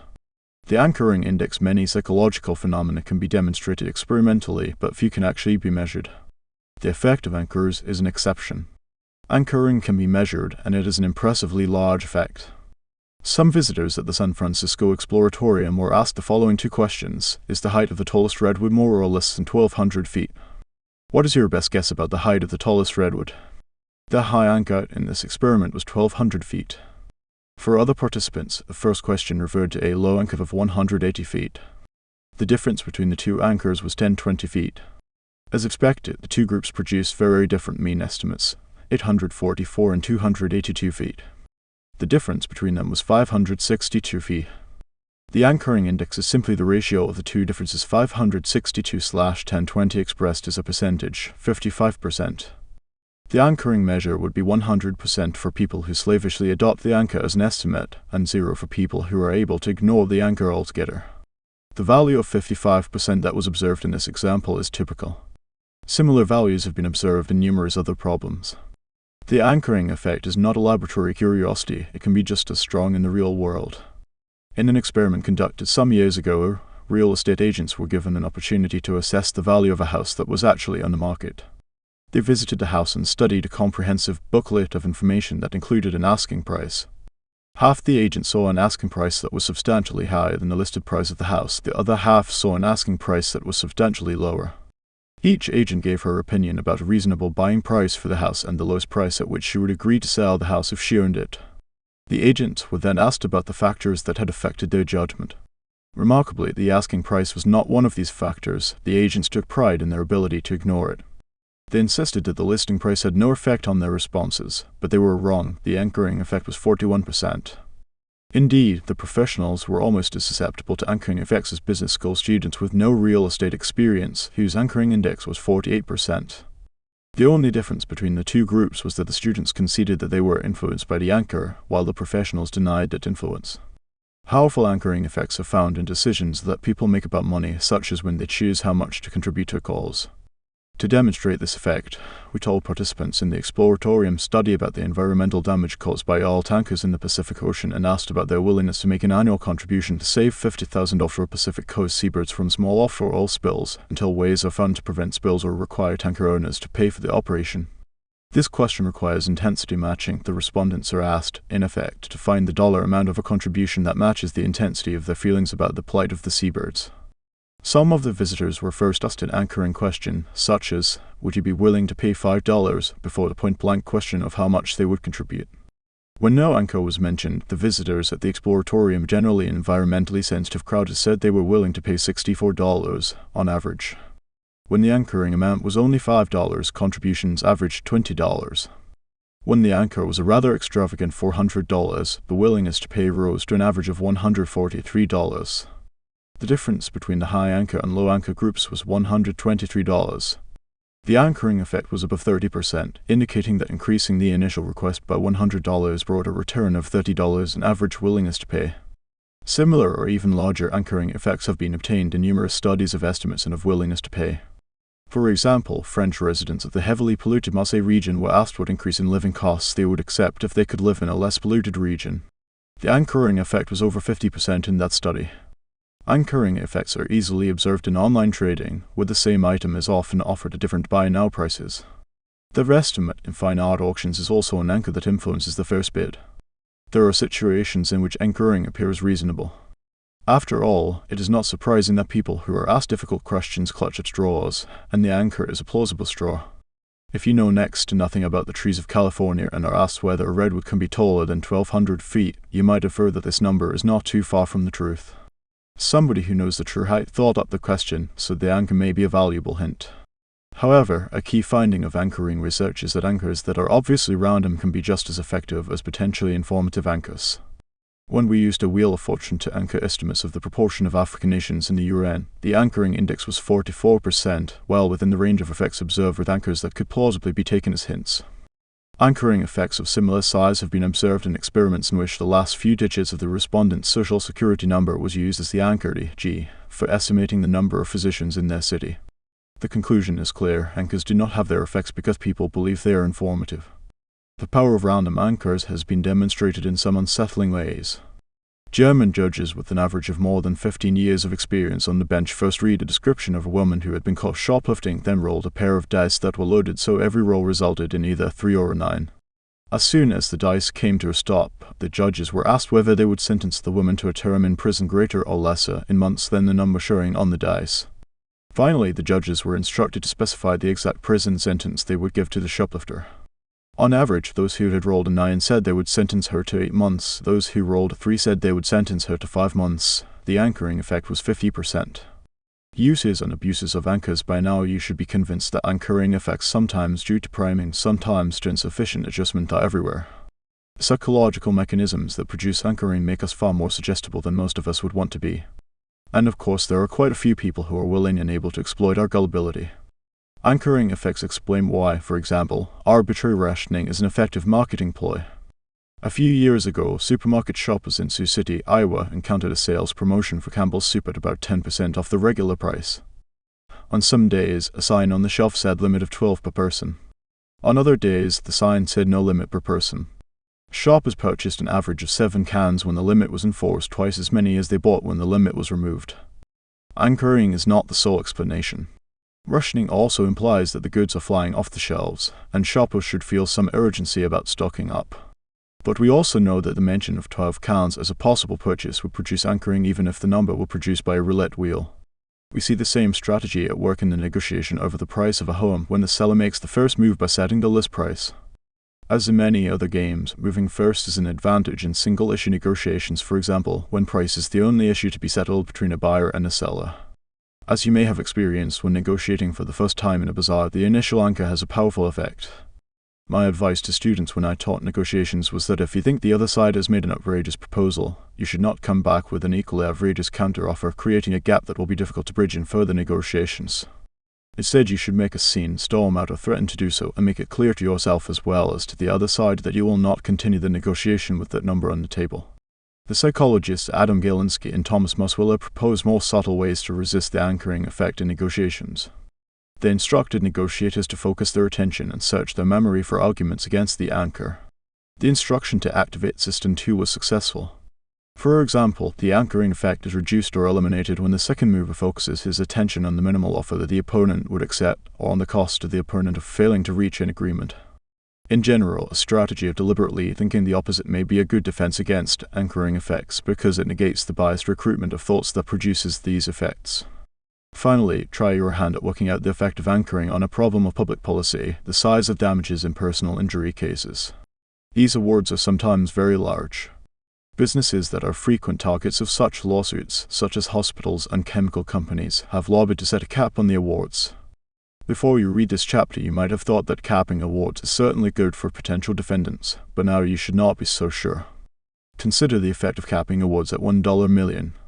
This rule would eliminate all larger awards, but the anchor would also pull up the size of many awards that would otherwise be much smaller.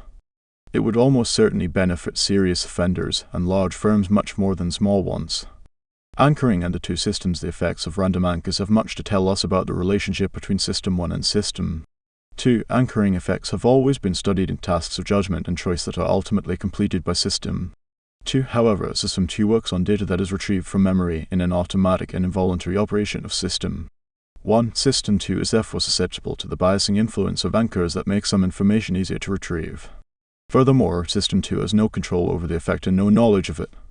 The participants who have been exposed to random or absurd anchors such as Gandhi's death at age 144 confidently deny that this obviously useless information could have influenced their estimate, and they are wrong.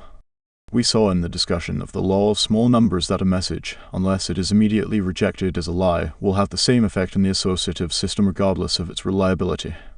The gist of the message is the story, which is based on whatever information is available, even if the quantity of the information is slight and its quality is poor. WYSIATI.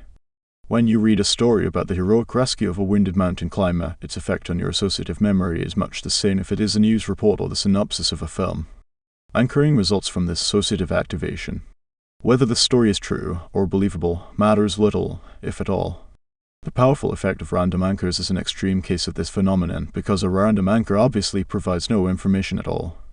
Earlier I discussed the bewildering variety of priming effects, in which your thoughts and behavior may be influenced by stimuli to which you pay no attention at all, and even by stimuli of which you are completely unaware.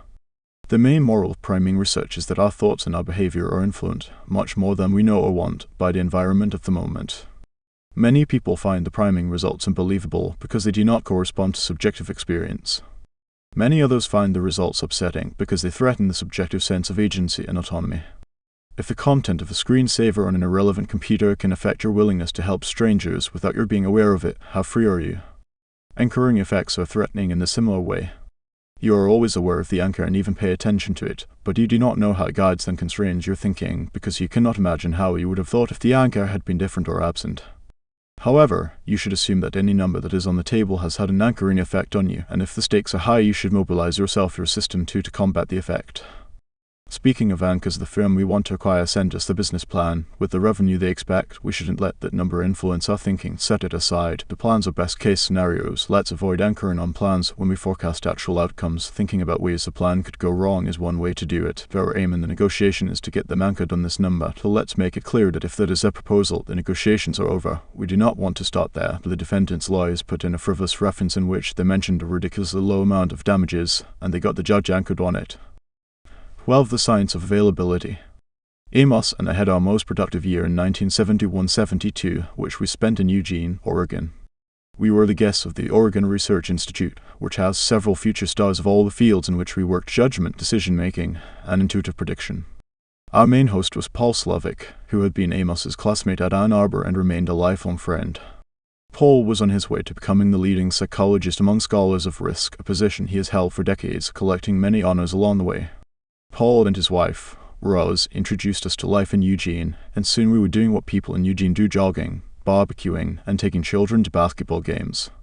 We also worked very hard, running dozens of experiments and writing our articles on judgment heuristics. At night I wrote attention and effort. It was a busy year. One of our projects was the study of what we called the availability heuristic. We thought of that heuristic when we asked ourselves what people actually do when they wish to estimate the frequency of a category, such as people who divorce after the age of 60 or a dangerous plant. The answer was straightforward: instances of the class will be retrieved from memory, and if retrieval is easy and fluent, the category will be judged to be large. We defined the availability heuristic as the process of judging frequency by the ease with which instances come to mind. This statement seemed clear when we formulated it, but the concept of availability has been refined since then. The two-system approach had not yet been developed when we studied availability, and we did not attempt to determine whether this heuristic is a deliberate problem-solving strategy or an automatic operation. We now know that both systems are involved. A question we considered earlier was how many instances must be retrieved to get an impression of the ease with which they come to mind. We now know the answer: none. For an example, think of the number of words that can be constructed from the two sets of letters below. Susan taps a hobby and knew almost immediately, without generating any instances, that one set offers far more possibilities than the other, probably by a factor of 10 or more. Similarly, you do not need to retrieve specific news stories to have a good idea of the relative frequency with which different countries have appeared in the news during the past year: Belgium, China, France, Congo, Nicaragua, Romania. The availability heuristic, like other heuristics of judgment, substitutes one question for another. You wish to estimate the size of a category or the frequency of an event, but you report an impression of the ease with which instances come to mind. Substitution of questions inevitably produces systematic errors. You can discover how the heuristic leads to biases by following a simple procedure: list factors other than frequency that make it easy to come up with instances. Each factor in your list will be a potential source of bias. Here are some examples. A salient event that attracts your attention will be easily retrieved from memory. Divorces among Hollywood celebrities and sex scandals among politicians attract much attention, and instances will come easily to mind. You are therefore likely to exaggerate the frequency of both Hollywood divorces and political sex scandals. A dramatic event temporarily increases the availability of its category. A plane crash that attracts media coverage will temporarily alter your feelings about the safety of flying. Accidents are on your mind for a while after you see a car burning at the side of the road, and the world is for a while a more dangerous place. Personal experiences, pictures, and vivid examples are more available than incidents that happen to others, or mere words, or statistics. A judicial error that affects you will undermine your faith in the justice system more than a similar incident you read about in a newspaper. Resisting this large collection of potential availability biases is possible, but tiresome. You must make the effort to reconsider your impressions and intuitions by asking such questions as, is our belief that thefts by teenagers are a major problem due to a few recent instances in our neighborhood, or could it be that I feel no need to get a flu shot because none of my acquaintances got the flu last year? Maintaining one's vigilance against biases is a chore, but the chance to avoid a costly mistake is sometimes worth the effort. One of the best-known studies of availability suggests that awareness of your own biases can contribute to peace in marriages, and probably in other joint projects. In a famous study, spouses were asked, how large was your personal contribution to keeping the place tidy in percentages? They also answered similar questions about taking out the garbage, initiating social engagements, etc. Would the self-estimated contributions add up to 100% or more or less? As expected, the self-assessed contributions added up to more than 100%. The explanation is a simple availability bias. Both spouses remember their own individual efforts and contributions much more clearly than those of the other, and the difference in availability leads to a difference in judged frequency. The bias is not necessarily self-serving. Spouses also overestimated their contribution to causing quarrels, although to a smaller extent than their contributions to more desirable outcomes. The same bias contributes to the common observation that many members of a collaborative team feel they have done more than their share and also feel that the others are not adequately grateful for their individual contributions. I am generally not optimistic about the potential for personal control of biases, but this is an exception. The opportunity for successful debating exists because the circumstances in which issues of credit allocation come up are easy to identify, the more so because tensions often arise when several people at once feel that their efforts are not adequately recognized. The mere observation that there is usually more than 100% credit to go around is sometimes sufficient to diffuse the situation. In any event, it is a good thing for every individual to remember. You will occasionally do more than your share, but it is useful to know that you are likely to have that feeling even when each member of the team feels the same way. The psychology of availability, a major advance in the understanding of the availability heuristic, occurred in the early 1990s, when a group of German psychologists led by Norbert Schwarz raised an intriguing question: how will people's impressions of the frequency of a category be affected by a requirement to list a specified number of instances? Imagine yourself a subject in that experiment. First, list 6 instances in which you behaved assertively. Next, evaluate how assertive you are. Imagine that you had been asked for 12 instances of assertive behavior, a number most people find difficult. Would your view of your own assertiveness be different? Schwarz and his colleagues observed that the task of listing instances may enhance the judgments of the trait by 2 different routes. The number of instances retrieved, the ease with which they come to mind. A request to list 12 instances pits the 2 determinants against each other. On the one hand, you have just retrieved an impressive number of cases in which you were assertive. On the other hand, while the first 3 or 4 instances of your own assertiveness probably came easily to you, you almost certainly struggled to come up with the last few to complete a set of 12. Fluency was low. Which will count more, the amount retrieved or the ease and fluency of the retrieval? The contest yielded a clear-cut winner. People who had just listed 12 instances rated themselves as less assertive than people who had listed only 6. Furthermore, participants who had been asked to list 12 cases in which they had not behaved assertively ended up thinking of themselves as quite assertive. If you cannot easily come up with instances of meek behavior, you are likely to conclude that you are not meek at all.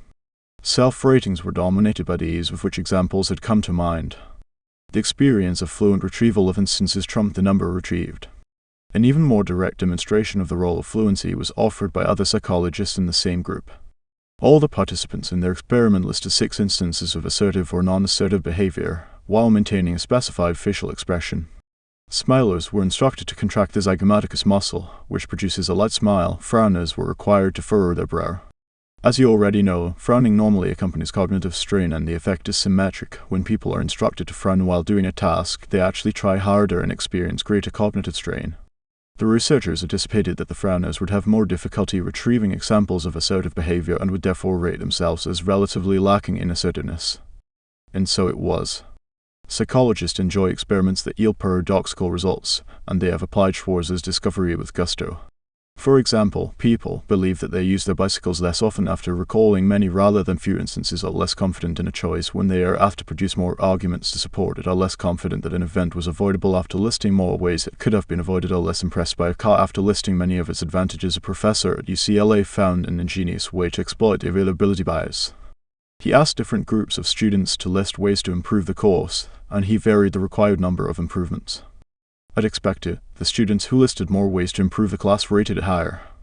Perhaps the most interesting finding of this paradoxical research is that the paradox is not always found. People sometimes go by content rather than by ease of retrieval. The proof that you truly understand a pattern of behavior is that you know how to reverse it. Schwartz and his colleagues took on this challenge of discovering the conditions under which this reversal would take place. The ease with which instances of assertiveness come to the subject's mind changes during the task. The first few instances are easy, but retrieval soon becomes much harder. Of course, the subject also expects fluency to drop gradually, but the drop of fluency between 6 and 12 instances appears to be steeper than the participant expected. The results suggest that the participants make an inference: if I am having so much more trouble than expected coming up with instances of my assertiveness, then I can't be very assertive. Note that this inference rests on the surprise fluency being worse than expected. The availability heuristic that the subjects apply is better described as an unexplained unavailability heuristic. Schwartz and his colleagues reasoned that they could disrupt the heuristic by providing the subjects with an explanation for the fluency of retrieval that they experienced. They told the participants they would hear background music while recalling instances and that the music would affect performance in the memory task. Some subjects were told that the music would help, others were told to expect diminished fluency. As predicted, participants whose experience of fluency was explained did not use it as a heuristic. The subjects who were told that music would make retrieval more difficult rated themselves as equally assertive when they retrieved 12 instances as when they retrieved 6. Other cover stories have been used with the same result. Judgments are no longer influenced by ease of retrieval when the experience of fluency is given a spurious explanation by the presence of curved or straight text boxes, by the background color of the screen, or by other irrelevant factors that the experimenters dreamed up. As I have described it, the process that leads to judgment by availability appears to involve a complex chain of reasoning. The subjects have an experience of diminishing fluency as they produce instances. They evidently have expectations about the rate at which fluency decreases, and those expectations are wrong. The difficulty of coming up with new instances increases more rapidly than they expect. It is the unexpectedly low fluency that causes people who were asked for 12 instances to describe themselves as an assertive. When this surprise is eliminated, low fluency no longer influences the judgment. The process appears to consist of a sophisticated set of inferences. Is the automatic system one capable of it? The answer is that in fact no complex reasoning is needed. Among the basic features of System 1 is its ability to set expectations and to be surprised when these expectations are violated. The system also retrieves possible causes of a surprise, usually by finding a possible cause among recent surprises. Furthermore, System 2 can reset the expectations of System 1 on the fly, so that an event that would normally be surprising is now almost normal. Suppose you are told that the 3-year-old boy who lives next door frequently wears a top hat in his stroller. You will be far less surprised when you actually see him with his top hat than you would have been without the warning. In Schwartz's experiment, the background music has been mentioned as a possible cause of retrieval problems. The difficulty of retrieving 12 instances is no longer a surprise and therefore is less likely to be evoked by the task of judging assertiveness. Schwartz and his colleagues discovered that people who are personally involved in the judgment are more likely to consider the number of instances they retrieve from memory and less likely to go by fluency. They recruited 2 groups of students for a study of risks to cardiac health. Half the students had a family history of cardiac disease and were expected to take the task more seriously than the others, who had no such history. All were asked to recall either 3 or 8 behaviors in their routine that could affect their cardiac health. Some were asked for risky behaviors, others for protective behaviors. Students with no family history of heart disease were casual about the task and followed the availability heuristic. Students who found it difficult to find 8 instances of risky behavior felt themselves relatively safe, and those who struggled to retrieve examples of safe behaviors felt themselves at risk. The students with a family history of heart disease showed the opposite pattern. They felt safer when they retrieved many instances of safe behavior and felt greater danger when they retrieved many instances of risky behavior. They were also more likely to feel that their future behavior would be affected by the experience of evaluating their risk. The conclusion is that the ease with which instances come to mind is a System 1 heuristic, which is replaced by a focus on content when System 2 is more engaged. Multiple lines of evidence converge on the conclusion that people who let themselves be guided by System 1 are more strongly susceptible to availability biases than others who are in a state of higher vigilance. The following are some conditions in which people go with the flow and are affected more strongly by ease of retrieval than by the content they retrieve: when they are engaged in another effortful task at the same time, when they are in a good mood because they just thought of a happy episode in their life, if they score low on a depression scale, if they are knowledgeable novices on the topic of the task, in contrast to true experts when they score high on a scale of faith and intuition, if they are made to feel powerful. I find the last finding particularly intriguing. The authors introduced the article with the famous quote, "I don't spend a lot of time taking polls around the world to tell me what I think is the right way to act. I've just got to know how I feel." George W. Bush, November 2002. They go on to show that reliance on intuition is only in part a personality trait. Merely reminding people of a time when they had power increases their apparent trust in their own intuition. Speaking of availability, because of the coincidence of 2 planes crashing last month, she now prefers to take the train. That's silly, the risk hasn't really changed. It is an availability bias. He underestimates the risks of indoor pollution because there are few media stories on them. That's an availability effect. He should look at the statistics. She has been watching too many spy movies recently, so she's seeing conspiracies everywhere. The CEO has had several successes in a row, so failure doesn't come easily to her mind. The availability bias is making her overconfident. 13. Availability, emotion, and risk. Students of risk were quick to see that the idea of availability was relevant to their concerns. Even before our work was published, economist Howard Kunrler, who was then in the early stages of a career that he has devoted to the study of risk and insurance, noticed that availability effects help explain the pattern of insurance purchase and protective action after disasters. Victims and near victims are very concerned after a disaster. After each significant earthquake, Californians are for a while diligent in purchasing insurance and adopting measures of protection and mitigation. They tie down their boiler to reduce quake damage, seal their basement doors against floods, and maintain emergency supplies in good order. However, the memories of the disaster dim over time, and so do worry and diligence. The dynamics of memory help explain the recurrent cycles of disaster, concern, and growing complacency that are familiar to students of large-scale emergencies. Kunrler also observed that protective actions, whether by individuals or governments, are usually designed to be adequate to the worst disaster actually experienced. As long ago as Pharaonic Egypt, societies have tracked the high water mark of rivers that periodically flood and have always prepared accordingly, apparently assuming that floods will not rise higher than the existing high water mark. Images of a worst disaster do not come easily to mind. Availability and effect. The most influential studies of availability biases were carried out by our friends in Eugene, where Paul Slovic and his longtime collaborator Sarah Lichtenstein were joined by our former student Bart Fischoff.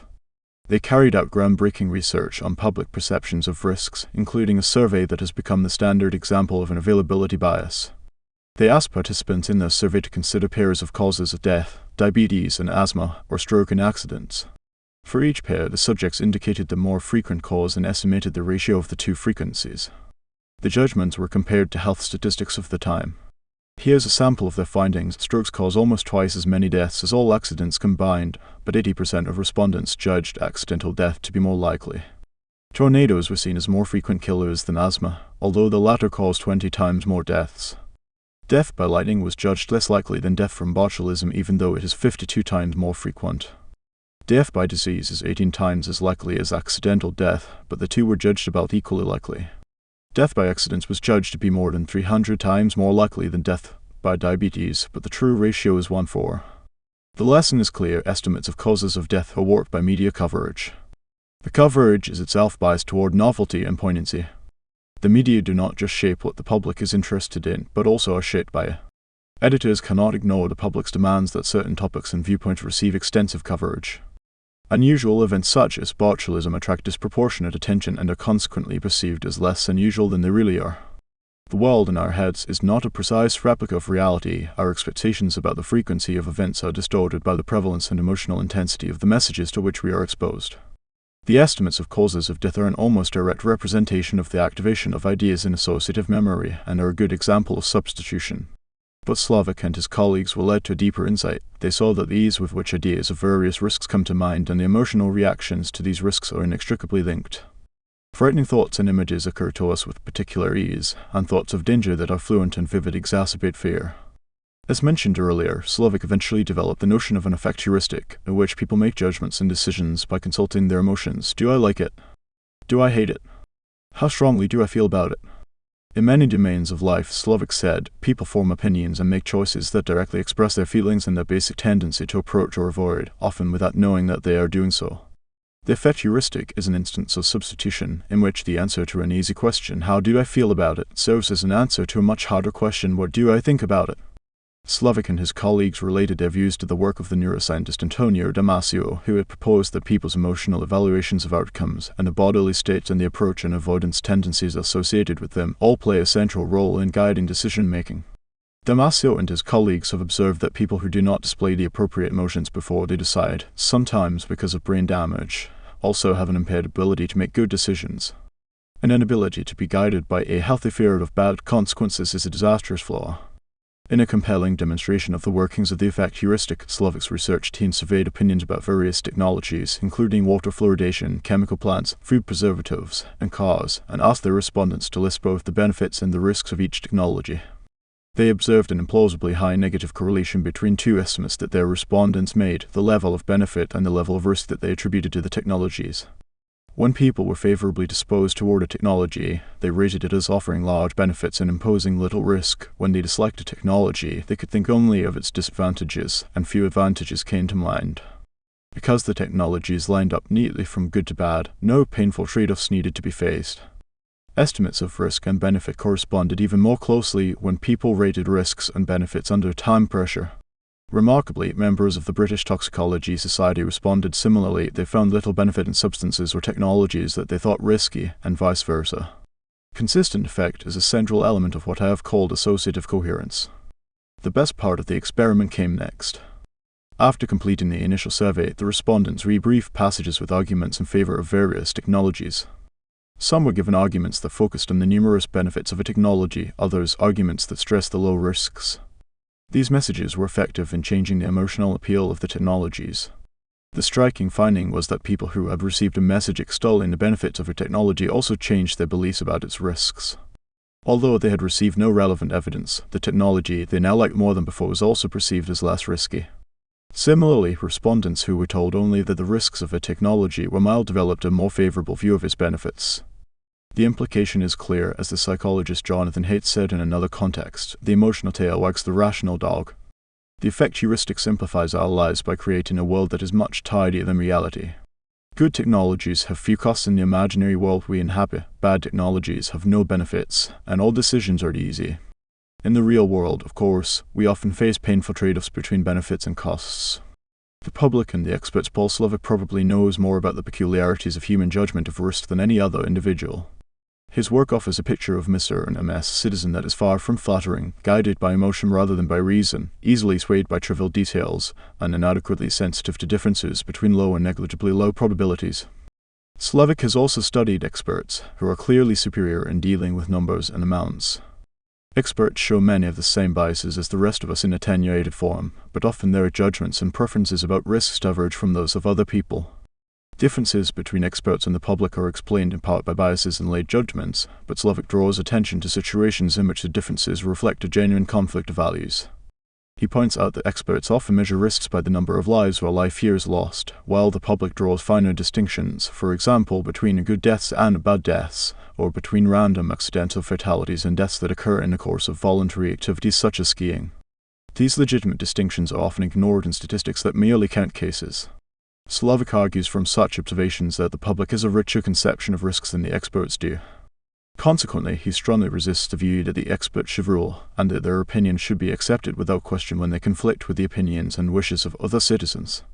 When experts and the public disagree on their priorities, he says, each side must respect the insights and intelligence of the other. In his desire to wrest all control of risk policy from experts, Slovic has challenged the foundation of their expertise, the idea that risk is objective. Risk does not exist out there, independent of our minds and culture, waiting to be measured. Human beings have invented the concept of a risk to help them understand and cope with the dangers and uncertainties of life. Although these dangers are real, there is no such thing as a real risk or objective risk.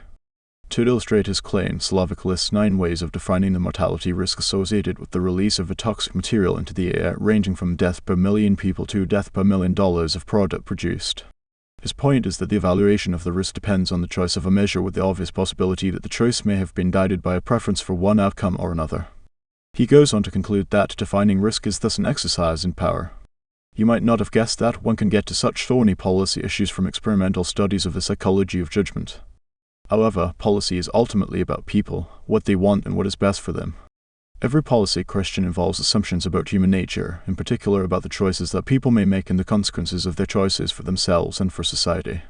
Another scholar and friend whom I greatly admire, Cass Sunstein, disagrees sharply with Slovic's stance on the different views of experts and citizens, and defends the role of experts as a bulwark against populist excesses. Sunstein is one of the foremost legal scholars in the United States, and shares with other leaders of his profession the attribute of intellectual fearlessness. He knows he can master any body of knowledge quickly and thoroughly, and he has mastered many, including both the psychology of judgment and choice and issues of regulation and risk policy. His view is that the existing system of regulation in the United States displays a very poor setting of priorities, which reflects reaction to public pressures more than careful objective analysis.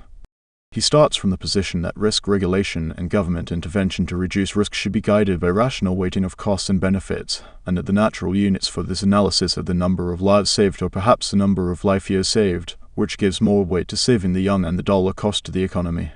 Poor regulation is wasteful of lives and money, both of which can be measured objectively.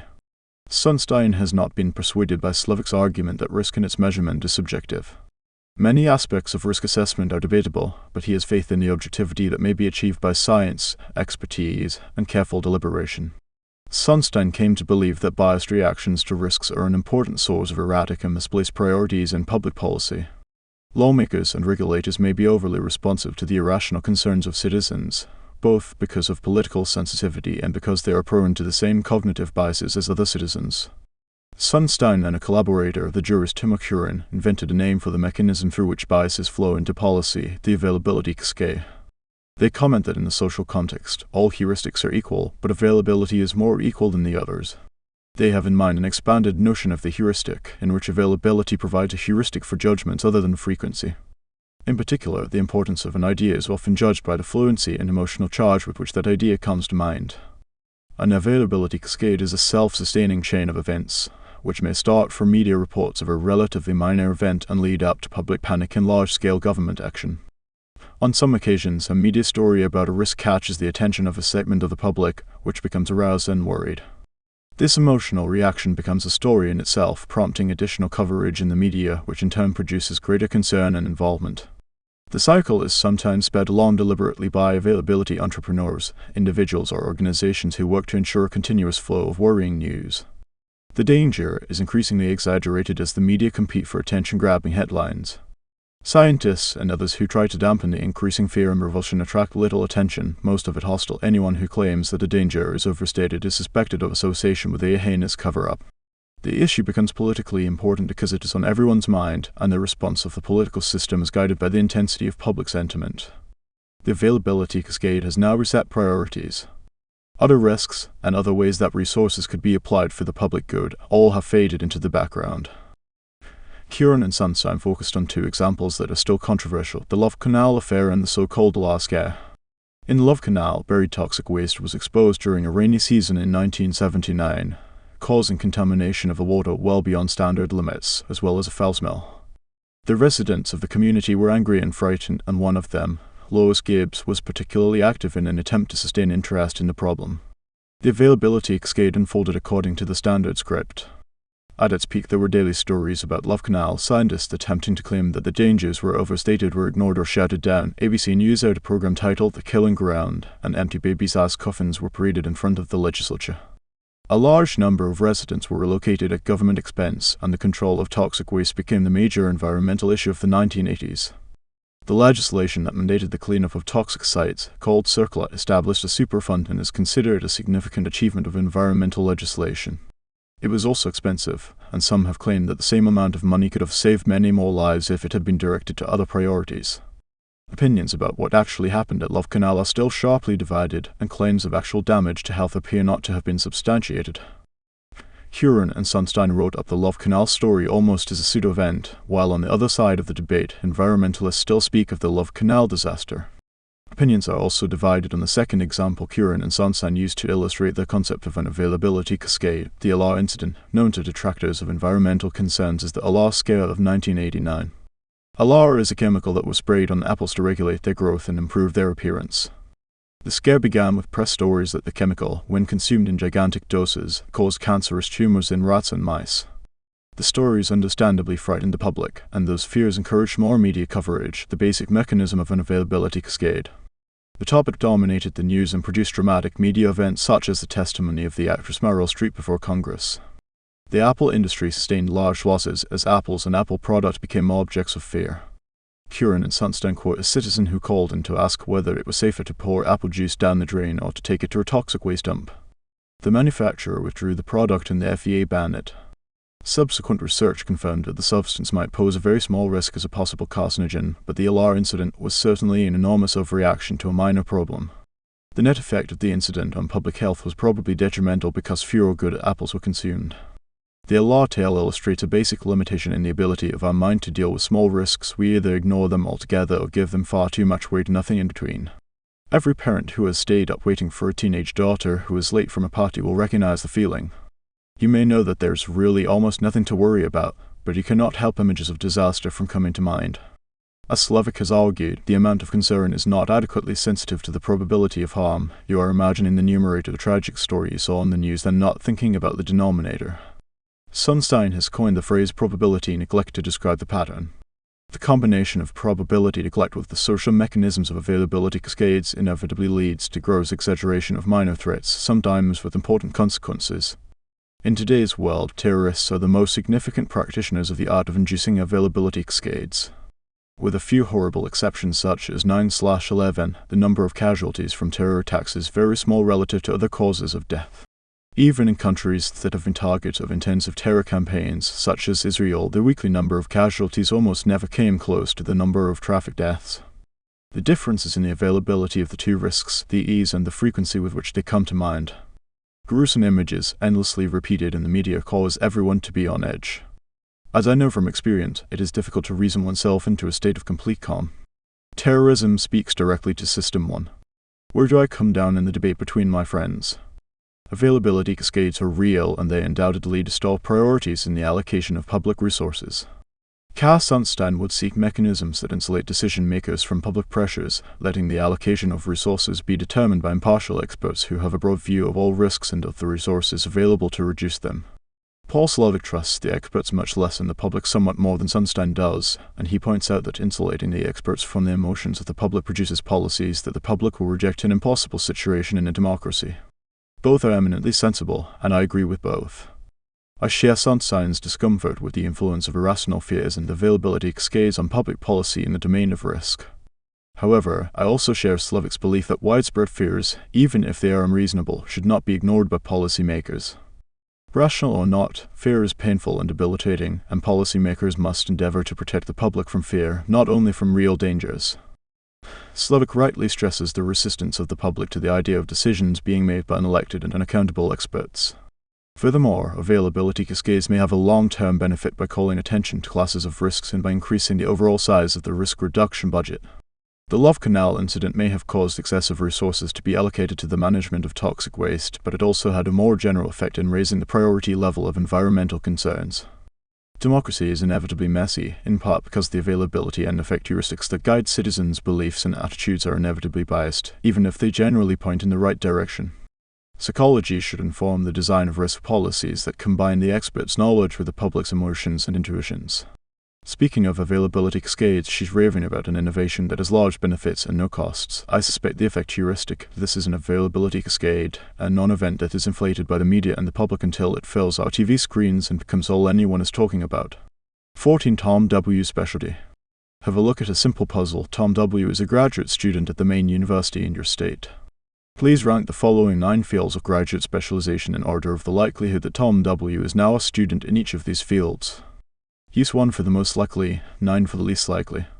Business administration, computer science, engineering, humanities and education, law, medicine, library science, physical and life sciences, social science, and social work. This question is easy, and you knew immediately that the relative size of enrollment in the different fields is the key to solution.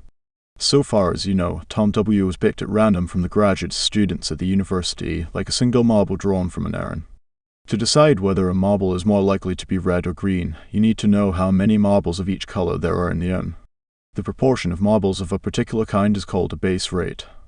Similarly, the base rate of humanities and education in this problem is the proportion of students of the field among all the graduate students. In the absence of specific information about Tom W., you will go by the base rates and guess that he is more likely to be enrolled in humanities and education than in computer science or library science, because there are more students overall in the humanities and education than in the other 2 fields. Using base rate information is the obvious move when no other information is provided. Next comes a task that has nothing to do with base rates. The following is a personality sketch of Tom W. written during Tom's senior year in high school by a psychologist on the basis of psychological tests of uncertain validity. Tom W. is of high intelligence, although lacking in true creativity. He has a need for order and clarity, and for neat and tidy systems in which every detail finds its appropriate place. His writing is rather dull and mechanical, occasionally enlivened by somewhat corny puns and flashes of imagination of the sci-fi type. He has a strong drive for competence. He seems to have little feel and little sympathy for other people, and does not enjoy interacting with others. Self-centered, he nonetheless has a deep moral sense. Now please take a sheet of paper and rank the 9 fields of specialization listed below by how similar the description of Tom W. is to the typical graduate student in each of the following fields. Use 1 for the most likely and 9 for the least likely. You will get more out of the chapter if you give the task a quick try. Reading the report on Tom W. is necessary to make your judgments about the various graduate specialties. This question too is straightforward. It requires you to retrieve, or perhaps to construct, a stereotype of graduate students in the different fields. When the experiment was first conducted, in the early 1970s, the average ordering was as follows. Yours is probably not very different. 1. Computer science. 2. Engineering. 3. Business administration. 4. Physical and life sciences. 5. Library science. 6. Law. 7. Medicine. 8. Humanities and education. 9. Social science and social work. He probably ranked computer science among the best fitting because of hints of nerdiness, corny puns. In fact, the description of Tom W. was written to fit that stereotype. Another specialty that most people ranked high is engineering neat and tidy systems. You probably thought that Tom W. is not a good fit with your idea of social science and social work, little feel and little sympathy for other people.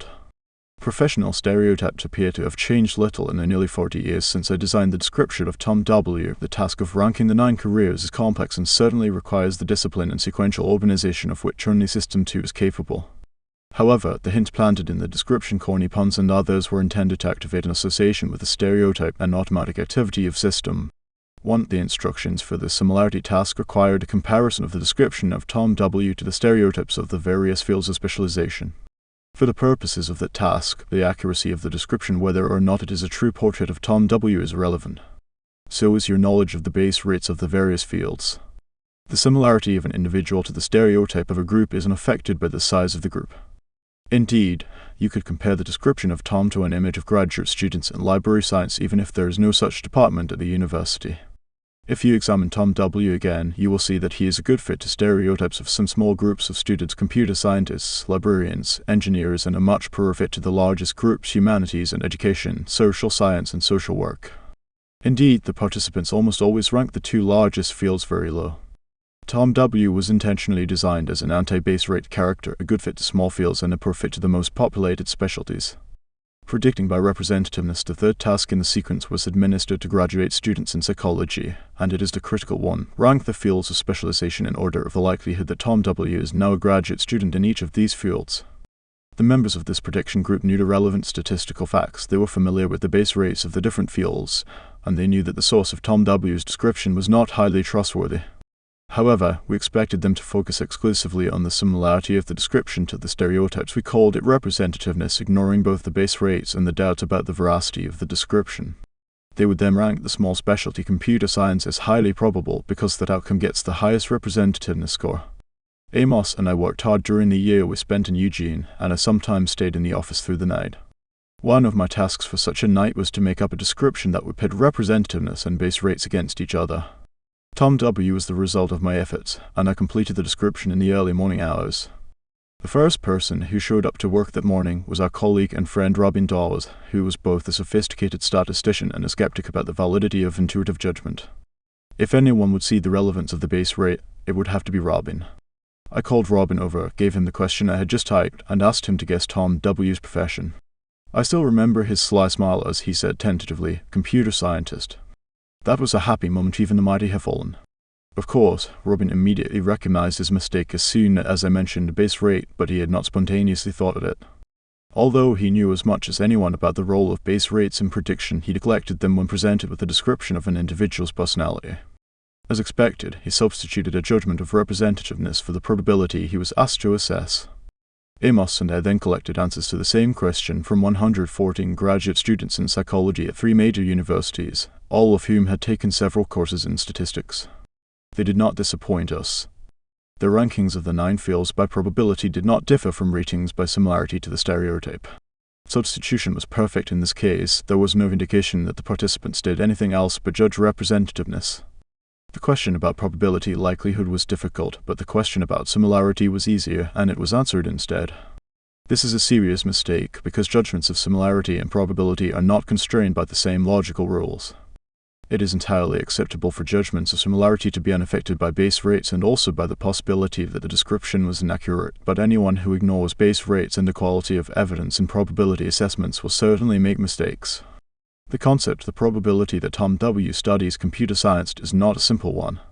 Logicians and statisticians disagree about its meaning, and some would say it has no meaning at all. For many experts, it is a measure of subjective degree of belief. There are some events you are sure of, for example, that the sun rose this morning, and others you consider impossible, such as the Pacific Ocean freezing all at once. Then there are many events, such as your next-door neighbor being a computer scientist, to which you assign an intermediate degree of belief, which is your probability of the event. Logicians and statisticians have developed competing definitions of probability, all very precise. For laypeople, however, probability, a synonym of likelihood in everyday language, is a vague notion, related to uncertainty, propensity, plausibility, and surprise. The vagueness is not particular to this concept, nor is it especially troublesome. We know, more or less, what we mean when we use a word such as democracy or beauty, and the people we are talking to understand, more or less, what we intended to say. In all the years I spent asking questions about the probability of events, no one ever raised a hand to ask me, "Sir, what do you mean by probability?" as they would have done if I had asked them to assess a strange concept such as globability. Everyone acted as if they knew how to answer my questions, although we all understood that it would be unfair to ask them for an explanation of what the word means. People who are asked to assess probability are not stumped because they do not try to judge probability as statisticians and philosophers use the word. A question about probability or likelihood activates a mental shotgun, evoking answers to easier questions. One of the easy answers is an automatic assessment of representativeness routine in understanding language. The false statement that Elvis Presley's parents wanted him to be a dentist is mildly funny because the discrepancy between the images of Presley and a dentist is detected automatically. System 1 generates an impression of similarity without intending to do so. The representativeness heuristic is involved when someone says she will win the election. You can see she is a winner, or he won't go far as an academic, too many to choose. We relied on representativeness when we judged the potential leadership of a candidate for office by the shape of his chin or the forcefulness of his speeches. Although it is common, prediction by representativeness is not statistically optimal. Michael Lewis's best-selling Moneyball is a story about the inefficiency of this mode of prediction.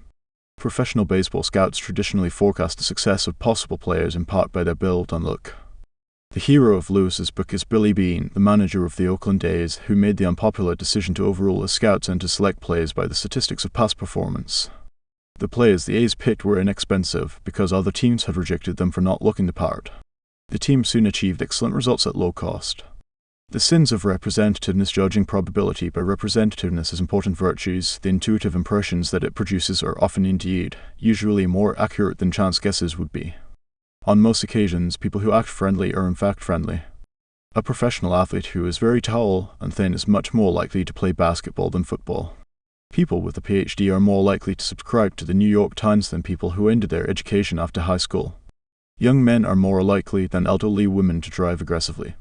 In all of these cases, and in many others, there is some truth to the stereotypes that govern judgments of representativeness, and predictions that follow this heuristic may be accurate. In other situations, the stereotypes are false and the representativeness heuristic will mislead, especially if it causes people to neglect baserate information that points in another direction. Even when the heuristic has some validity, exclusive reliance on it is associated with grave sins against statistical logic. One sin of representativeness is an excessive willingness to predict the occurrence of unlikely low base rate events. Here is an example. You see a person reading the New York Times on the New York subway. Which of the following is a better bet about the reading stranger? She has a PhD. She does not have a college degree. Representativeness would tell you to bet on the PhD, but this is not necessarily wise. You should seriously consider the second alternative, because many more non-graduates than PhDs ride in New York subways. And if you must guess whether a woman who is described as a shy poetry lover studies Chinese literature or business administration, you should opt for the latter option. Even if every female student of Chinese literature is shy and loves poetry, it is almost certain that there are more bashful poetry lovers in the much larger population of business students. People without training in statistics are quite capable of using base rates in predictions under some conditions. In the first version of the Tom W problem, which provides no details about him, it is obvious to everyone that the probability of Tom W's being in a particular field is simply the base rate frequency of enrollment in that field. However, concern for base rate evidently disappears as soon as Tom W's personality is described. Amos and I originally believed, on the basis of our early evidence, that base rate information will always be neglected when information about the specific instance is available, but that conclusion was too strong. Psychologists have conducted many experiments in which base rate information is explicitly provided as part of the problem, and many of the participants are influenced by those base rates, although the information about the individual case is almost always weighted more than mere statistics. Norbert Schwarz and his colleagues showed that instructing people to think like a statistician enhanced the use of base rate information, while the instruction to think like a clinician had the opposite effect. An experiment that was conducted a few years ago with Harvard undergraduates yielded a finding that surprised me. Enhanced activation of System 2 caused a significant improvement of predictive accuracy in the Tom W problem. The experiment combined the old problem with a modern variation of cognitive fluency. Half the students were told to puff out their cheeks during the task, while the others were told to frown. Frowning, as we have seen, generally increases the vigilance of System 2 and reduces both overconfidence and the reliance on induration. The students who puffed out their cheeks in emotionally neutral expression replicated the original results. They relied exclusively on representativeness and ignored the base rates. As the authors had predicted, however, the frowners did show some sensitivity to the base rates. This is an instructive finding. When an incorrect intuitive judgment is made, System 1 and System 2 should both be indicted. System 1 suggested the incorrect intuition, and System 2 endorsed it and expressed it in a judgment. However, there are two possible reasons for the failure of System 2: ignorance or laziness. Some people ignore base rate because they believe them to be irrelevant in the presence of individual information. Others make the same mistake because they are not focused on the task. If frowning makes a difference, laziness seems to be the proper explanation of base rate neglect, at least among Harvard undergrads. The System 2 knows that base rates are relevant even when they are not explicitly mentioned, but applies that knowledge only when it invests special effort in the task. The second sin of representativeness is insensitivity to the quality of evidence. Recall the rule of System 1, WYSIATI. In the Tom W example, what activates your associative machinery is a description of Tom, which may or may not be an accurate portrayal.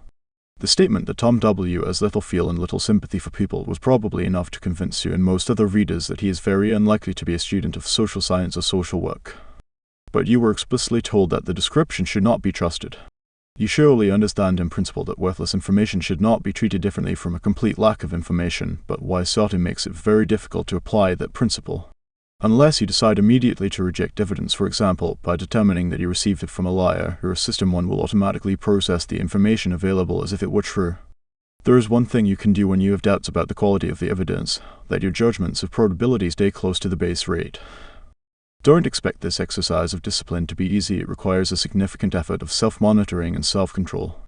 The correct answer to the Tom W puzzle is that you should stay very close to your prior beliefs, slightly reducing the initially high probabilities of well-populated fields, humanities and education, social science and social work, and slightly raising the low probabilities of rare specialties, library science, computer science. You are not exactly where you would be if you had known nothing at all about Tom W, but the little evidence you have is not trustworthy, so the base rate should dominate your estimates. How to discipline intuition. Your probability that it will rain tomorrow is your subjective degree of belief, but you should not let yourself believe whatever comes to your mind. To be useful, your belief should be constrained by the logic of probability. So if you believe that there is a 40% chance that it will rain sometime tomorrow, you must also believe that there is a 60% chance it will not rain tomorrow, and you must not believe that there is a 50% chance that it will rain tomorrow morning. And if you believe that there is a 30% chance that candidate X will be elected president, and an 80% chance that he will be re-elected if he wins the first time, then you must believe that the chances that he will be elected twice in a row are 24%. The relevant rules for cases such as the Tom W problem are provided by Bayesian statistics. This influential modern approach to statistics is named after an English minister of the 18th century, the Reverend Thomas Bayes, who is credited with the first major contribution to a large problem, the logic of how people should change their mind in the light of evidence. Bayes' rule specifies how prior beliefs in the examples of this chapter, base rates should be combined with the diagnosticity of the evidence, the degree to which it favors the hypothesis over the alternative.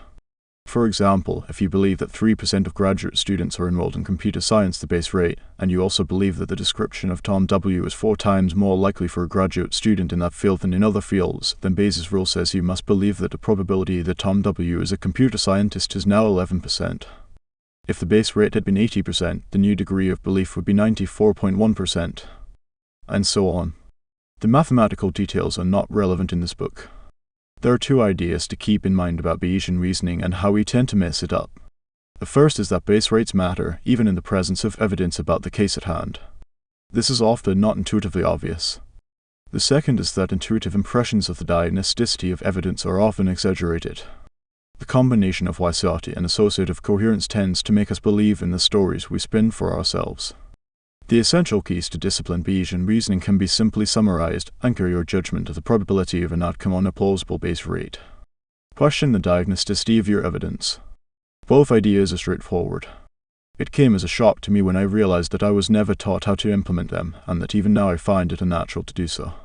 Speaking of representativeness, the lawn is well trimmed, the receptionist looks competent, and the furniture is attractive, but this doesn't mean it is a well-managed company. I hope the board does not go by representativeness. This startup looks as if it could not fail, but the base rate of success in the industry is extremely low. How do we know this case is different? Do they keep making the same mistake, predicting rare events from weak evidence? When the evidence is weak, one should stick with the base rate. I know this report is absolutely damning, and it may be based on solid evidence, but how sure are we? We must allow for that uncertainty in our thinking. 15. Linda. Less is more. The best known and most controversial of our experiments involved a fictitious lady called Linda. Amos and I made up the Linda problem to provide conclusive evidence of the role of heuristics in judgment and of their incompatibility with logic. This is how we describe Linda. Linda is 31 years old, single, outspoken, and very bright. She majored in philosophy. As a student, she was deeply concerned with issues of discrimination and social justice, and also participated in anti-nuclear demonstrations. The audiences who heard this description in the 1980s always laughed because they immediately knew that Linda had attended the University of California at Berkeley, which was famous at the time for its radical, politically engaged students. In one of our experiments, we presented participants with a list of 8 possible scenarios for Linda. As in the Tom W. problem, some ranked the scenarios by representativeness, others by probability. The Linda problem is similar, but with a twist. Linda is a teacher in elementary school. Linda works in a bookstore and takes yoga classes. Linda is active in the feminist movement. Linda is a psychiatric social worker. Linda is a member of the League of Women Voters. Linda is a bank teller. Linda is an insurance salesperson. Linda is a bank teller and is active in the feminist movement. The problem shows its age in several ways. The League of Women Voters is no longer as prominent as it was, and the idea of a feminist movement sounds quaint, a testimonial to the change in the status of women over the last 30 years. Even in the Facebook era, however, it is still easy to guess the almost perfect consensus of judgments. Linda is a very good fit for an active feminist, a fairly good fit for someone who works in a bookstore and takes yoga classes, and a very poor fit for a bank teller or an insurance salesperson. Now focus on the critical items in the list. Does Linda look more like a bank teller, or more like a bank teller who is active in the feminist movement? Everyone agrees that Linda fits the idea of a feminist bank teller better than she fits the stereotype of bank tellers. The stereotypical bank teller is not a feminist activist, and adding that detail to the description makes for a more coherent story. The twist comes in the judgments of likelihood because there is a logical relation between the two scenarios. Think in terms of Venn diagrams. The set of feminist bank tellers is wholly included in the set of bank tellers, as every feminist bank teller is a bank teller. Therefore, the probability that Linda is a feminist bank teller must be lower than the probability of her being a bank teller. When you specify a possible event in greater detail, you can only lower its probability. The problem therefore sets up a conflict between the intuition of representativeness and the logic of probability. Our initial experiment was between subjects. Each participant saw a set of 7 outcomes that included only one of the critical items, bank teller or feminist bank teller. Some ranked the outcomes by resemblance, others by likelihood. As in the case of Tom W., the average rankings by resemblance and by likelihood were identical. Feminist bank teller ranked higher than bank teller in both. Then we took the experiment further, using a within-subject design. We made up the questionnaire as you saw it, with bank teller in the 6th position in the list and feminist bank teller as the last item. We were convinced that subjects would notice a relation between the two outcomes and that their rankings would be consistent with logic. Indeed, we were so certain of this that we did not think it worthwhile to conduct a special experiment. My assistant was running another experiment in the lab, and she asked the subjects to complete the new Linda questionnaire while signing out, just before they got paid. About 10 questionnaires had accumulated in a tray on my assistant's desk before I casually glanced at them and found that all the subjects had ranked feminist bank teller as more probable than bank teller. I was so surprised that I still retain a flashbulb memory of the grey colour of the metal desk and of where everyone was when I made the discovery. I quickly called Amos in great excitement to tell him what we had found. We had pitted logic against representativeness, and representativeness had won. In the language of this book, we had observed a failure of System 2. Our participants had a fair opportunity to detect the relevance of the logical rule since both outcomes were included in the same ranking. They did not take advantage of that opportunity. When we extended the experiment, we found that 89% of the undergraduates in our sample violated the logic of probability. We were convinced that statistically sophisticated respondents would do better, so we administered the same questionnaire to doctoral students in the decision science program of the Stanford Graduate School of Business, all of whom had taken several advanced courses in probability, statistics, and decision theory. We were surprised again. 85% of these respondents also ranked a feminist bank teller as more likely than a bank teller. In what we later described as increasingly desperate attempts to eliminate the error, we introduced large groups of people to Linda and asked them this simple question: which alternative is more probable? Linda is a bank teller. Linda is a bank teller and is active in the feminist movement. This stark version of the problem made Linda famous in some circles, and it earned us years of controversy. About 85% to 90% of undergraduates at several major universities chose the second option, contrary to logic. Remarkably, the sinners seemed to have no shame. When I asked my large undergraduate class in some indignation, "Do you realize that you have violated an elementary logical rule?" someone in the back row shouted, "So what?" And a graduate student who made the same error explained herself by saying, "I thought you just asked for my opinion." The word fallacy is used, in general, when people fail to apply a logical rule that is obviously relevant. Amos and I introduced the idea of a conjunction fallacy, which people commit when they judge a conjunction of two events, a bank teller and feminist, to be more probable than one of the events bank teller in a direct comparison. As in the Muller-Lyer illusion, the fallacy remains attractive even when you recognize it for what it is. The naturalist Stephen Jay Gould described his own struggle with the Linda problem.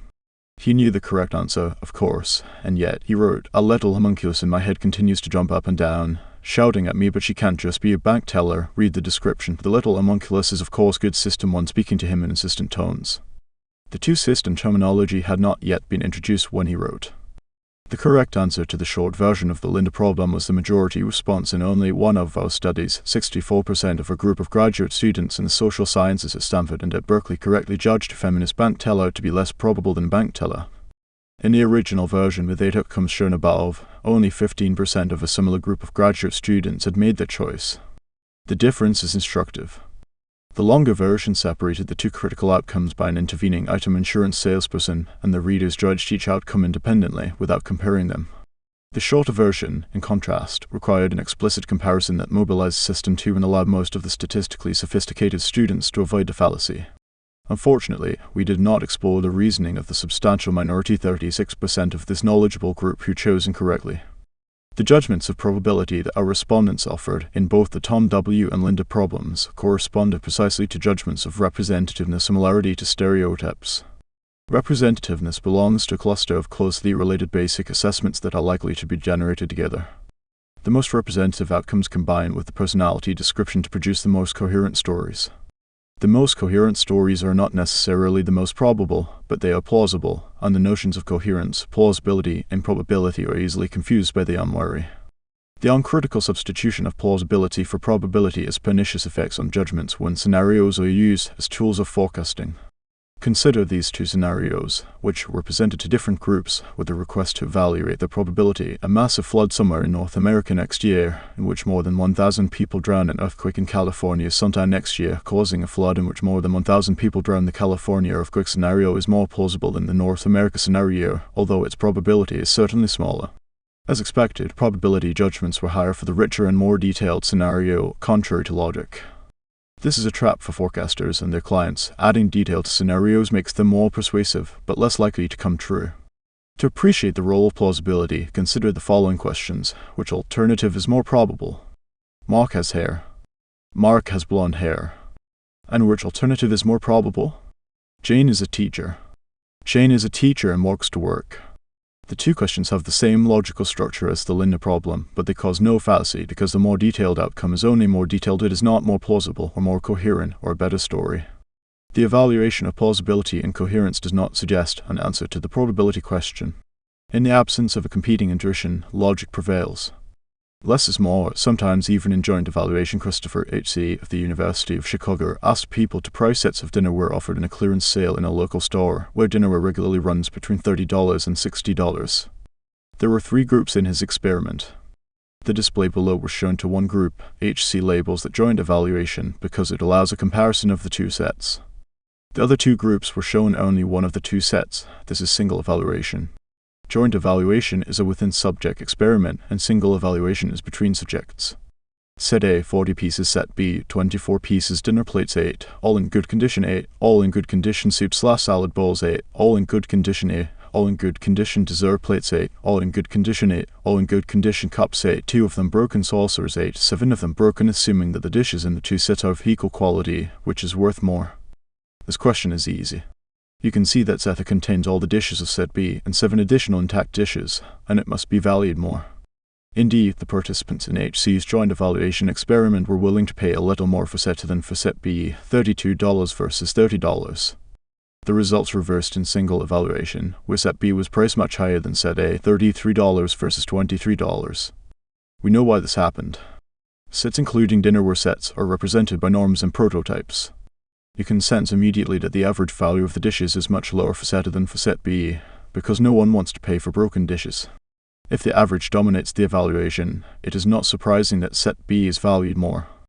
HC called the resulting pattern less is more. By removing 16 items from set A, 7 of them intact, its value is improved. HC's finding was replicated by the experimental economist John List in a real market for baseball cards. He auctioned sets of 10 high-value cards, and identical sets to which 3 cards of modest value were added. As in the dinnerware experiment, the larger sets were valued more than the smaller ones in joint evaluation, but less in single evaluation. From the perspective of economic theory, this result is troubling. The economic value of a dinnerware set or of a collection of baseball cards is a sum-like variable. Adding a positively valued item to the set can only increase its value. The Linda problem and the dinnerware problem have exactly the same structure. Probability, like economic value, is a sum-like variable, as illustrated by this example. Probability Linda is a teller equals probability Linda is feminist teller plus probability Linda is non-feminist teller. This is also why, as in HC's dinnerware study, single evaluations of the Linda problem produce a less is more pattern. System 1 averages instead of adding, so when the non-feminist bank tellers are removed from the set, subjective probability increases. However, the sum-like nature of the variable is less obvious for probability than for money. As a result, joint evaluation eliminates the error only in HC's experiment, not in the Linda experiment. Linda was not the only conjunction error that survived joint evaluation. We found similar violations of logic in many other judgments. Participants in one of these studies were asked to rank 4 possible outcomes of the next Wimbledon tournament from most to least probable. Björn Borg was the dominant tennis player of the day when the study was conducted. These were the outcomes: A. Borg will win the match. B. Borg will lose the first set. C. Borg will lose the first set but win the match. D. Borg will win the first set but lose the match. The critical items are B and C. B is the more inclusive event, and its probability must be higher than that of an event it includes. Contrary to logic but not to representativeness or plausibility, 72% assign B a lower probability than C. Another instance of less is more in a direct comparison. Here again, the scenario that was judged more probable was unquestionably more plausible, a more coherent fit with all that was known about the best tennis player in the world. To head off the possible objection that the conjunction fallacy is due to a misinterpretation of probability, we constructed a problem that required probability judgments, but in which the events were not described in words, and the term probability did not appear at all. We told participants about a regular 6-sided die with 4 green faces and 2 red faces, which would be rolled 20 times. They were shown 3 sequences of greens G and reds R and were asked to choose one. They would hypothetically win $25 if their chosen sequence showed up. The sequences were 1. RGRRR 2. GRGRRR 3. GRRRR. Because the die has twice as many green as red faces, the first sequence is quite unrepresentative, like Linda being a bank teller. The second sequence, which contains 6 tosses, is a better fit to what we would expect from this die because it includes 2 Gs. However, the sequence was constructed by adding a G to the beginning of the first sequence, so it can only be less likely than the first. This is the nonverbal equivalent to Linda being a feminist bank teller. As in the Linda study, representativeness dominated. Almost 2/3 of respondents preferred to bet on sequence 2 rather than on sequence 1. When presented with arguments for the two choices, however, a large majority found the correct argument favoring sequence 1 more convincing. The next problem was a breakthrough because we finally found a condition in which the incidence of the conjunction fallacy was much reduced. Two groups of subjects saw slightly different variants of the same problem. A health survey was conducted in a sample of adult males in British Columbia of all ages and occupations. Please give your best estimate of the following values. A health survey was conducted in a sample of 100 adult males in British Columbia of all ages and occupations. Please give your best estimate of the following values. What percentage of the men surveyed have had 1 or more heart attacks? How many of the 100 participants have had 1 or more heart attacks? What percentage of the men surveyed are both over 55 years old and have had 1 or more heart attacks? How many of the 100 participants both are over 55 years old and have had 1 or more heart attacks? The incidence of errors was 65% in the group that saw the problem on the left, and only 25% in the group that saw the problem on the right. Why is the question how many of the 100 participants is so much easier than a what percentage? A likely explanation is that the reference to 100 individuals brings a spatial representation to mind. Imagine that a large number of people are instructed to sort themselves into groups in a room. Those whose names begin with the letters A to L are told to gather in the front left corner. They are then instructed to sort themselves further. The relation of inclusion is now obvious, and you can see that individuals whose name begins with C will be a subset of the crowd in the front left corner. In the medical survey question, heart attack victims end up in a corner of the room, and some of them are less than 55 years old. Not everyone will share this particular vivid imagery, but many subsequent experiments have shown that the frequency representation, as it is known, makes it easy to appreciate that one group is wholly included in the other. The solution to the puzzle appears to be that a question phrased as how many makes you think of individuals, but the same question phrased as what percentage does not. What have we learned from these studies about the workings of System 2? One conclusion, which is not new, is that System 2 is not impressively alert. The undergraduate and graduate students who participated in our studies of the conjunction fallacy certainly knew the logic of Venn diagrams, but they did not apply it reliably even when all the relevant information was laid out in front of them. The absurdity of the less is more pattern was obvious in HC's dinner West study and was easily recognized in the how many representation, but it was not apparent to the thousands of people who have committed the conjunction fallacy in the original Linda problem and in others like it. In all these cases, the conjunction appeared plausible, and that sufficed for an endorsement of System 2. The laziness of System 2 is part of the story. If their next vacation had depended on it, and if they had been given indefinite time and told to follow logic and not to answer until they were sure of their answer, I believe that most of our subjects would have avoided the conjunction fallacy.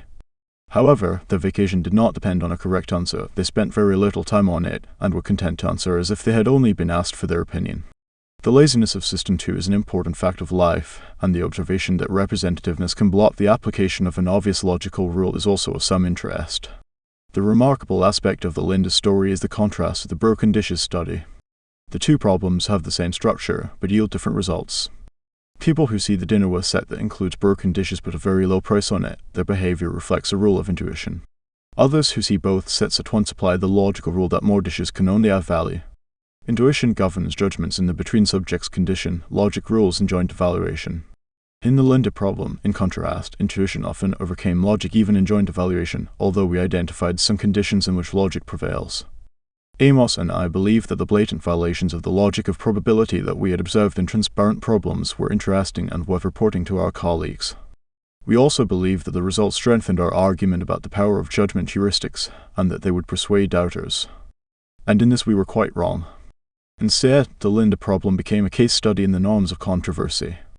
The Linda problem attracted a great deal of attention, but it also became a magnet for critics of our approach to judgment.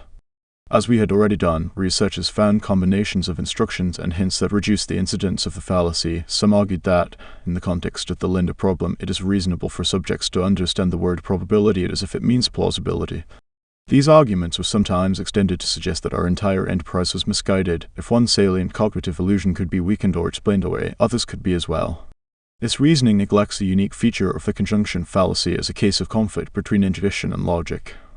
The evidence that we had built up for heuristic from between subjects experiment, including studies of Linda, was not challenged, it was simply not addressed, and its salience was diminished by the exclusive focus on the conjunction fallacy. The net effect of the Linda problem was an increase in the visibility of our work to the general public, and a small dent in the credibility of our approach among scholars in the field. This was not at all what we had expected. If you visit a courtroom, you will observe that lawyers apply two styles of criticism to demolish a case. They raise doubts about the strongest arguments that favor it. To discredit a witness, they focus on the weakest part of the testimony. The focus on weaknesses is also normal in political debates.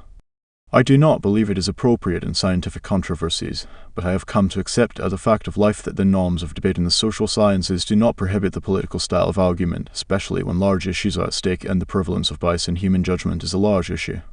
Some years ago, I had a friendly conversation with Ralph Hertwig, a persistent critic of the Linda problem, with whom I had collaborated in a vain attempt to settle our differences. I asked him why he and others had chosen to focus exclusively on the conjunction fallacy, rather than on other findings that provided stronger support for our position. He smiled as he answered. It was more interesting, adding that the Linda problem had attracted so much attention that we had no reason to complain.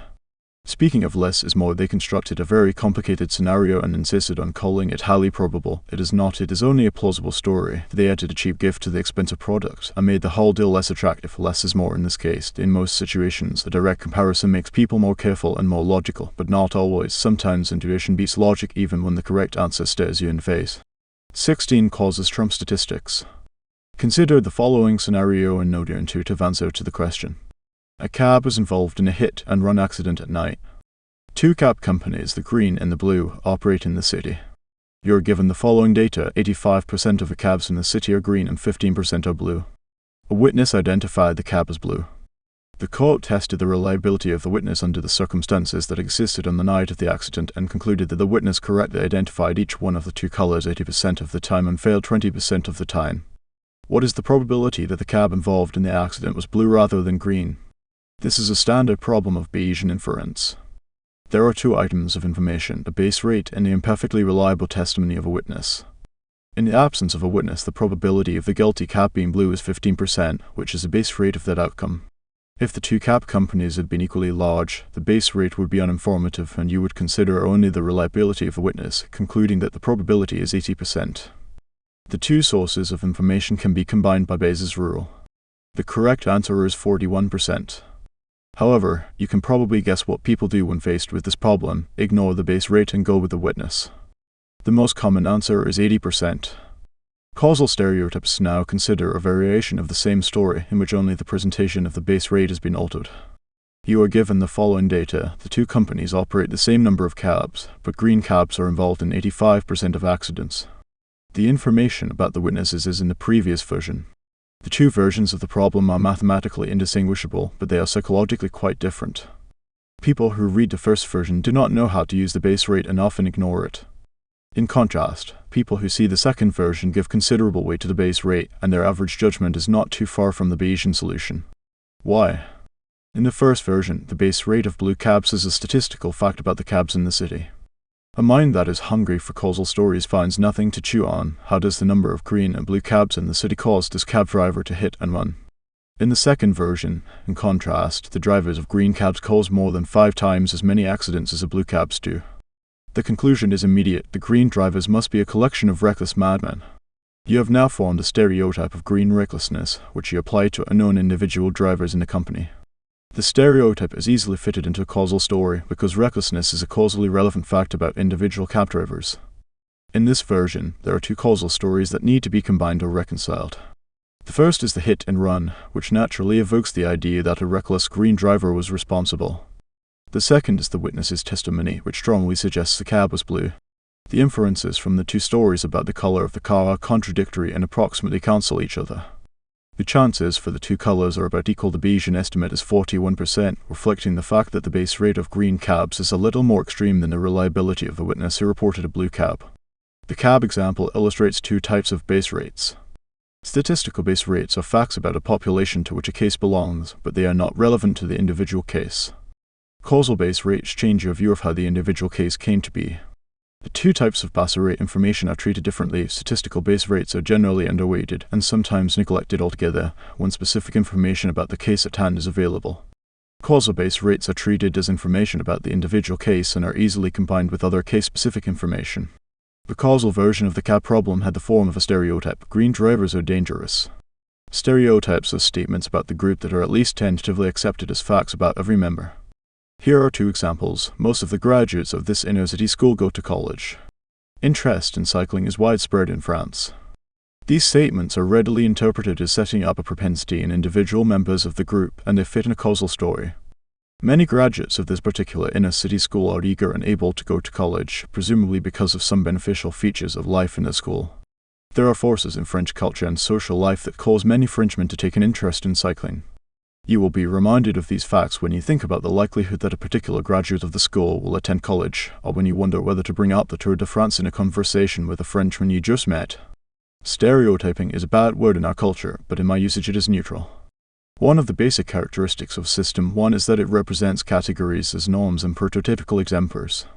This is how we think of horses, refrigerators, and New York police officers. We hold in memory a representation of one or more normal members of each of these categories. When the categories are social, these representations are called stereotypes.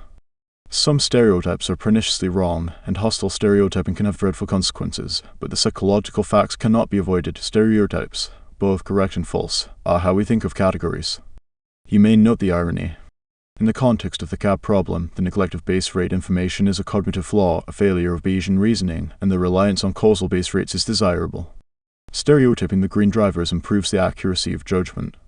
In other contexts, however, such as hiring or profiling, there is a strong social norm against stereotyping, which is also embedded in the law. This is as it should be. In sensitive social contexts, we do not want to draw possibly erroneous conclusions about the individual from the statistics of the group. We consider it morally desirable for base rates to be treated as statistical facts about the group rather than as presumptive facts about individuals. In other words, we reject causal base rates. The social norm against stereotyping, including the opposition to profiling, has been highly beneficial in creating a more civilized and more equal society. It is useful to remember, however, that neglecting valid stereotypes inevitably results in suboptimal judgments. Resistance to stereotyping is a laudable moral position, but the simplistic idea that the resistance is costless is wrong. The costs are worth paying to achieve a better society, but denying that the costs exist, while satisfying to the soul and politically correct, is not scientifically defensible.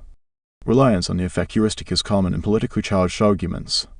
The positions we favor have no cost, and those we oppose have no benefits. We should be able to do better.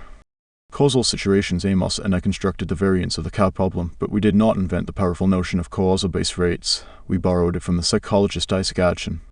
In his experiment, Adchen showed his participants brief vignettes describing some students who had taken an exam at Yale and asked the participants to judge the probability that each student had passed the test.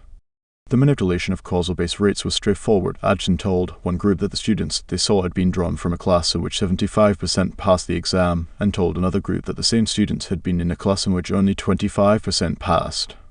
This is a powerful manipulation because the base rate of passing suggests the immediate inference that the test that only 25% passed must have been brutally difficult. The difficulty of a test is, of course, one of the causal factors that determine every student's outcome.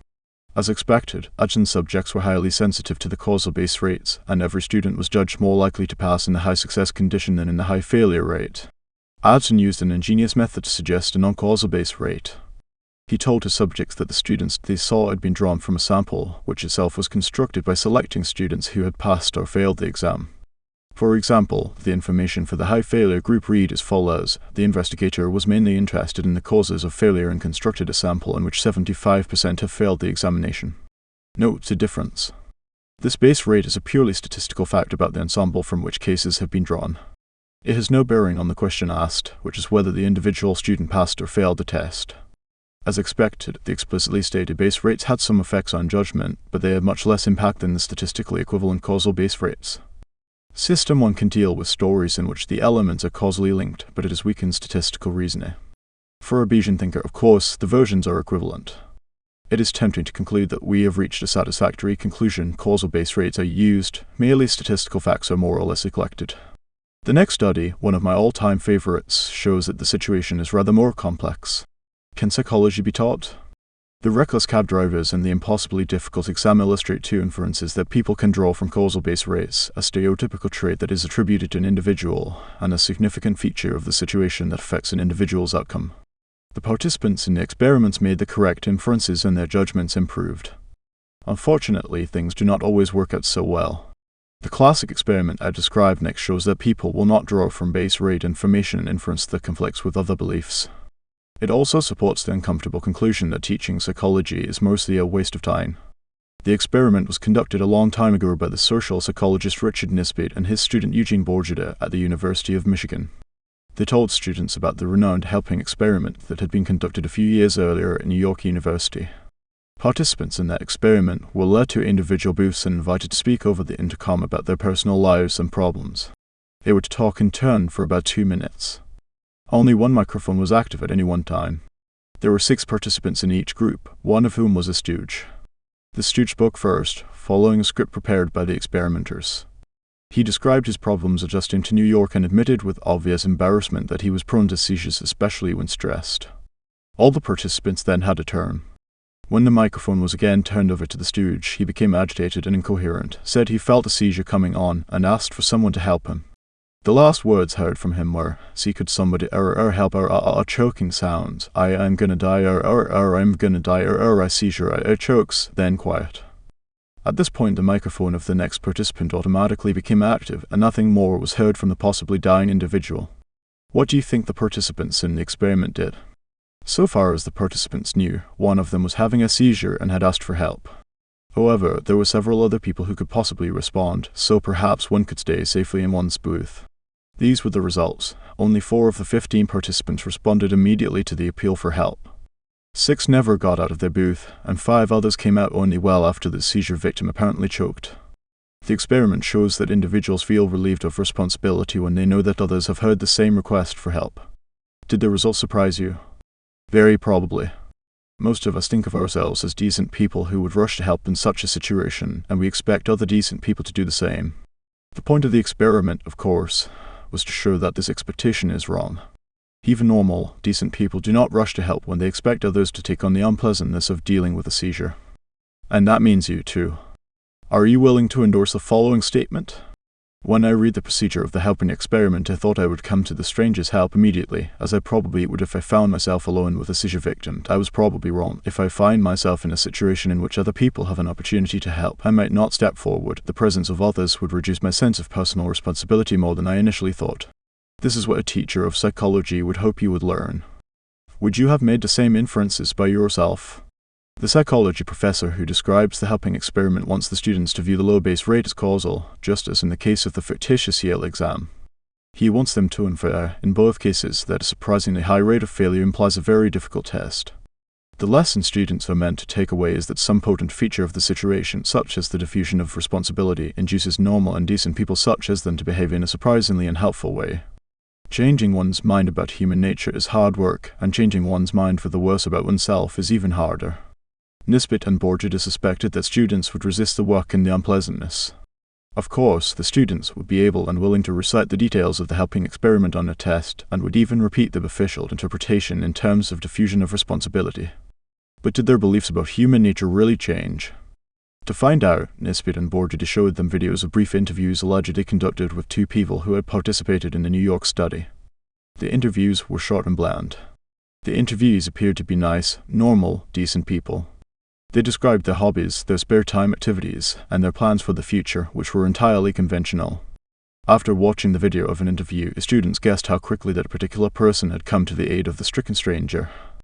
To apply Bayesian reasoning to the task the students were assigned, you should first ask yourself what you would have guessed about the 2 individuals if you had not seen their interviews. This question is answered by consulting the base rate. We have been told that only 4 of the 15 participants in the experiment rushed to help after the first request. The probability that an unidentified participant had been immediately helpful is therefore 27%. Thus your prior belief about any unspecified participant should be that he did not rush to help. Next, Bayesian logic requires you to adjust your judgment in light of any relevant information about the individual.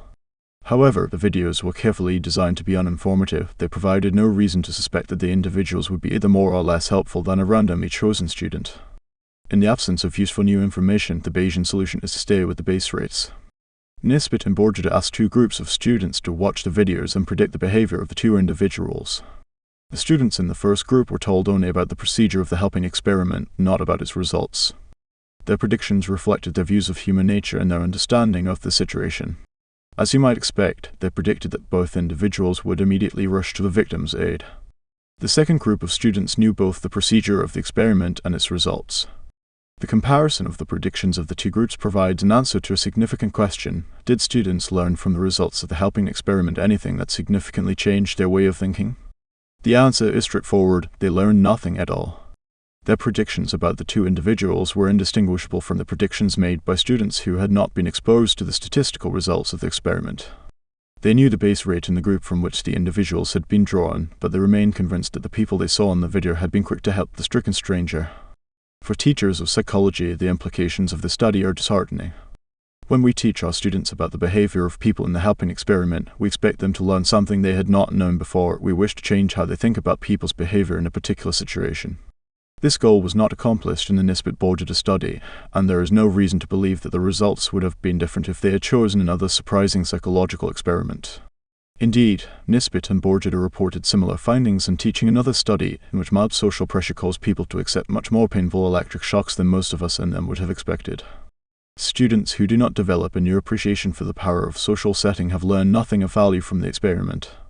The predictions they make about random strangers, or about their own behavior, indicate that they have not changed their view of how they would have behaved. In the words of Nisbet and Borgetta, students quietly exempt themselves and their friends and acquaintances from the conclusions of experiments that surprise them. Teachers of psychology should not despair, however, because Nisbet and Borgetta report a way to make those students appreciate the point of the helping experiment. They took a new group of students and taught them the procedure of the experiment, but did not tell them the group results. They showed the two videos and simply told their students that the two individuals they had just seen had not helped the stranger, then asked them to guess the global results. The outcome was dramatic. The students' guesses were extremely accurate. To teach students any psychology they did not know before, you must surprise them. But which surprise will do? Nisbet and Borgetta found that when they presented their students with a surprising statistical fact, the students managed to learn nothing at all. But when the students were surprised by individual cases to nice people who had not helped, they immediately made the generalization and inferred that helping is more difficult than they had thought. Nisbet and Borgetta summarized the results in a memorable sentence: subjects' unwillingness to deduce the particular from the general was matched only by their willingness to infer the general from the particular. This is a profoundly important conclusion. People who are taught surprising statistical facts about human behavior may be impressed to the point of telling their friends about what they have heard, but this does not mean that their understanding of the world has really changed. The test of learning psychology is whether your understanding of situations you encounter has changed, not whether you have learned a new fact.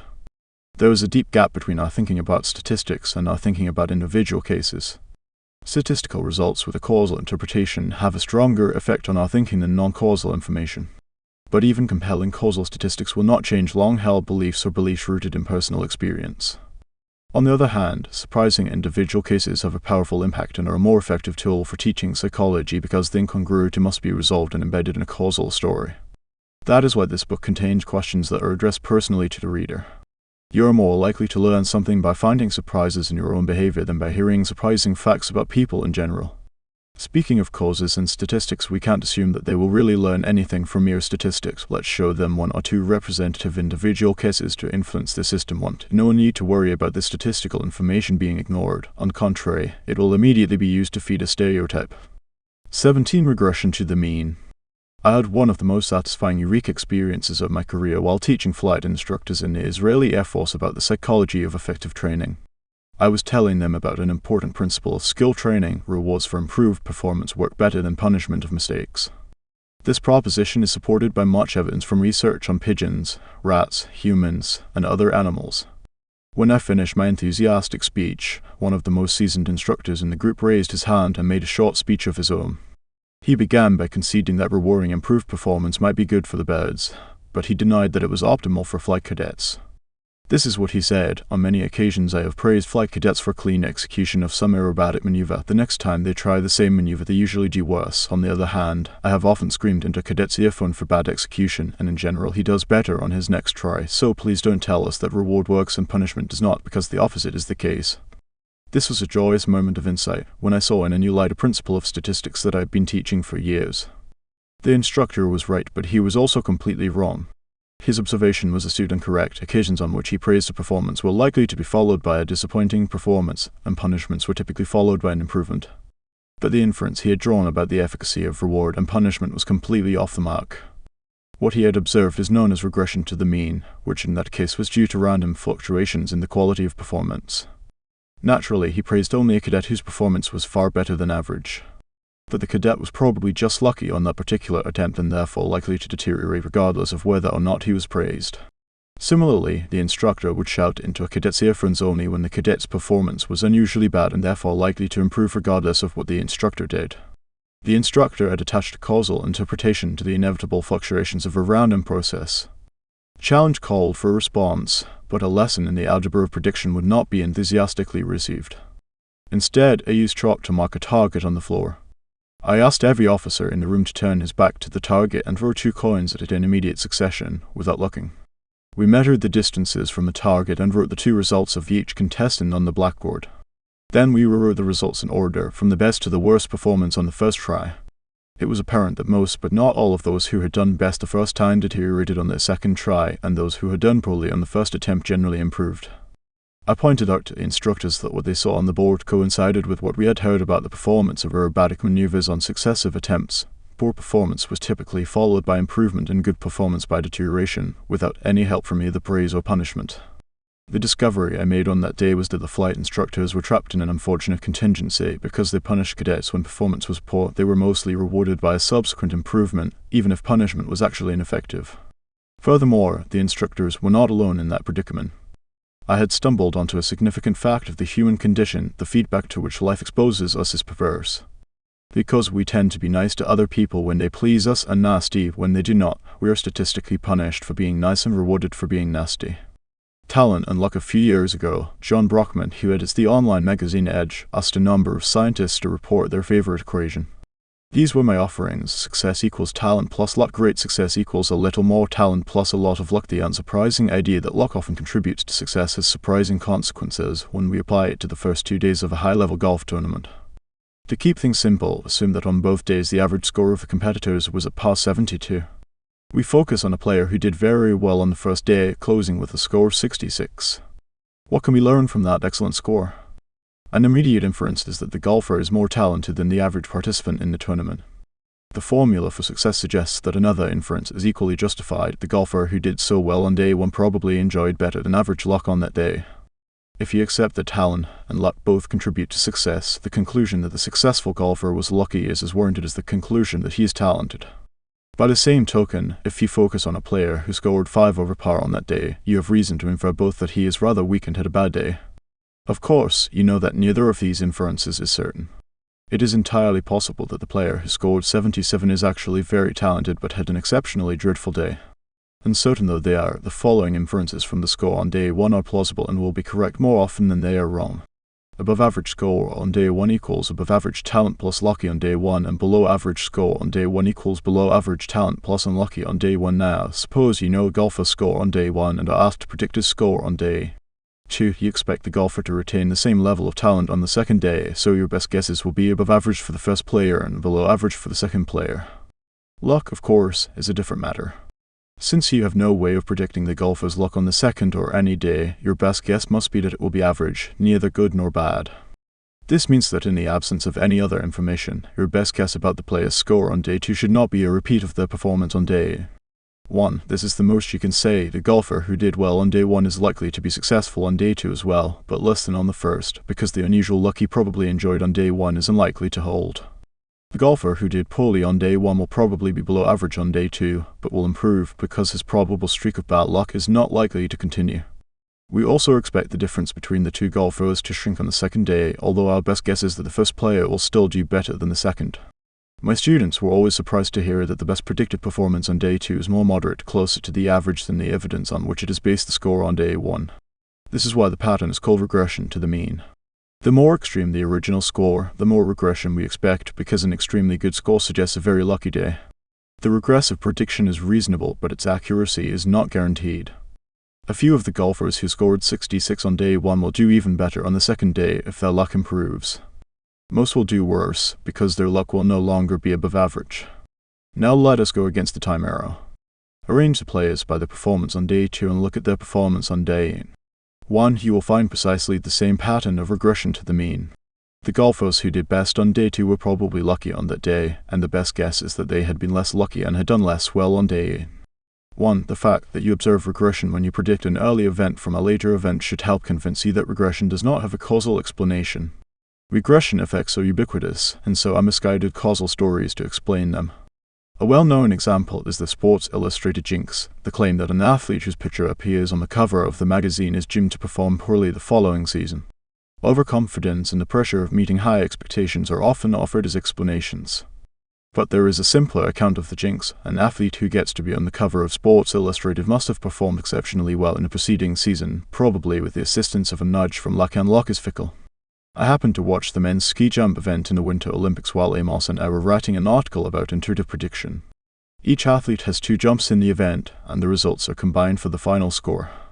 I was startled to hear the sportscaster's comments while athletes were preparing for their second jump. Norway had a great first jump, he will be tense, hoping to protect his lead and will probably do worse. Or Sweden had a bad first jump and now he knows he has nothing to lose and will be relaxed, which should help him do better. The commentator had obviously detected regression to the mean and had invented a causal story for which there was no evidence. The story itself could even be true. Perhaps if we measured the athlete's pulse before each jump we might find that they are indeed more relaxed after a bad first jump. And perhaps not. The point to remember is that the change from the first to the second jump does not need a causal explanation. It is a mathematically inevitable consequence of the fact that luck played a role in the outcome of the first jump. Not a very satisfactory story. We would all prefer a causal account, but that is all there is. Understanding regression, whether undetected or wrongly explained, the phenomenon of regression is strange to the human mind. So strange, indeed, that it was first identified and understood 200 years after the theory of gravitation and differential calculus. Furthermore, it took one of the best minds of 19th century Britain to make sense of it, and that with great difficulty. Regression to the mean was discovered and named late in the 19th century by Sir Francis Galton, a half-cousin of Charles Darwin and a renowned polymath. You can sense the thrill of discovery in an article he published in 1886 under the title Regression Towards Mediocrity in Hereditary Stature, which reports measurements of size in successive generations of seeds and in comparisons of the height of children to the height of their parents. He writes about his studies of seeds that yielded results that seemed very noteworthy, and I used them as the basis of a lecture before the Royal Institution on February 9, 1877. It appeared from these experiments that the offspring did not tend to resemble their parent seeds in size, but to be always more mediocre than they to be smaller than the parents. If the parents were large, to be larger than the parents. If the parents were very small, the experiment showed further that the mean filial regression towards mediocrity was directly proportional to the parental deviation from it. Bolton obviously expected his learned audience at the Royal Institution, the oldest independent research society in the world, to be as surprised by his noteworthy observation as he had been. What is truly noteworthy is that he was surprised by a statistical regularity that is as common as the air we breathe. Regression effects can be found wherever we look, but we do not recognize them for what they are. They hide in plain sight. It took Galton several years to work his way from his discovery of filial regression in size to the broader notion that regression inevitably occurs when the correlation between 2 measures is less than perfect, and he needed the help of the most brilliant statisticians of his time to reach that conclusion. One of the hurdles Galton had to overcome was the problem of measuring regression between variables that are measured on different scales, such as weight and piano playing. This is done by using the population as a standard of reference. Imagine that weight and piano playing have been measured for 100 children in all grades of an elementary school, and that they have been ranked from high to low on each measure. If Jane ranks 3rd in piano playing and 27th in weight, it is appropriate to say that she is a better pianist than she is tall. Let us make some assumptions that will simplify things. At any age, piano playing success depends only on weekly hours of practice. Weight depends only on consumption of ice cream. Ice cream consumption and weekly hours of practice are unrelated. Now, using ranks or the standard scores that statisticians prefer, we can write some equations. Weight equals age plus ice cream consumption, piano playing equals age plus weekly hours of practice. You can see that there will be regression to the mean when we predict piano playing from weight, or vice versa. If all you know about Tom is that he ranks 12th in weight well above average, you can infer statistically that he is probably older than average, and also that he probably consumes more ice cream than other children. If all you know about Barbara is that she is 85th in piano, far below the average of the group, you can infer that she is likely to be young and that she is likely to practice less than most other children. The correlation coefficient between 2 measures, which varies between 0 and 1, is a measure of the relative weight of the factors they share. For example, we all share half our genes with each of our parents, and for traits in which environmental factors have relatively little influence, such as height, the correlation between parent and child is not far from 50. To appreciate the meaning of the correlation measure, the following are some examples of coefficients. The correlation between the size of objects measured with precision in English or in metric units is 1. Any factor that influences one measure also influences the other. 100% of determinants are shared. The correlation between self-reported height and weight among adult American males is 41. If you included women and children, the correlation would be much higher, because individuals' gender and age influence both their height and their weight, boosting the relative weight of shared factors. The correlation between SAT scores and college GPA is approximately 60. However, the correlation between aptitude tests and success in graduate school is much lower, largely because measured aptitude varies little in this selected group. If everyone has similar aptitude, differences in this measure are unlikely to play a large role in measures of success. The correlation between income and education level in the United States is approximately 40. The correlation between family income and the last 4 digits of their phone number is 0. It took Francis Galton several years to figure out that correlation and regression are not two concepts, they are different perspectives on the same concept. The general rule is straightforward, but has surprising consequences. Whenever the correlation between two scores is imperfect, there will be regression to the mean. To illustrate Galton's insight, take a proposition that most people find quite interesting. Highly intelligent women tend to marry men who are less intelligent than they are. You can get a good conversation started at a party by asking for an explanation, and your friends will readily oblige. Even people who have had some exposure to statistics will spontaneously interpret the statement in causal terms. Some may think of highly intelligent women wanting to avoid the competition of equally intelligent men, or being forced to compromise in their choice of spouse because intelligent men do not want to compete with intelligent women. More far-fetched explanations will come up at a good party. Now consider this statement: the correlation between the intelligence scores of spouses is less than perfect. This statement is obviously true and not interesting at all. Who would expect the correlation to be perfect? There is nothing to explain. But the statement you found interesting and the statement you found trivial are algebraically equivalent. If the correlation between the intelligence of spouses is less than perfect, and if men and women on average do not differ in intelligence, then it is a mathematical inevitability that highly intelligent women will be married to husbands who are on average less intelligent than they are, and vice versa, of course. The observed regression to the mean cannot be more interesting or more explainable than the imperfect correlation. You probably sympathize with Galton's struggle with the concept of regression. Indeed, the statistician David Friedman used to say that if the topic of regression comes up in a criminal or civil trial, the side that must explain regression to the jury will lose the case. Why is it so hard? The main reason for the difficulty is a recurrent theme of this book. Our mind is strongly biased toward causal explanations and does not deal well with mere statistics. When our attention is called to an event, associative memory will look for its cause more precisely. Activation will automatically spread to any cause that is already stored in memory. Causal explanations will be evoked when regression is detected, but they will be wrong because the truth is that regression to the mean has an explanation but does not have a cause. The event that attracts our attention in the golfing tournament is the frequent deterioration of the performance of the golfers who were successful on day 1. The best explanation of it is that those golfers were unusually lucky that day, but this explanation lacks the causal force that our minds prefer. Indeed, we pay people quite well to provide interesting explanations of regression effects. The business commentator who correctly announces that the business did better this year because it had done poorly last year is likely to have a short tenure on the air. 2. Without special instruction, and in quite a few cases even after some statistical instruction, the relationship between correlation and regression remains obscure. System 2 finds it difficult to understand and learn. This is due in part to the insistent demand for causal interpretations, which is a feature of System 1. Depressed children treated with an energy drink improved significantly over a 3-month period. I made up this newspaper headline, but the fact it reports is true. If you treated a group of depressed children for some time with an energy drink, they would show a clinically significant improvement. It is also the case that depressed children who spend some time standing on their head or hug a cat for 20 minutes a day will also show improvement.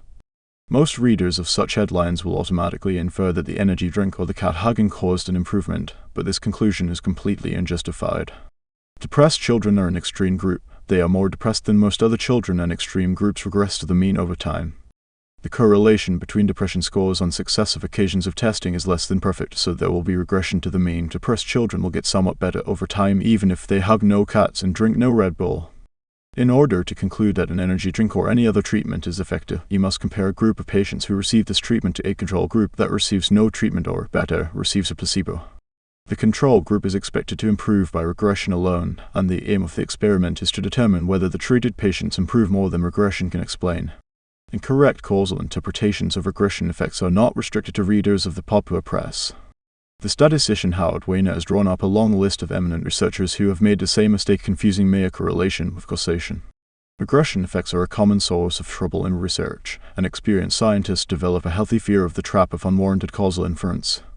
One of my favorite examples of the errors of intuitive prediction is adapted from Max Bazerman's excellent text Judgment in Managerial Decision-Making. You are the sales forecaster for a department store chain. All stores are similar in size and merchandise selection, but their sales differ because of location, competition, and random factors. You are given the results for 2011 and asked to forecast sales for 2012. You have been instructed to accept the overall forecast of economists that sales will increase overall by 10%. How would you complete the following table? Having read this chapter, you know that the obvious solution of adding 10% to the sales of each store is wrong. You want your forecast to be regressive, which requires adding more than 10% to the low-performing branches and adding less or even subtracting to others. But if you ask other people, you are likely to encounter puzzlement. Why do you bother them with an obvious question? As Galton painfully discovered, the concept of regression is far from obvious. Speaking of regression to mediocrity, she says experience has taught her that criticism is more effective than praise. What she doesn't understand is that it's all due to regression to the mean. Perhaps his second interview was less impressive than the first because he was afraid of disappointing us, but more likely it was his first that was unusually good. Our screening procedure is good but not perfect, so we should anticipate regression. We shouldn't be surprised that the very best candidates often fail to meet our expectations. 18. Taming intuitive predictions. Life presents us with many occasions to forecast.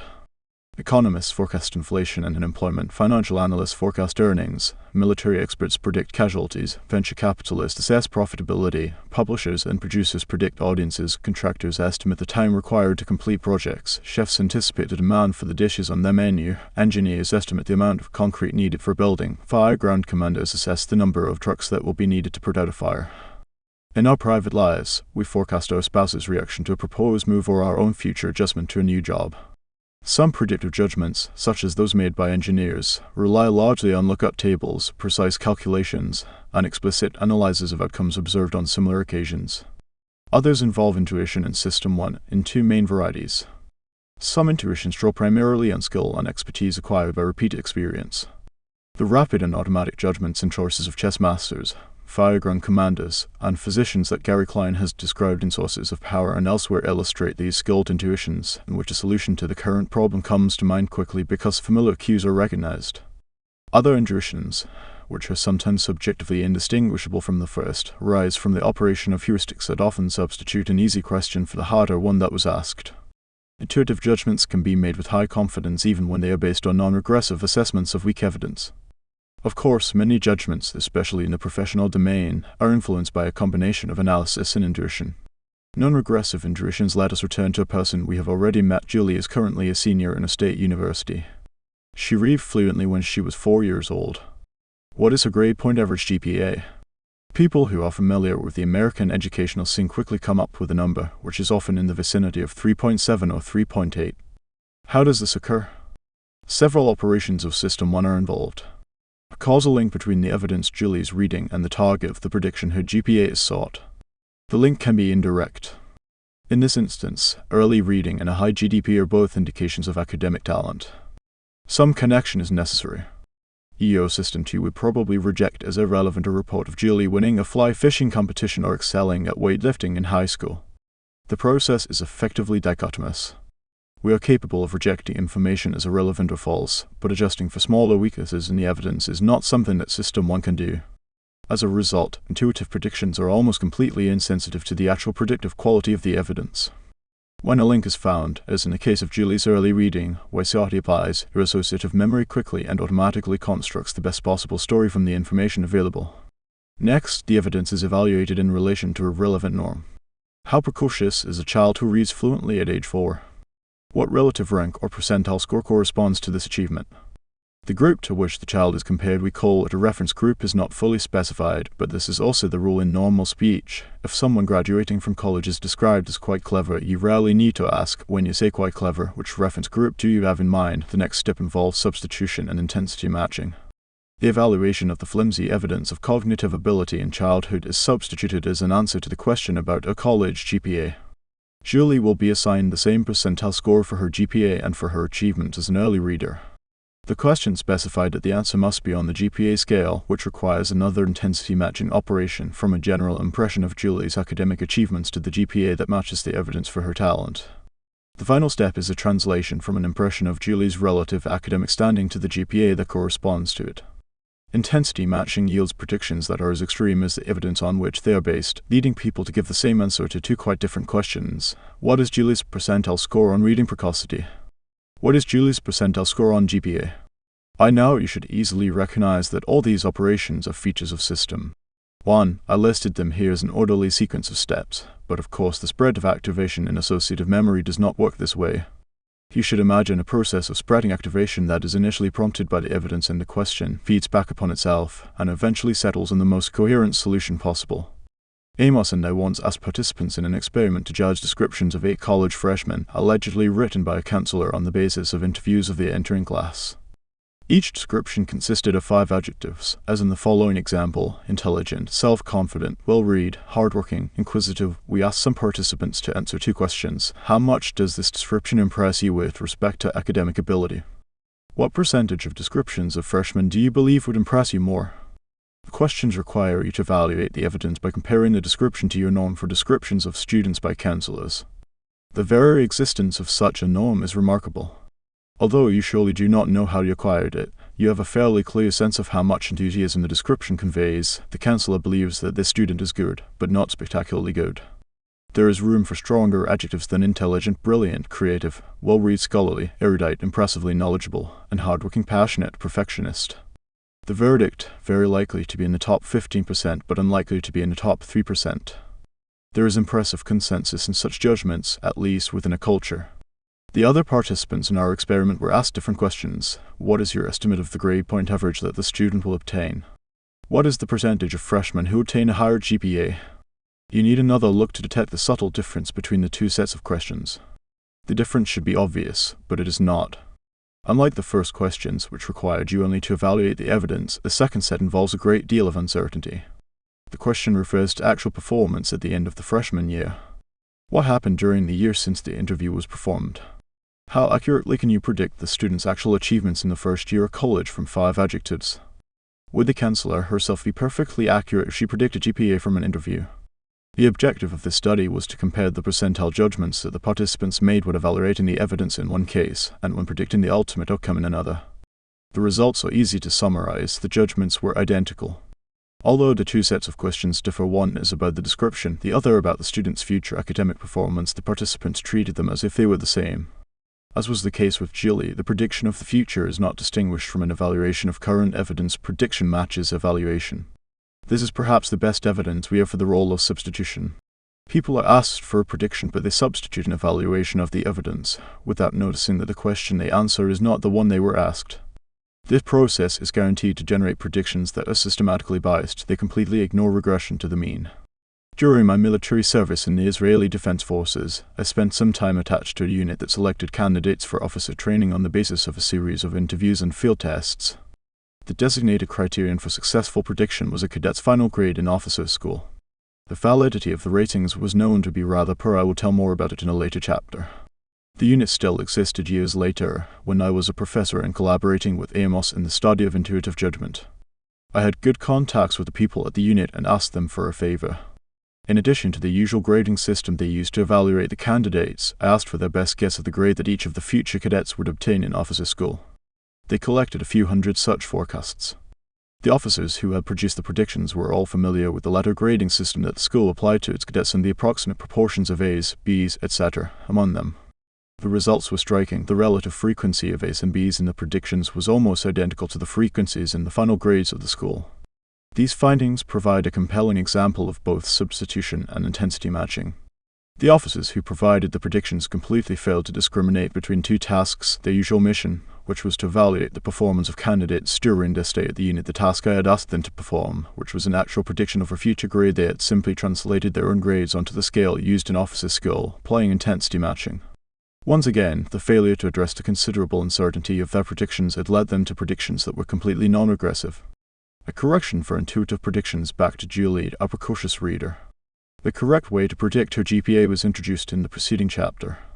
As I did there for golf on successive days and for weight and piano playing, I write a schematic formula for the factors that determine reading age and college grades. reading age equals shared factors plus factors specific to reading age equals 100%. GPA equals shared factors plus factors specific to GPA equals 100%. The shared factors involve genetically determined aptitude, the degree to which the family supports academic interests, and anything else that would cause the same people to be precocious readers as children and academically successful as young adults. Of course, there are many factors that would affect one of these outcomes and not the other. Julie could have been pushed to read early by overly ambitious parents. She may have had an unhappy love affair that depressed her college grades. She could have had a skiing accident during adolescence that left her slightly impaired, and so on. Recall that the correlation between two measures in the present case, reading age and GPA, is equal to the proportion of shared factors among their determinants. What is your best guess about that proportion? My most optimistic guess is about 30%. Assuming this estimate, we have all we need to produce an unbiased prediction. Here are the directions for how to get there in 4 simple steps. 1. Start with an estimate of average GPA. 2. Determine the GPA that matches your impression of the evidence. 3. Estimate the correlation between your evidence and GPA. 4. If the correlation is 30, move 30% of the distance from the average to the matching GPA. Step 1 gets you the baseline, the GPA you would have predicted if you were told nothing about Julie beyond the fact that she is a graduating senior. In the absence of information, you would have predicted the average. This is similar to assigning the base rate probability of business administration graduates when you are told nothing about Tom W. Step 2 is your intuitive prediction, which matches your evaluation of the evidence. Step 3 moves you from the baseline toward your intuition, but the distance you are allowed to move depends on your estimate of the correlation. You end up at step 4 with a prediction that is influenced by your intuition but is far more moderate. This approach to prediction is general. You can apply it whenever you need to predict a quantitative variable, such as GPA, profit from an investment, or the growth of a company. The approach builds on your intuition, but it moderates it, regresses it toward the mean. When you have good reasons to trust the accuracy of your intuitive prediction, a strong correlation between the evidence and the prediction, the adjustment will be small. Intuitive predictions need to be corrected because they are not regressive and therefore are biased. Suppose that I predict for each golfer in a tournament that his score on day 2 will be the same as his score on day 1. This prediction does not allow for regression to the mean. The golfers who fared well on day 1 will on average do less well on day 2, and those who did poorly will mostly improve. When they are eventually compared to actual outcomes, non-regressive predictions will be found to be biased. They are on average overly optimistic for those who did best on the first day and overly pessimistic for those who had a bad start. The predictions are as extreme as the evidence. Similarly, if you use childhood achievements to predict grades in college without regressing your predictions toward the mean, you will more often than not be disappointed by the academic outcomes of early readers and happily surprised by the grades of those who learn to read relatively late. The corrected intuitive predictions eliminate these biases, so that predictions both high and low are about equally likely to overestimate and to underestimate the true value. You still make errors when your predictions are unbiased, but the errors are smaller and do not favor either high or low outcomes. A defense of extreme predictions? I introduced Tom W. Eller to illustrate predictions of discrete outcomes such as field of specialization or success in an examination, which are expressed by assigning a probability to a specified event, or in that case by ranking outcomes from the most to the least probable. I also described a procedure that counters the common biases of discrete prediction, the neglect of base rate and insensitivity to the quality of information. The biases we find in predictions that are expressed on a scale, such as GPA or the revenue of a firm, are similar to the biases observed in judging the probabilities of outcomes. The corrective procedures are also similar. Both contain a baseline prediction, which you would make if you knew nothing about the case at hand. In the categorical case, it was the base rate. In the numerical case, it is the average outcome in the relevant category. Both contain an intuitive prediction, which expresses the number that comes to your mind, whether it is a probability or GPA. In both cases, you aim for a prediction that is intermediate between the baseline and your intuitive response. In the default case of no useful evidence, you stay with the baseline. At the other extreme, you also stay with your initial prediction. This will happen, of course, only if you remain completely confident in your initial prediction after a critical review of the evidence that supports it. In most cases, you will find some reason to doubt that the correlation between your intuitive judgment and the truth is perfect, and you will end up somewhere between the two poles. This procedure is an approximation of the likely results of an appropriate statistical analysis. If successful, it will move you toward unbiased predictions, reasonable assessments of probability, and moderate predictions of numerical outcomes. The two procedures are intended to address the same bias. Intuitive predictions tend to be overconfident and overly extreme. Correcting your intuitive predictions is a task for system. 2. Significant effort is required to find the relevant reference category, estimate the baseline prediction, and evaluate the quality of the evidence. The effort is justified only when the stakes are high and when you are particularly keen not to make mistakes. Furthermore, you should know that correcting your intuitions may complicate your life. A characteristic of unbiased predictions is that they permit the prediction of rare or extreme events only when the information is very good. If you expect your predictions to be of modest validity, you will never guess an outcome that is either rare or far from the mean. If your predictions are unbiased, you will never have the satisfying experience of correctly calling an extreme case. You will never be able to say, "I thought so," when your best student in law school becomes a Supreme Court justice, or when a startup that you thought very promising eventually becomes a major commercial success. Given the limitations of the evidence, you will never predict that an outstanding high school student will be a straight-A student at Princeton. For the same reason, a venture capitalist will never be told that the probability of success for a startup in its early stages is very high. The objections to the principle of moderating intuitive predictions must be taken seriously because absence of bias is not always what matters most. A preference for unbiased predictions is justified if all errors of prediction are treated alike, regardless of their direction. But there are situations in which one type of error is much worse than another. When a venture capitalist looks for the next big thing, the risk of missing the next Google or Facebook is far more important than the risk of making a modest investment in a startup that ultimately fails. The goal of venture capitalists is to call the extreme cases correctly, even at the cost of overestimating the prospects of many other ventures. For a conservative banker making large loans, the risk of a single borrower going bankrupt may outweigh the risk of turning down several would-be clients who would fulfill their obligations. In such cases, the use of extreme language, very good prospect, serious risk of default may have some justification for the comfort it provides, even if the information on which these judgments are based is of only modest validity. For a rational person, predictions that are unbiased and moderate should not present a problem. After all, the rational venture capitalist knows that even the most promising startups have only a moderate chance of success.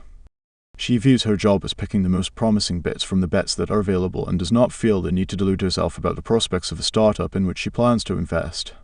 Similarly, rational individuals predicting the revenue of a firm will not be bound to a single number. They should consider the range of uncertainty around the most likely outcome. A rational person will invest a large sum in an enterprise that is most likely to fail if the rewards of success are large enough, without deluding herself about the chances of success. However, we are not all rational, and some of us may need the security of distorted estimates to avoid paralysis. If you choose to delude yourself by accepting extreme predictions, however, you will do well to remain aware of your self-indulgence. Perhaps the most valuable contribution of the corrective procedures I propose is that they will require you to think about how much you know. I will use an example that is familiar in the academic world, but the analogies to other spheres of life are immediate. A department is about to hire a young professor and wants to choose the one whose prospects for scientific productivity are the best. The search committee has narrowed down the choice to 2 candidates. Kim recently completed her graduate work. Her recommendations are spectacular, and she gave a brilliant talk and impressed everyone in her interviews. She has no substantial track record of scientific productivity. Jane has held a postdoctoral position for the last 3 years. She has been very productive and her research record is excellent, but her talk and interviews were less sparkling than Kim's. The intuitive choice favors Kim because she left a stronger impression and WYSIATI. But it is also the case that there is much less information about Kim than about Jane. We are back to the law of small numbers. In effect, you have a smaller sample of information from Kim than from Jane, and extreme outcomes are much more likely to be observed in small samples. There is more luck in the outcomes of small samples, and you should therefore regress your prediction more deeply toward the mean in your prediction of Kim's future performance. When you allow for the fact that Kim is likely to regress more than Jane, you might end up selecting Jane although you were less impressed by her. In the context of academic choices, I would vote for Jane, but it would be a struggle to overcome my intuitive impression that Kim is more promising. Following our intuitions is more natural and somehow more pleasant than acting against them. You can readily imagine similar problems in different contexts, such as a venture capitalist choosing between investments in 2 startups that operate in different markets. One startup has a product for which demand can be estimated with fair precision. The other candidate is more exciting and intuitively promising, but its prospects are less certain. Whether the best guess about the prospects of the second startup is still superior when the uncertainty is factored in is a question that deserves careful consideration. A 2-systems view of regression, extreme predictions, and a willingness to predict rare events from weak evidence are both manifestations of system. 1. It is natural for the associative machinery to match the extremeness of predictions to the perceived extremeness of evidence on which it is based. This is how substitution works. And it is natural for System 1 to generate overconfident judgments because confidence, as we have seen, is determined by the coherence of the best story you can tell from the evidence at hand. He warned, your intuitions will deliver predictions that are too extreme and you will be inclined to put far too much faith in them. Regression is also a problem for System 2. The very idea of regression to the mean is alien and difficult to communicate and comprehend. Bolton had a hard time before he understood it. Many statistics teachers dread the class in which the topic comes up, and their students often end up with only a vague understanding of this crucial concept. This is a case where System 2 requires special training. Matching predictions to the evidence is not only something we do intuitively, it also seems a reasonable thing to do. We will not learn to understand regression from experience. Even when a regression is identified, as we saw in the story of the flight instructors, it will be given a causal interpretation that is almost always wrong. Speaking of intuitive predictions, that startup achieved an outstanding proof of concept, but we shouldn't expect them to do as well in the future. They are still a long way from the market and there is a lot of room for regression. Our intuitive prediction is very favorable, but it is probably too high. Let's take into account the strength of our evidence and regress the prediction toward the mean. The investment may be a good idea, even if the best guess is that it will fail. Let's not say we really believe it is the next Google. I read one review of that brand and it was excellent. Still, that could have been a fluke. Let's consider only the brands that have a large number of reviews and pick the one that looks best. 19. The illusion of understanding. A trader, philosopher, statistician, Nassim Taleb could also be considered a psychologist. In The Black Swan, Taleb introduced the notion of a narrative fallacy to describe how flawed stories of the past shape our views of the world and our expectations for the future. Narrative fallacies arise inevitably from our continuous attempt to make sense of the world. The explanatory stories that people find compelling are simple, are concrete rather than abstract, assign a larger role to talent, stupidity, and intentions than to luck, and focus on a few striking events that happened rather than on the countless events that failed to happen. Any recent salient event is a candidate to become the kernel of a causal narrative. Taleb suggests that we humans constantly fool ourselves by constructing flimsy accounts of the past and believing they are true. Good stories provide a simple and coherent account of people's actions and intentions. You are always ready to interpret behavior as a manifestation of general propensities and personality traits, causes that you can readily match to effects. The halo effect discussed earlier contributes to coherence, because it inclines us to match our view of all the qualities of a person to our judgment of one attribute that is particularly significant. If we think a baseball pitcher is handsome and athletic, for example, we are likely to rate him better at throwing the ball too. Halos can also be negative. If we think a player is ugly, we will probably underrate his athletic ability. The halo effect helps keep explanatory narratives simple and coherent by exaggerating the consistency of evaluations. Good people do only good things and bad people are all bad. The statement, Hitler loved dogs and little children, is shocking no matter how many times you hear it, because any trace of kindness in someone so evil violates the expectations set up by the halo effect. Inconsistencies reduce the ease of our thoughts and the clarity of our feelings. A compelling narrative fosters an illusion of inevitability. Consider the story of how Google turned into a giant of the technology industry. Two creative graduate students in the computer science department at Stanford University come up with a superior way of searching information on the internet. They seek and obtain funding to start a company and make a series of decisions that work out well. Within a few years, the company they started is one of the most valuable stocks in America, and the two former graduate students are among the richest people on the planet. On one memorable occasion, they were lucky, which makes the story even more compelling. A year after founding Google, they were willing to sell their company for less than $1 million, but the buyer said the price was too high. Mentioning the single lucky incident actually makes it easier to underestimate the multitude of ways in which luck affected the outcome. A detailed history would specify the decisions of Google's founders, but for our purposes it suffices to say that almost every choice they made had a good outcome. A more complete narrative would describe the actions of the firms that Google defeated. The hapless competitors would appear to be blind, slow, and altogether inadequate in dealing with the threat that eventually overwhelmed them. I intentionally told this tale blandly, but you get the idea. There is a very good story here. Fleshed out in more detail, the story could give you the sense that you understand what made Google succeed. It would also make you feel that you have learned a valuable general lesson about what makes businesses succeed. Unfortunately, there is good reason to believe that your sense of understanding and learning from the Google story is largely illusory. The ultimate test of an explanation is whether it would have made the event predictable in advance. No story of Google's unlikely success will meet that test, because no story can include the myriad of events that would have caused a different outcome. The human mind does not deal well with non-events. The fact that many of the important events that did occur involved choices further tempts you to exaggerate the role of skill and underestimate the part that luck played in the outcome.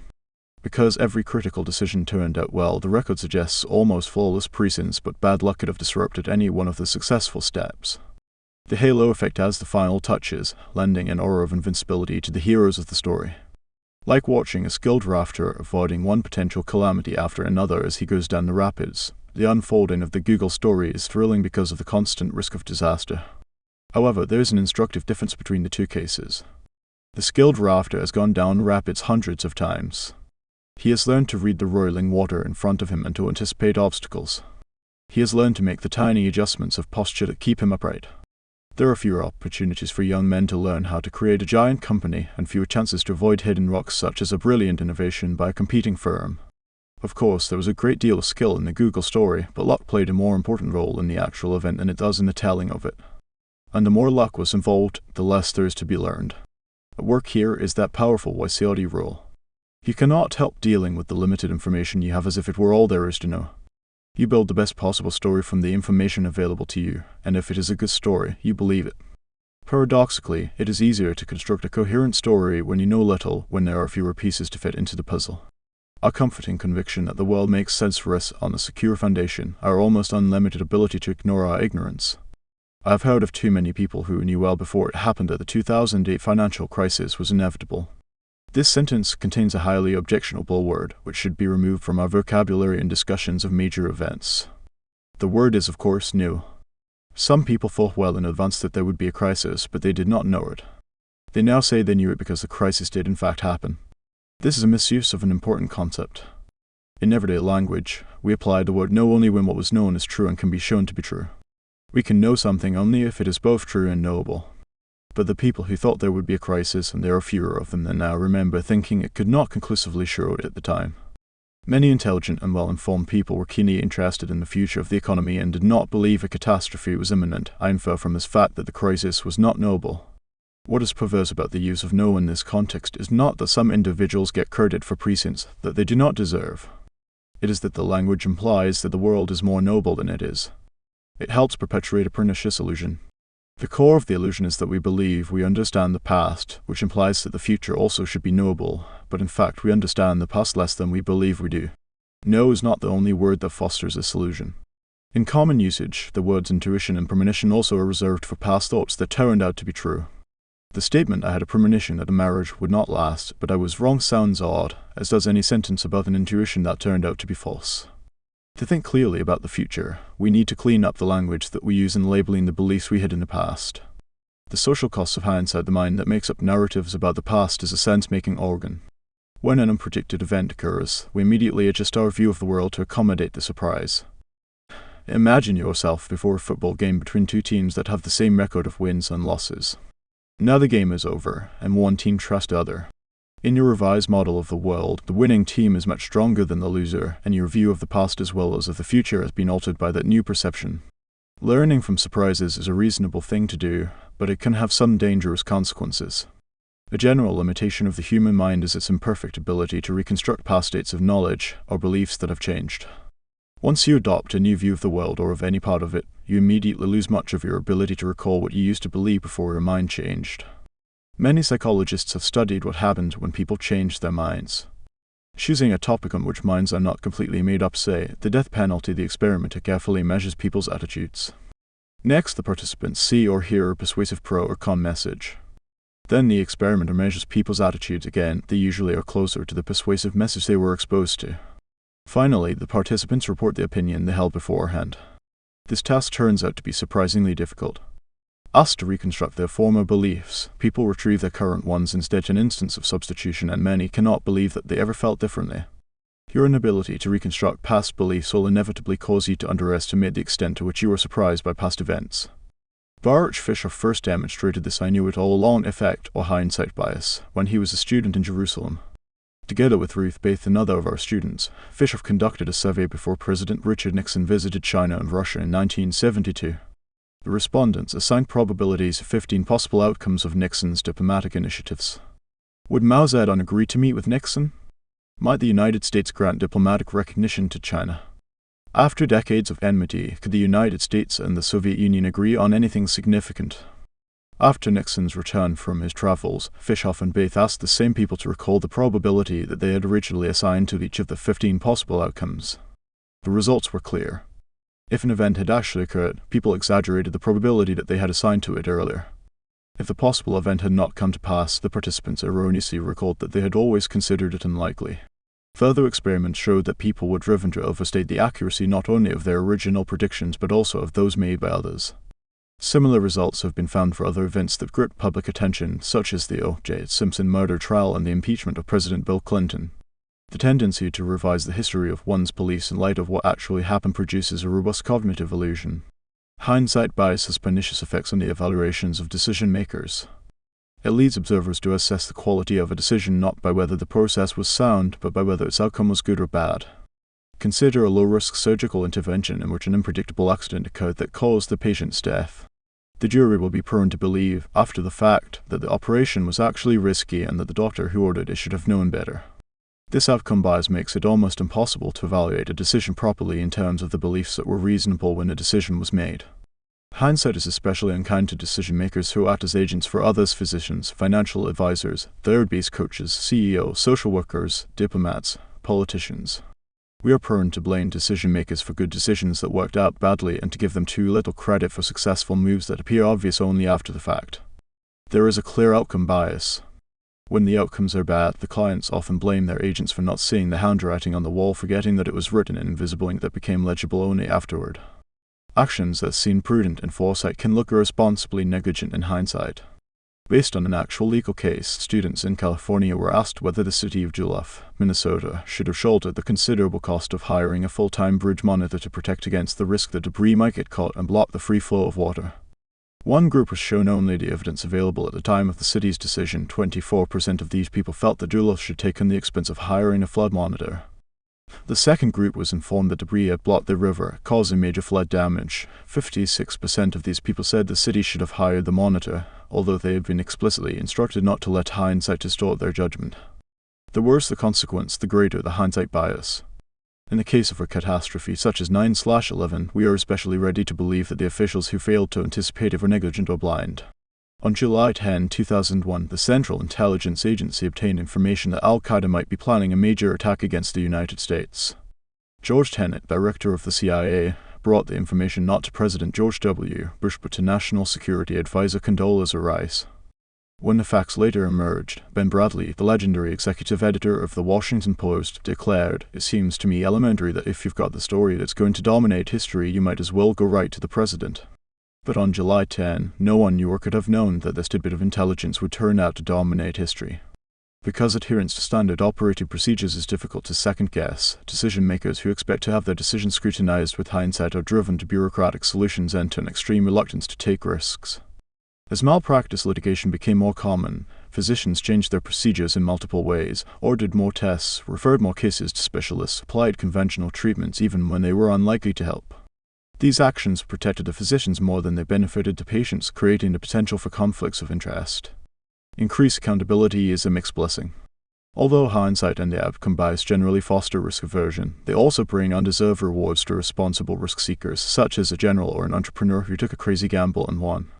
Leaders who have been lucky are never punished for having taken too much risk. Instead, they are believed to have had the flair and foresight to anticipate success, and the sensible people who doubted them are seen in hindsight as mediocre, timid, and weak. A few lucky gambles can crown a reckless leader with a halo of prescience and boldness. Recipes for success: the sense-making machinery of System 1 makes us see the world as more tidy, simple, predictable, and coherent than it really is. The illusion that one has understood the past feeds the further illusion that one can predict and control the future. These illusions are comforting. They reduce the anxiety that we would experience if we allowed ourselves to fully acknowledge the uncertainties of existence. We all have a need for the reassuring message that actions have appropriate consequences, and that success will reward wisdom and courage. Many business books are tailor-made to satisfy this need. Do leaders and management practices influence the outcomes of firms in the market? Of course they do, and the effects have been confirmed by systematic research that objectively assessed the characteristics of CEO and their decisions, and related them to subsequent outcomes of the firm. In one study, the CEO were characterized by the strategy of the companies they had led before their current appointment, as well as by management rules and procedures adopted after their appointment.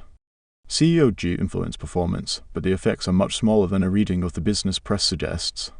Researchers measure the strength of relationships by a correlation coefficient, which varies between 0 and 1. The coefficient was defined earlier in relation to regression to the mean by the extent to which two measures are determined by shared factors. A very generous estimate of the correlation between the success of the firm and the quality of its CEO might be as high as 30, indicating 30% overlap. To appreciate the significance of this number, consider the following question. Suppose you consider many pairs of firms. The two firms in each pair are generally similar, but the CEO of one of them is better than the other. How often will you find that the firm with the stronger CEO is the more successful of the two? In a well-ordered and predictable world, the correlation would be perfect 1, and the stronger CEO would be found to lead the more successful firm in 100% of the pairs. If the relative success of similar firms was determined entirely by factors that the CEO does not control, call them luck. If you wish, you would find the more successful firm led by the weaker CEO 50% of the time. A correlation of 30 implies that you would find the stronger CEO leading the stronger firm in about 60% of the pairs, an improvement of a mere 10 percentage points over random guessing, hardly grace for the hero worship of CEO we so often witness. If you expected this value to be higher, and most of us do, then you should take that as an indication that you are prone to overestimate the predictability of the world you live in. Make no mistake, improving the odds of success from 1 to 3 is a very significant advantage, both at the racetrack and in business. From the perspective of most business writers, however, a CEO who has so little control over performance would not be particularly impressive even if her firm did well. It is difficult to imagine people lining up at airport bookstores to buy a book that enthusiastically describes the practices of business leaders who, on average, do somewhat better than chance. Consumers have a hunger for a clear message about the determinants of success and failure in business, and they need stories that offer a sense of understanding, however illusory. In his penetrating book The Halo Effect, Philip Rosenzweig, a business school professor based in Switzerland, shows how the demand for illusory certainty is met in two popular genres of business writing: histories of the rise usually and fall occasionally of particular individuals and companies, and analyses of differences between successful and less successful firms. He concludes that stories of success and failure consistently exaggerate the impact of leadership style and management practices on firm outcomes, and thus their message is rarely useful. To appreciate what is going on, imagine that business experts, such as the CEO, are asked to comment on the reputation of the chief executive of a company. They are keenly aware of whether the company has recently been thriving or failing. As we saw earlier in the case of Google, this knowledge generates a halo. The CEO of a successful company is likely to be called flexible, methodical, and decisive. Imagine that a year has passed and things have gone sour. The same executive is now described as confused, rigid, and authoritarian. Both descriptions sound right at the time. It seems almost absurd to call a successful leader rigid and confused, or a struggling leader flexible and methodical. Indeed, the halo effect is so powerful that you probably find yourself resisting the idea that the same person and the same behaviors appear methodical when things are going well and rigid when things are going poorly. Because of the halo effect, we get the causal relationship backward. We are prone to believe that the firm fails because its CEO is rigid, when the truth is that the CEO appears to be rigid because the firm is failing. This is how illusions of understanding are born. The halo effect and outcome bias combine to explain the extraordinary appeal of books that seek to draw operational morals from systematic examination of successful businesses. One of the best-known examples of this genre is Jim Collins and Jerry I. Porras's Built to Last. The book contains a thorough analysis of 18 pairs of competing companies, and which one was more successful than the other. The data for these comparisons are ratings of various aspects of corporate culture, strategy, and management practices. We believe every CEO, manager, and entrepreneur in the world should read this book, the authors proclaim. You can build a visionary company. The basic message of Built to Last and other similar books is that good managerial practices can be identified and that good practices will be rewarded by good results. Both messages are overstated.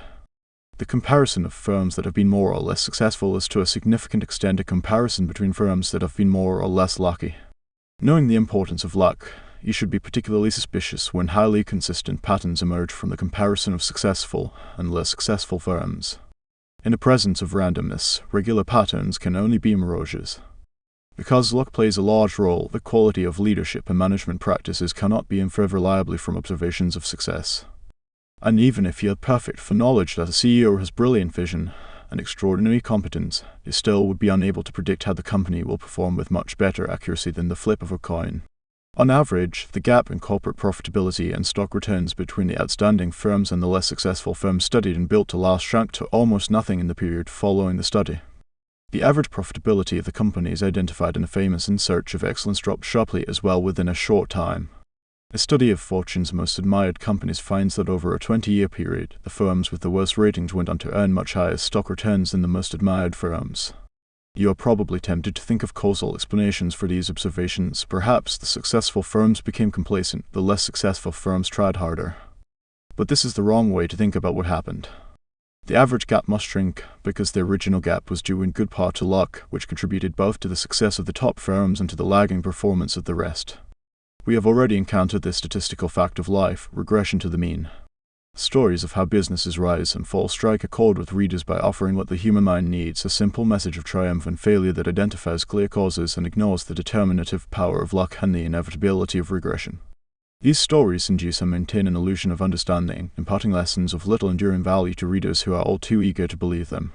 Speaking of hindsight, the mistake appears obvious, but it is just hindsight. He could not have known in advance. He is learning too much from this success story, which is too tidy. He has fallen for a narrative fallacy. She has no evidence for saying that the firm is badly managed. All she knows is that its stock has gone down. This is an outcome bias, part hindsight and part halo effect. Let's not fall for the outcome bias. This was a stupid decision even though it worked out well. 20. The illusion of validity. System 1 is designed to jump to conclusions from little evidence, and it is not designed to know the size of its jumps. Because of WYSIATI, only the evidence at hand counts. Because of confidence by coherence, the subjective confidence we have in our opinions reflects the coherence of the story that System 1 and System 2 have constructed. The amount of evidence and its quality do not count for much, because poor evidence can make a very good story. For some of our most important beliefs, we have no evidence at all, except that people we love and trust hold these beliefs. Considering how little we know, the confidence we have in our beliefs is preposterous, and it is also essential. The illusion of validity. Many decades ago, I spent what seemed like a great deal of time under a scorching sun, watching groups of sweaty soldiers as they solved a problem. I was doing my national service in the Israeli army at the time. I had completed an undergraduate degree in psychology, and after a year as an infantry officer, was assigned to the Army's psychology branch, where one of my occasional duties was to help evaluate candidates for officer training. We used methods that had been developed by the British Army in World War II. One test, called the Leaderless Group Challenge, was conducted on an obstacle field. 8 candidates, strangers to each other, with all insignia of rank removed and only number tags to identify them, were instructed to lift a long log from the ground and haul it to a wall about 6 feet high. The entire group had to get to the other side of the wall without the log touching either the ground or the wall, and without anyone touching the wall. If any of these things happened, they had to declare it and start again. There was more than one way to solve the problem. A common solution was for the team to send several men to the other side by crawling over the pole as it was held at an angle, like a giant fishing rod, by other members of the group. Or else some soldiers would climb onto someone's shoulders and jump across.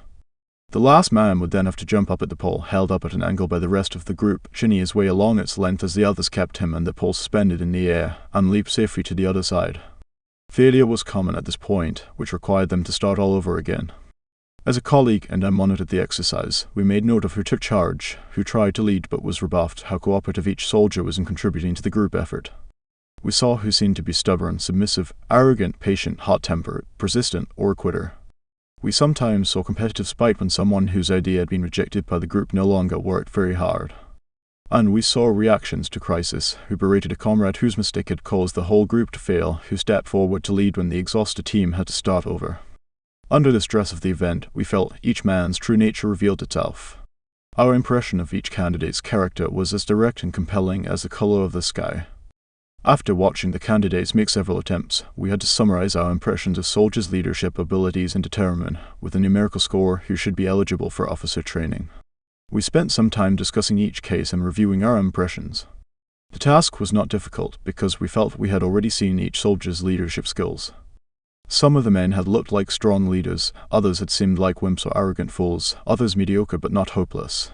Quite a few looked so weak that we ruled them out as candidates for officer rank. When our multiple observations of each candidate converged on a coherent story, we were completely confident in our evaluations and felt that what we had seen pointed directly to the future. The soldier who took over when the group was in trouble and led the team over the wall was a leader at that moment. The obvious best guess about how he would do in training or in combat was that he would be as effective then as he had been at the wall. Any other prediction seemed inconsistent with the evidence before our eyes. Because our impressions of how well each soldier had performed were generally coherent and clear, our formal predictions were just as definite.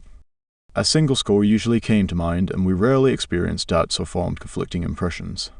We were quite willing to declare, "This one will never make it, that fellow is mediocre, but he should do okay, or he will be a star."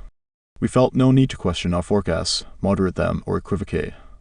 If challenged, however, we were prepared to admit, but of course anything could happen. We were willing to make that admission because, despite our definite impressions about individual candidates, we knew with certainty that our forecasts were largely useless. The evidence that we could not forecast success accurately was overwhelming.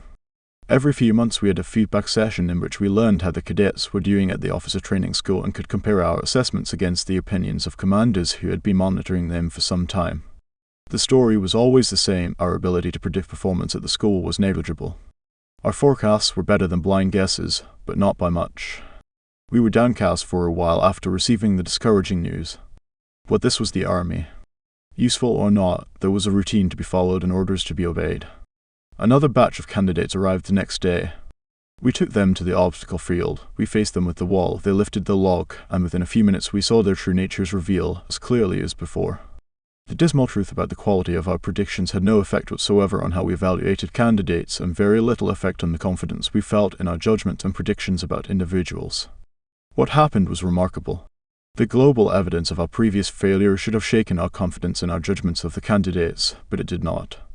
It should also have caused us to moderate our predictions, but it did not. We knew as a general fact that our predictions were little better than random guesses, but we continued to feel and act as if each of our specific predictions was valid. I was reminded of the Muller-Lyer illusion, in which we know the lines are of equal length yet still see them as being different. I was so struck by the analogy that I coined a term for our experience, the illusion of validity. I had discovered my first cognitive illusion. Decades later, I can see many of the central themes of my thinking and of this book in that old story. Our expectations for the soldier's future performance were a clear instance of substitution, and of the representativeness heuristic in particular. Having observed 1 hour of a soldier's behavior in an artificial situation, we felt we knew how well he would face the challenges of officer training and of leadership in combat. Our predictions were completely non-regressive. We had no reservations about predicting failure or outstanding success from weak evidence. This was a clear instance of WYSIATI. We had compelling impressions of the behavior we observed and no good way to represent our ignorance of the factors that would eventually determine how well the candidate would perform as an officer. Looking back, the most striking part of the story is that our knowledge of the general rule that we could not predict had no effect on our confidence in individual cases. I can see now that our reaction was similar to that of Nisbet and Bourdieu's students when they were told that most people did not help a stranger suffering a seizure. They certainly believed the statistics they were shown, but the base rates did not influence their judgment of whether an individual they saw in the video would or would not help a stranger. Just as Nisbet and Bourdieu showed, people are often reluctant to infer the particular from the general. Subjective confidence in a judgment is not a reasoned evaluation of the probability that this judgment is correct. Confidence is a feeling which reflects the coherence of the information and the cognitive ease of processing it. It is wise to take admissions of uncertainty seriously, but declarations of high confidence mainly tell you that an individual has constructed a coherent story in his mind, not necessarily that the story is true. The illusion of stop-picking skill in 1984, Amos and I and our friend Richard Thaler visited a Wall Street firm. Our host, a senior investment manager, had invited us to discuss the role of judgment biases in investing. I knew so little about finance that I did not even know what to ask him, but I remember one exchange. "When you sell a stock," I asked, "who buys it?" He answered with a wave in the vague direction of the window, indicating that he expected the buyer to be someone else very much like him. That was odd. What made one person buy and the other sell? What did the sellers think they knew that the buyers did not? Since then, my questions about the stock market have hardened into a larger puzzle. A major industry appears to be built largely on an illusion of skill. Billions of shares are traded every day, with many people buying each stock and others selling it to them. It is not unusual for more than 100 million shares of a single stock to change hands in one day. Most of the buyers and sellers know that they have the same information. They exchange the stocks primarily because they have different opinions. The buyers think the price is too low and likely to rise, while the sellers think the price is high and likely to drop. The puzzle is why buyers and sellers alike think that the current price is wrong. What makes them believe they know more about what the price should be than the market does? For most of them, that belief is an illusion. In its broad outlines, the standard theory of how the stock market works is accepted by all the participants in the industry. Everybody in the investment business has read Burton Malkill's wonderful book A Random Walk Down Wall Street. Malkill's central idea is that a stock price incorporates all the available knowledge about the value of the company and the best predictions about the future of the stock. If some people believe that the price of a stock will be higher tomorrow, they will buy more of it today. This, in turn, will cause its price to rise. If all assets in a market are correctly priced, no one can expect either to gain or to lose by trading. Perfect prices leave no scope for cleverness, but they also protect fools from their own folly. We now know, however, that the theory is not quite right. Many individual investors lose consistently by trading, an achievement that a dart-throwing chimp could not match. The first demonstration of this startling conclusion was collected by Terry Odian, a finance professor at UC Berkeley who was once my student. Odian began by studying the trading records of 10,000 brokerage accounts of individual investors spanning a 7-year period. He was able to analyze every transaction the investors executed through that firm, nearly 163,000 trades. This rich set of data allowed Odian to identify all instances in which an investor sold some of his holdings in one stock and soon afterward bought another stock. By these actions, the investor revealed that most of the investors' women had a definite idea about the future of the two stocks. He expected the stock that he chose to buy to do better than the stock he chose to sell. To determine whether those ideas were well-founded, Odian compared the returns of the stock the investor had sold and the stock he had bought in his place over the course of 1 year after the transaction. The results were unequivocally bad. On average, the shares that individual traders sold did better than those they bought by a very substantial margin, 3.2 percentage points per year, above and beyond the significant costs of executing the two trades. It is important to remember that this is a statement about averages. Some individuals did much better, others did much worse. However, it is clear that for the large majority of individual investors, taking a shower and doing nothing would have been a better policy than implementing the ideas that came to their minds. Later research by Odian and his colleague Brad Barber supported this conclusion. In a paper titled Trading is Hazardous to Your Wealth, they showed that, on average, the most active traders had the poorest results, while the investors who traded the least earned the highest returns. In another paper titled Boys Will Be Boys, they showed that men acted on their useless ideas significantly more often than women, and that as a result women achieved better investment results than men. Of course, there is always someone on the other side of each transaction. In general, these are financial institutions and professional investors who are ready to take advantage of the mistakes that individual traders make in choosing a stock to sell and another stock to buy. Further research by Barber and Odian has shed light on these mistakes. Individual investors like to lock in their gains by selling winners, stocks that have appreciated since they were purchased, and they hang on to their losers.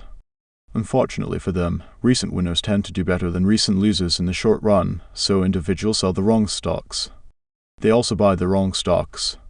Individual investors predictably flock to companies that draw their attention because they are in the news. Professional investors are more selective in responding to news. These findings provide some justification for the label of smart money that finance professionals apply to themselves. Although professionals are able to extract a considerable amount of wealth from amateurs, few stock pickers, if any, have the skill needed to beat the market consistently, year after year. Professional investors, including fund managers, fail a basic test of skill, persistent achievement. The diagnostic for the existence of any skill is the consistency of individual differences in achievement. The logic is simple. If individual differences in any 1 year are due entirely to luck, the ranking of investors and funds will vary erratically and the year-to-year correlation will be zero. Where there is skill, however, the rankings will be more stable. The persistence of individual differences is the measure by which we confirm the existence of skill among golfers, car salespeople, orthodontists, or speedy toll collectors on the turnpike. Mutual funds are run by highly experienced and hard-working professionals who buy and sell stocks to achieve the best possible results for their clients. Nevertheless, the evidence from more than 50 years of research is conclusive. For a large majority of fund managers, the selection of stocks is more like rolling dice than like playing poker. Typically, at least 2 out of every 3 mutual funds underperform the overall market in any given year. More important, the year-to-year correlation between the outcomes of mutual funds is very small, barely higher than zero. The successful funds in any given year are mostly lucky. They have a good roll of the dice. There is general agreement among researchers that nearly all stock pickers, whether they know it or not, and few of them do, are playing a game of chance. The subjective experience of traders is that they are making sensible, educated guesses in a situation of great uncertainty. In highly efficient markets, however, educated guesses are no more accurate than blind guesses. Some years ago I had an unusual opportunity to examine the illusion of financial skill up close. I had been invited to speak to a group of investment advisors in a firm that provided financial advice and other services to very wealthy clients. I asked for some data to prepare my presentation and was granted a small treasure, a spreadsheet summarizing the investment outcomes of some 25 anonymous wealth advisors for each of 8 consecutive years. Each advisor's score for each year was his. Most of them were main determinant of his year-end bonus. It was a simple matter to rank the advisors by their performance in each year and to determine whether there were persistent differences in skill among them and whether the same advisors consistently achieved better returns for their clients year after year. To answer the question, I computed correlation coefficients between the rankings in each pair of years, year 1 with year 2, year 1 with year 3, and so on up through year 7 with year 8. That yielded 28 correlation coefficients, one for each pair of years. I knew the theory and was prepared to find weak evidence of persistence of skill. Still, I was surprised to find that the average of the 28 correlations was 1. In other words, 0. The consistent correlations that would indicate differences in skill were not to be found. The results resembled what you would expect from a dice-rolling contest, not a game of skill. No one in the firm seemed to be aware of the nature of the game that its stock pickers were playing. The advisors themselves felt they were competent professionals doing a serious job, and their superiors agreed. On the evening before the seminar, Richard Thaler and I had dinner with some of the top executives of the firm, the people who decide on the size of bonuses. We asked them to guess the year-to-year correlation in the rankings of individual advisors. They thought they knew what was coming and smiled as they said not very high, or performance certainly fluctuates. It quickly became clear, however, that no one expected the average correlation to be 0. Our message to the executives was that, at least when it came to building portfolios, the firm was rewarding luck as if it were skill. This should have been shocking news to them, but it was not. There was no sign that they disbelieved us. How could they? After all, we had analyzed their own results, and they were sophisticated enough to see the implications, which we politely refrained from spelling out. We all went on calmly with our dinner, and I have no doubt that both our findings and their implications were quickly swept under the rug and that life in the firm went on just as before. The illusion of skill is not only an individual aberration, it is deeply ingrained in the culture of the industry. Facts that challenge such basic assumptions and thereby threaten people's livelihood and self-esteem are simply not absorbed. The mind does not digest them. This is particularly true of statistical studies of performance, which provide base rate information that people generally ignore when it clashes with their personal impressions from experience. The next morning, we reported the findings to the advisors, and their response was equally bland. Their own experience of exercising careful judgment on complex problems was far more compelling to them than an obscure statistical fact. When we were done, one of the executives I had dined with the previous evening drove me to the airport. He told me, with a trace of defensiveness, "I have done very well for the firm and no one can take that away from me." I smiled and said nothing. But I thought, well, I took it away from you this morning. If your success was due mostly to chance, how much credit are you entitled to take for it? What supports the illusions of skill and validity? Cognitive illusions can be more stubborn than visual illusions. What you learned about the Muller-Lyer illusion did not change the way you see the lines, but it changed your behavior. You now know that you cannot trust your impression of the length of lines that have fins appended to them, and you also know that in the standard Muller-Lyer display you cannot trust what you see. When asked about the length of the lines, you will report your informed belief, not the illusion that you continue to see. In contrast, when my colleagues and I in the Army learned that our leadership assessment tests had low validity, we accepted that fact intellectually, but it had no impact on either our feelings or our subsequent actions. The response we encountered in the financial firm was even more extreme. I am convinced that the message that Thaler and I delivered to both the executives and the portfolio managers was instantly put away in a dark corner of memory where it would cause no damage. Why do investors, both amateur and professional, stubbornly believe that they can do better than the market, contrary to an economic theory that most of them accept, and contrary to what they could learn from a dispassionate valuation of their personal experience? Many of the themes of previous chapters come up again in the explanation of the prevalence and persistence of an illusion of skill in the financial world. The most potent psychological cause of the illusion is certainly that the people who pick stocks are exercising high-level skills. They consult economic data and forecasts, they examine income statements and balance sheets, they evaluate the quality of top management, and they assess the competition. All this is serious work that requires extensive training, and the people who do it have the immediate and valid experience of using these skills.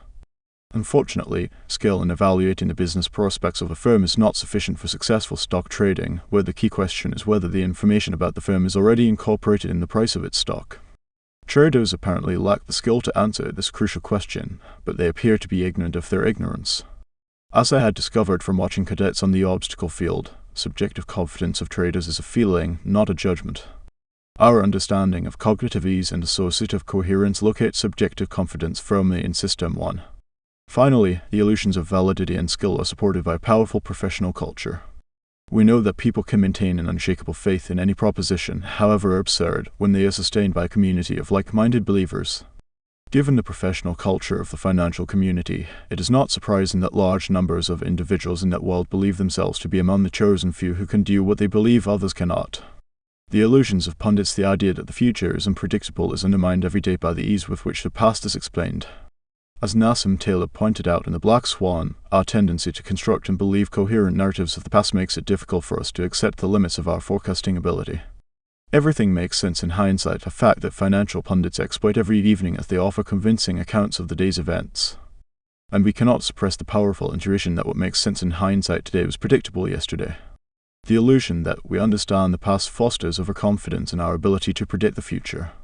The often used image of the march of history implies order and direction. Marches, unlike strolls or walks, are not random. We think that we should be able to explain the past by focusing on either large social movements and cultural and technological developments or the intentions and abilities of a few great men. The idea that large historical events are determined by luck is profoundly shocking, although it is demonstrably true. It is hard to think of the history of the 20th century, including its large social movements, without bringing in the role of Hitler, Stalin, and Mao Zedong. But there was a moment in time, just before an egg was fertilized, when there was a 50-50 chance that the embryo that became Hitler could have been a female. Compounding the three events, there was a probability of 1/8 of a 20th century without any of the three great villains, and it is impossible to argue that history would have been roughly the same in their absence. The fertilization of these three eggs had momentous consequences, and it makes a joke of the idea that long-term developments are predictable. Yet the illusion of valid prediction remains intact, a fact that is exploited by people whose business is prediction, not only financial experts but pundits in business and politics too. Television and radio stations and newspapers have their panels of experts whose job it is to comment on the recent past and foretell the future. Viewers and readers have the impression that they are receiving information that is somehow privileged or at least extremely insightful. And there is no doubt that the pundits and their promoters genuinely believe they are offering such information. Philip Tetlock, a psychologist at the University of Pennsylvania, explained these so-called expert predictions in a landmark 20-year study, which he published in his 2005 book Expert Political Judgment. How good is it? How can we know? Tetlock has set the terms for any future discussion of this topic. Tetlock interviewed 284 people who made their living commenting or offering advice on political and economic trends. He asked them to assess the probabilities that certain events would occur in the not-too-distant future, both in areas of the world in which they specialized and in regions about which they had less knowledge. Would Gorbachev be ousted in a coup? Would the United States go to war in the Persian Gulf? Which country would become the next big emerging market? In all, Tetlock gathered more than 80,000 predictions. He also asked the experts how they reached their conclusions, how they reacted when proved wrong, and how they evaluated evidence that did not support their positions. Respondents were asked to rate the probabilities of three alternative outcomes in every case: the persistence of the status quo, more of something such as political freedom or economic growth, or less of the thing. The results were devastating. The experts performed worse than they would have if they had simply assigned equal probabilities to each of the three potential outcomes. In other words, people who spend their time and earn their living studying a particular topic produce poorer predictions than dart-throwing monkeys who would have distributed their choices evenly over the options. Even in the region they knew best, experts were not significantly better than non-specialists. Those who know more forecast very slightly better than those who know less. But those with the most knowledge are often less reliable. The reason is that the person who acquires more knowledge develops an enhanced illusion of her skill and becomes unrealistically overconfident. We reach the point of diminishing marginal predictive returns where knowledge disconcertingly quickly, Tetlock writes. In this age of academic hyperspecialization, there is no reason for supposing that contributors to top journals, distinguished political scientists, area study specialists, economists, and so on are any better than journalists or attentive readers of the New York Times in reading emerging situations. The more famous the forecaster, Tetlock discovered, the more flamboyant the forecasts. Experts in demand, he writes, were more overconfident than their colleagues who eke out existences far from the limelight. Tetlock also found that experts resisted admitting that they had been wrong, and when they were compelled to admit error, they had a large collection of excuses. They had been wrong only in their timing, an unforeseeable event had intervened, or they had been wrong but for the right reasons. Experts are just human in the end. They are dazzled by their own brilliance and hate to be wrong. Experts are led astray not by what they believe, but by how they think, says Tetlock. He uses the terminology from Isaiah Berlin's essay on Tolstoy, The Hedgehog and the Fox. Hedgehogs know one big thing and have a theory about the world. They account for particular events within a coherent framework, bristle with impatience toward those who don't see things their way, and are confident in their forecasts. They are also especially reluctant to admit error. For hedgehogs, a failed prediction is almost always off only on timing or very nearly right. They are opinionated and clear, which is exactly what television producers love to see on programs. Two hedgehogs on different sides of an issue, each attacking the idiotic ideas of the adversary, make for a good show. Foxes, by contrast, are complex thinkers. They don't believe that one big thing drives the march of history. For example, they are unlikely to accept the view that Ronald Reagan single-handedly ended the Cold War by standing tall against the Soviet Union. Instead, the foxes recognize that reality emerges from the interactions of many different agents and forces, including blind luck, often producing large and unpredictable outcomes. It was the foxes who scored best in TEDx study, although their performance was still very poor. They are less likely than hedgehogs to be invited to participate in television debates. IT is not the expert's fault the world is difficult. The main point of this chapter is not that people who attempt to predict the future make many errors. That goes without saying. The first lesson is that errors of prediction are inevitable because the world is unpredictable. The second is that high subjective confidence is not to be trusted as an indicator of accuracy. Low confidence could be more informative. Short-term trends can be forecast, and behavior and achievements can be predicted with fair accuracy from previous behaviors and achievements. But we should not expect performance in officer training and in combat to be predictable from behavior on an obstacle field. Behavior both on the test and in the real world is determined by many factors that are specific to the particular situation. Remove one highly assertive member from a group of 8 candidates and everyone else's personalities will appear to change. Let a sniper's bullet move by a few centimeters and the performance of an officer will be transformed. I do not deny the validity of all tests. If a test predicts an important outcome with a validity of 20 or 30, the test should be used. But you should not expect more. You should expect little or nothing from Wall Street stock pickers who hope to be more accurate than the market in predicting the future of prices. And you should not expect much from pundits making long-term forecasts, albeit they may have valuable insights into the near future. The line that separates the possibly predictable future from the unpredictable distant future is yet to be drawn. Speaking of illusory skill, he knows that the record indicates that the development of this illness is mostly unpredictable. How can he be so confident in this case? Sounds like an illusion of validity. She has a coherent story that explains all she knows, and the coherence makes her feel good. But what makes him believe that he is smarter than the market? Is this an illusion of skill? She is a hedgehog. She has a theory that explains everything, and it gives her the illusion that she understands the world. The question is not whether these experts are well trained. It is whether their world is predictable. Thank you for listening so far. If you're enjoying this story, please consider subscribing to the channel.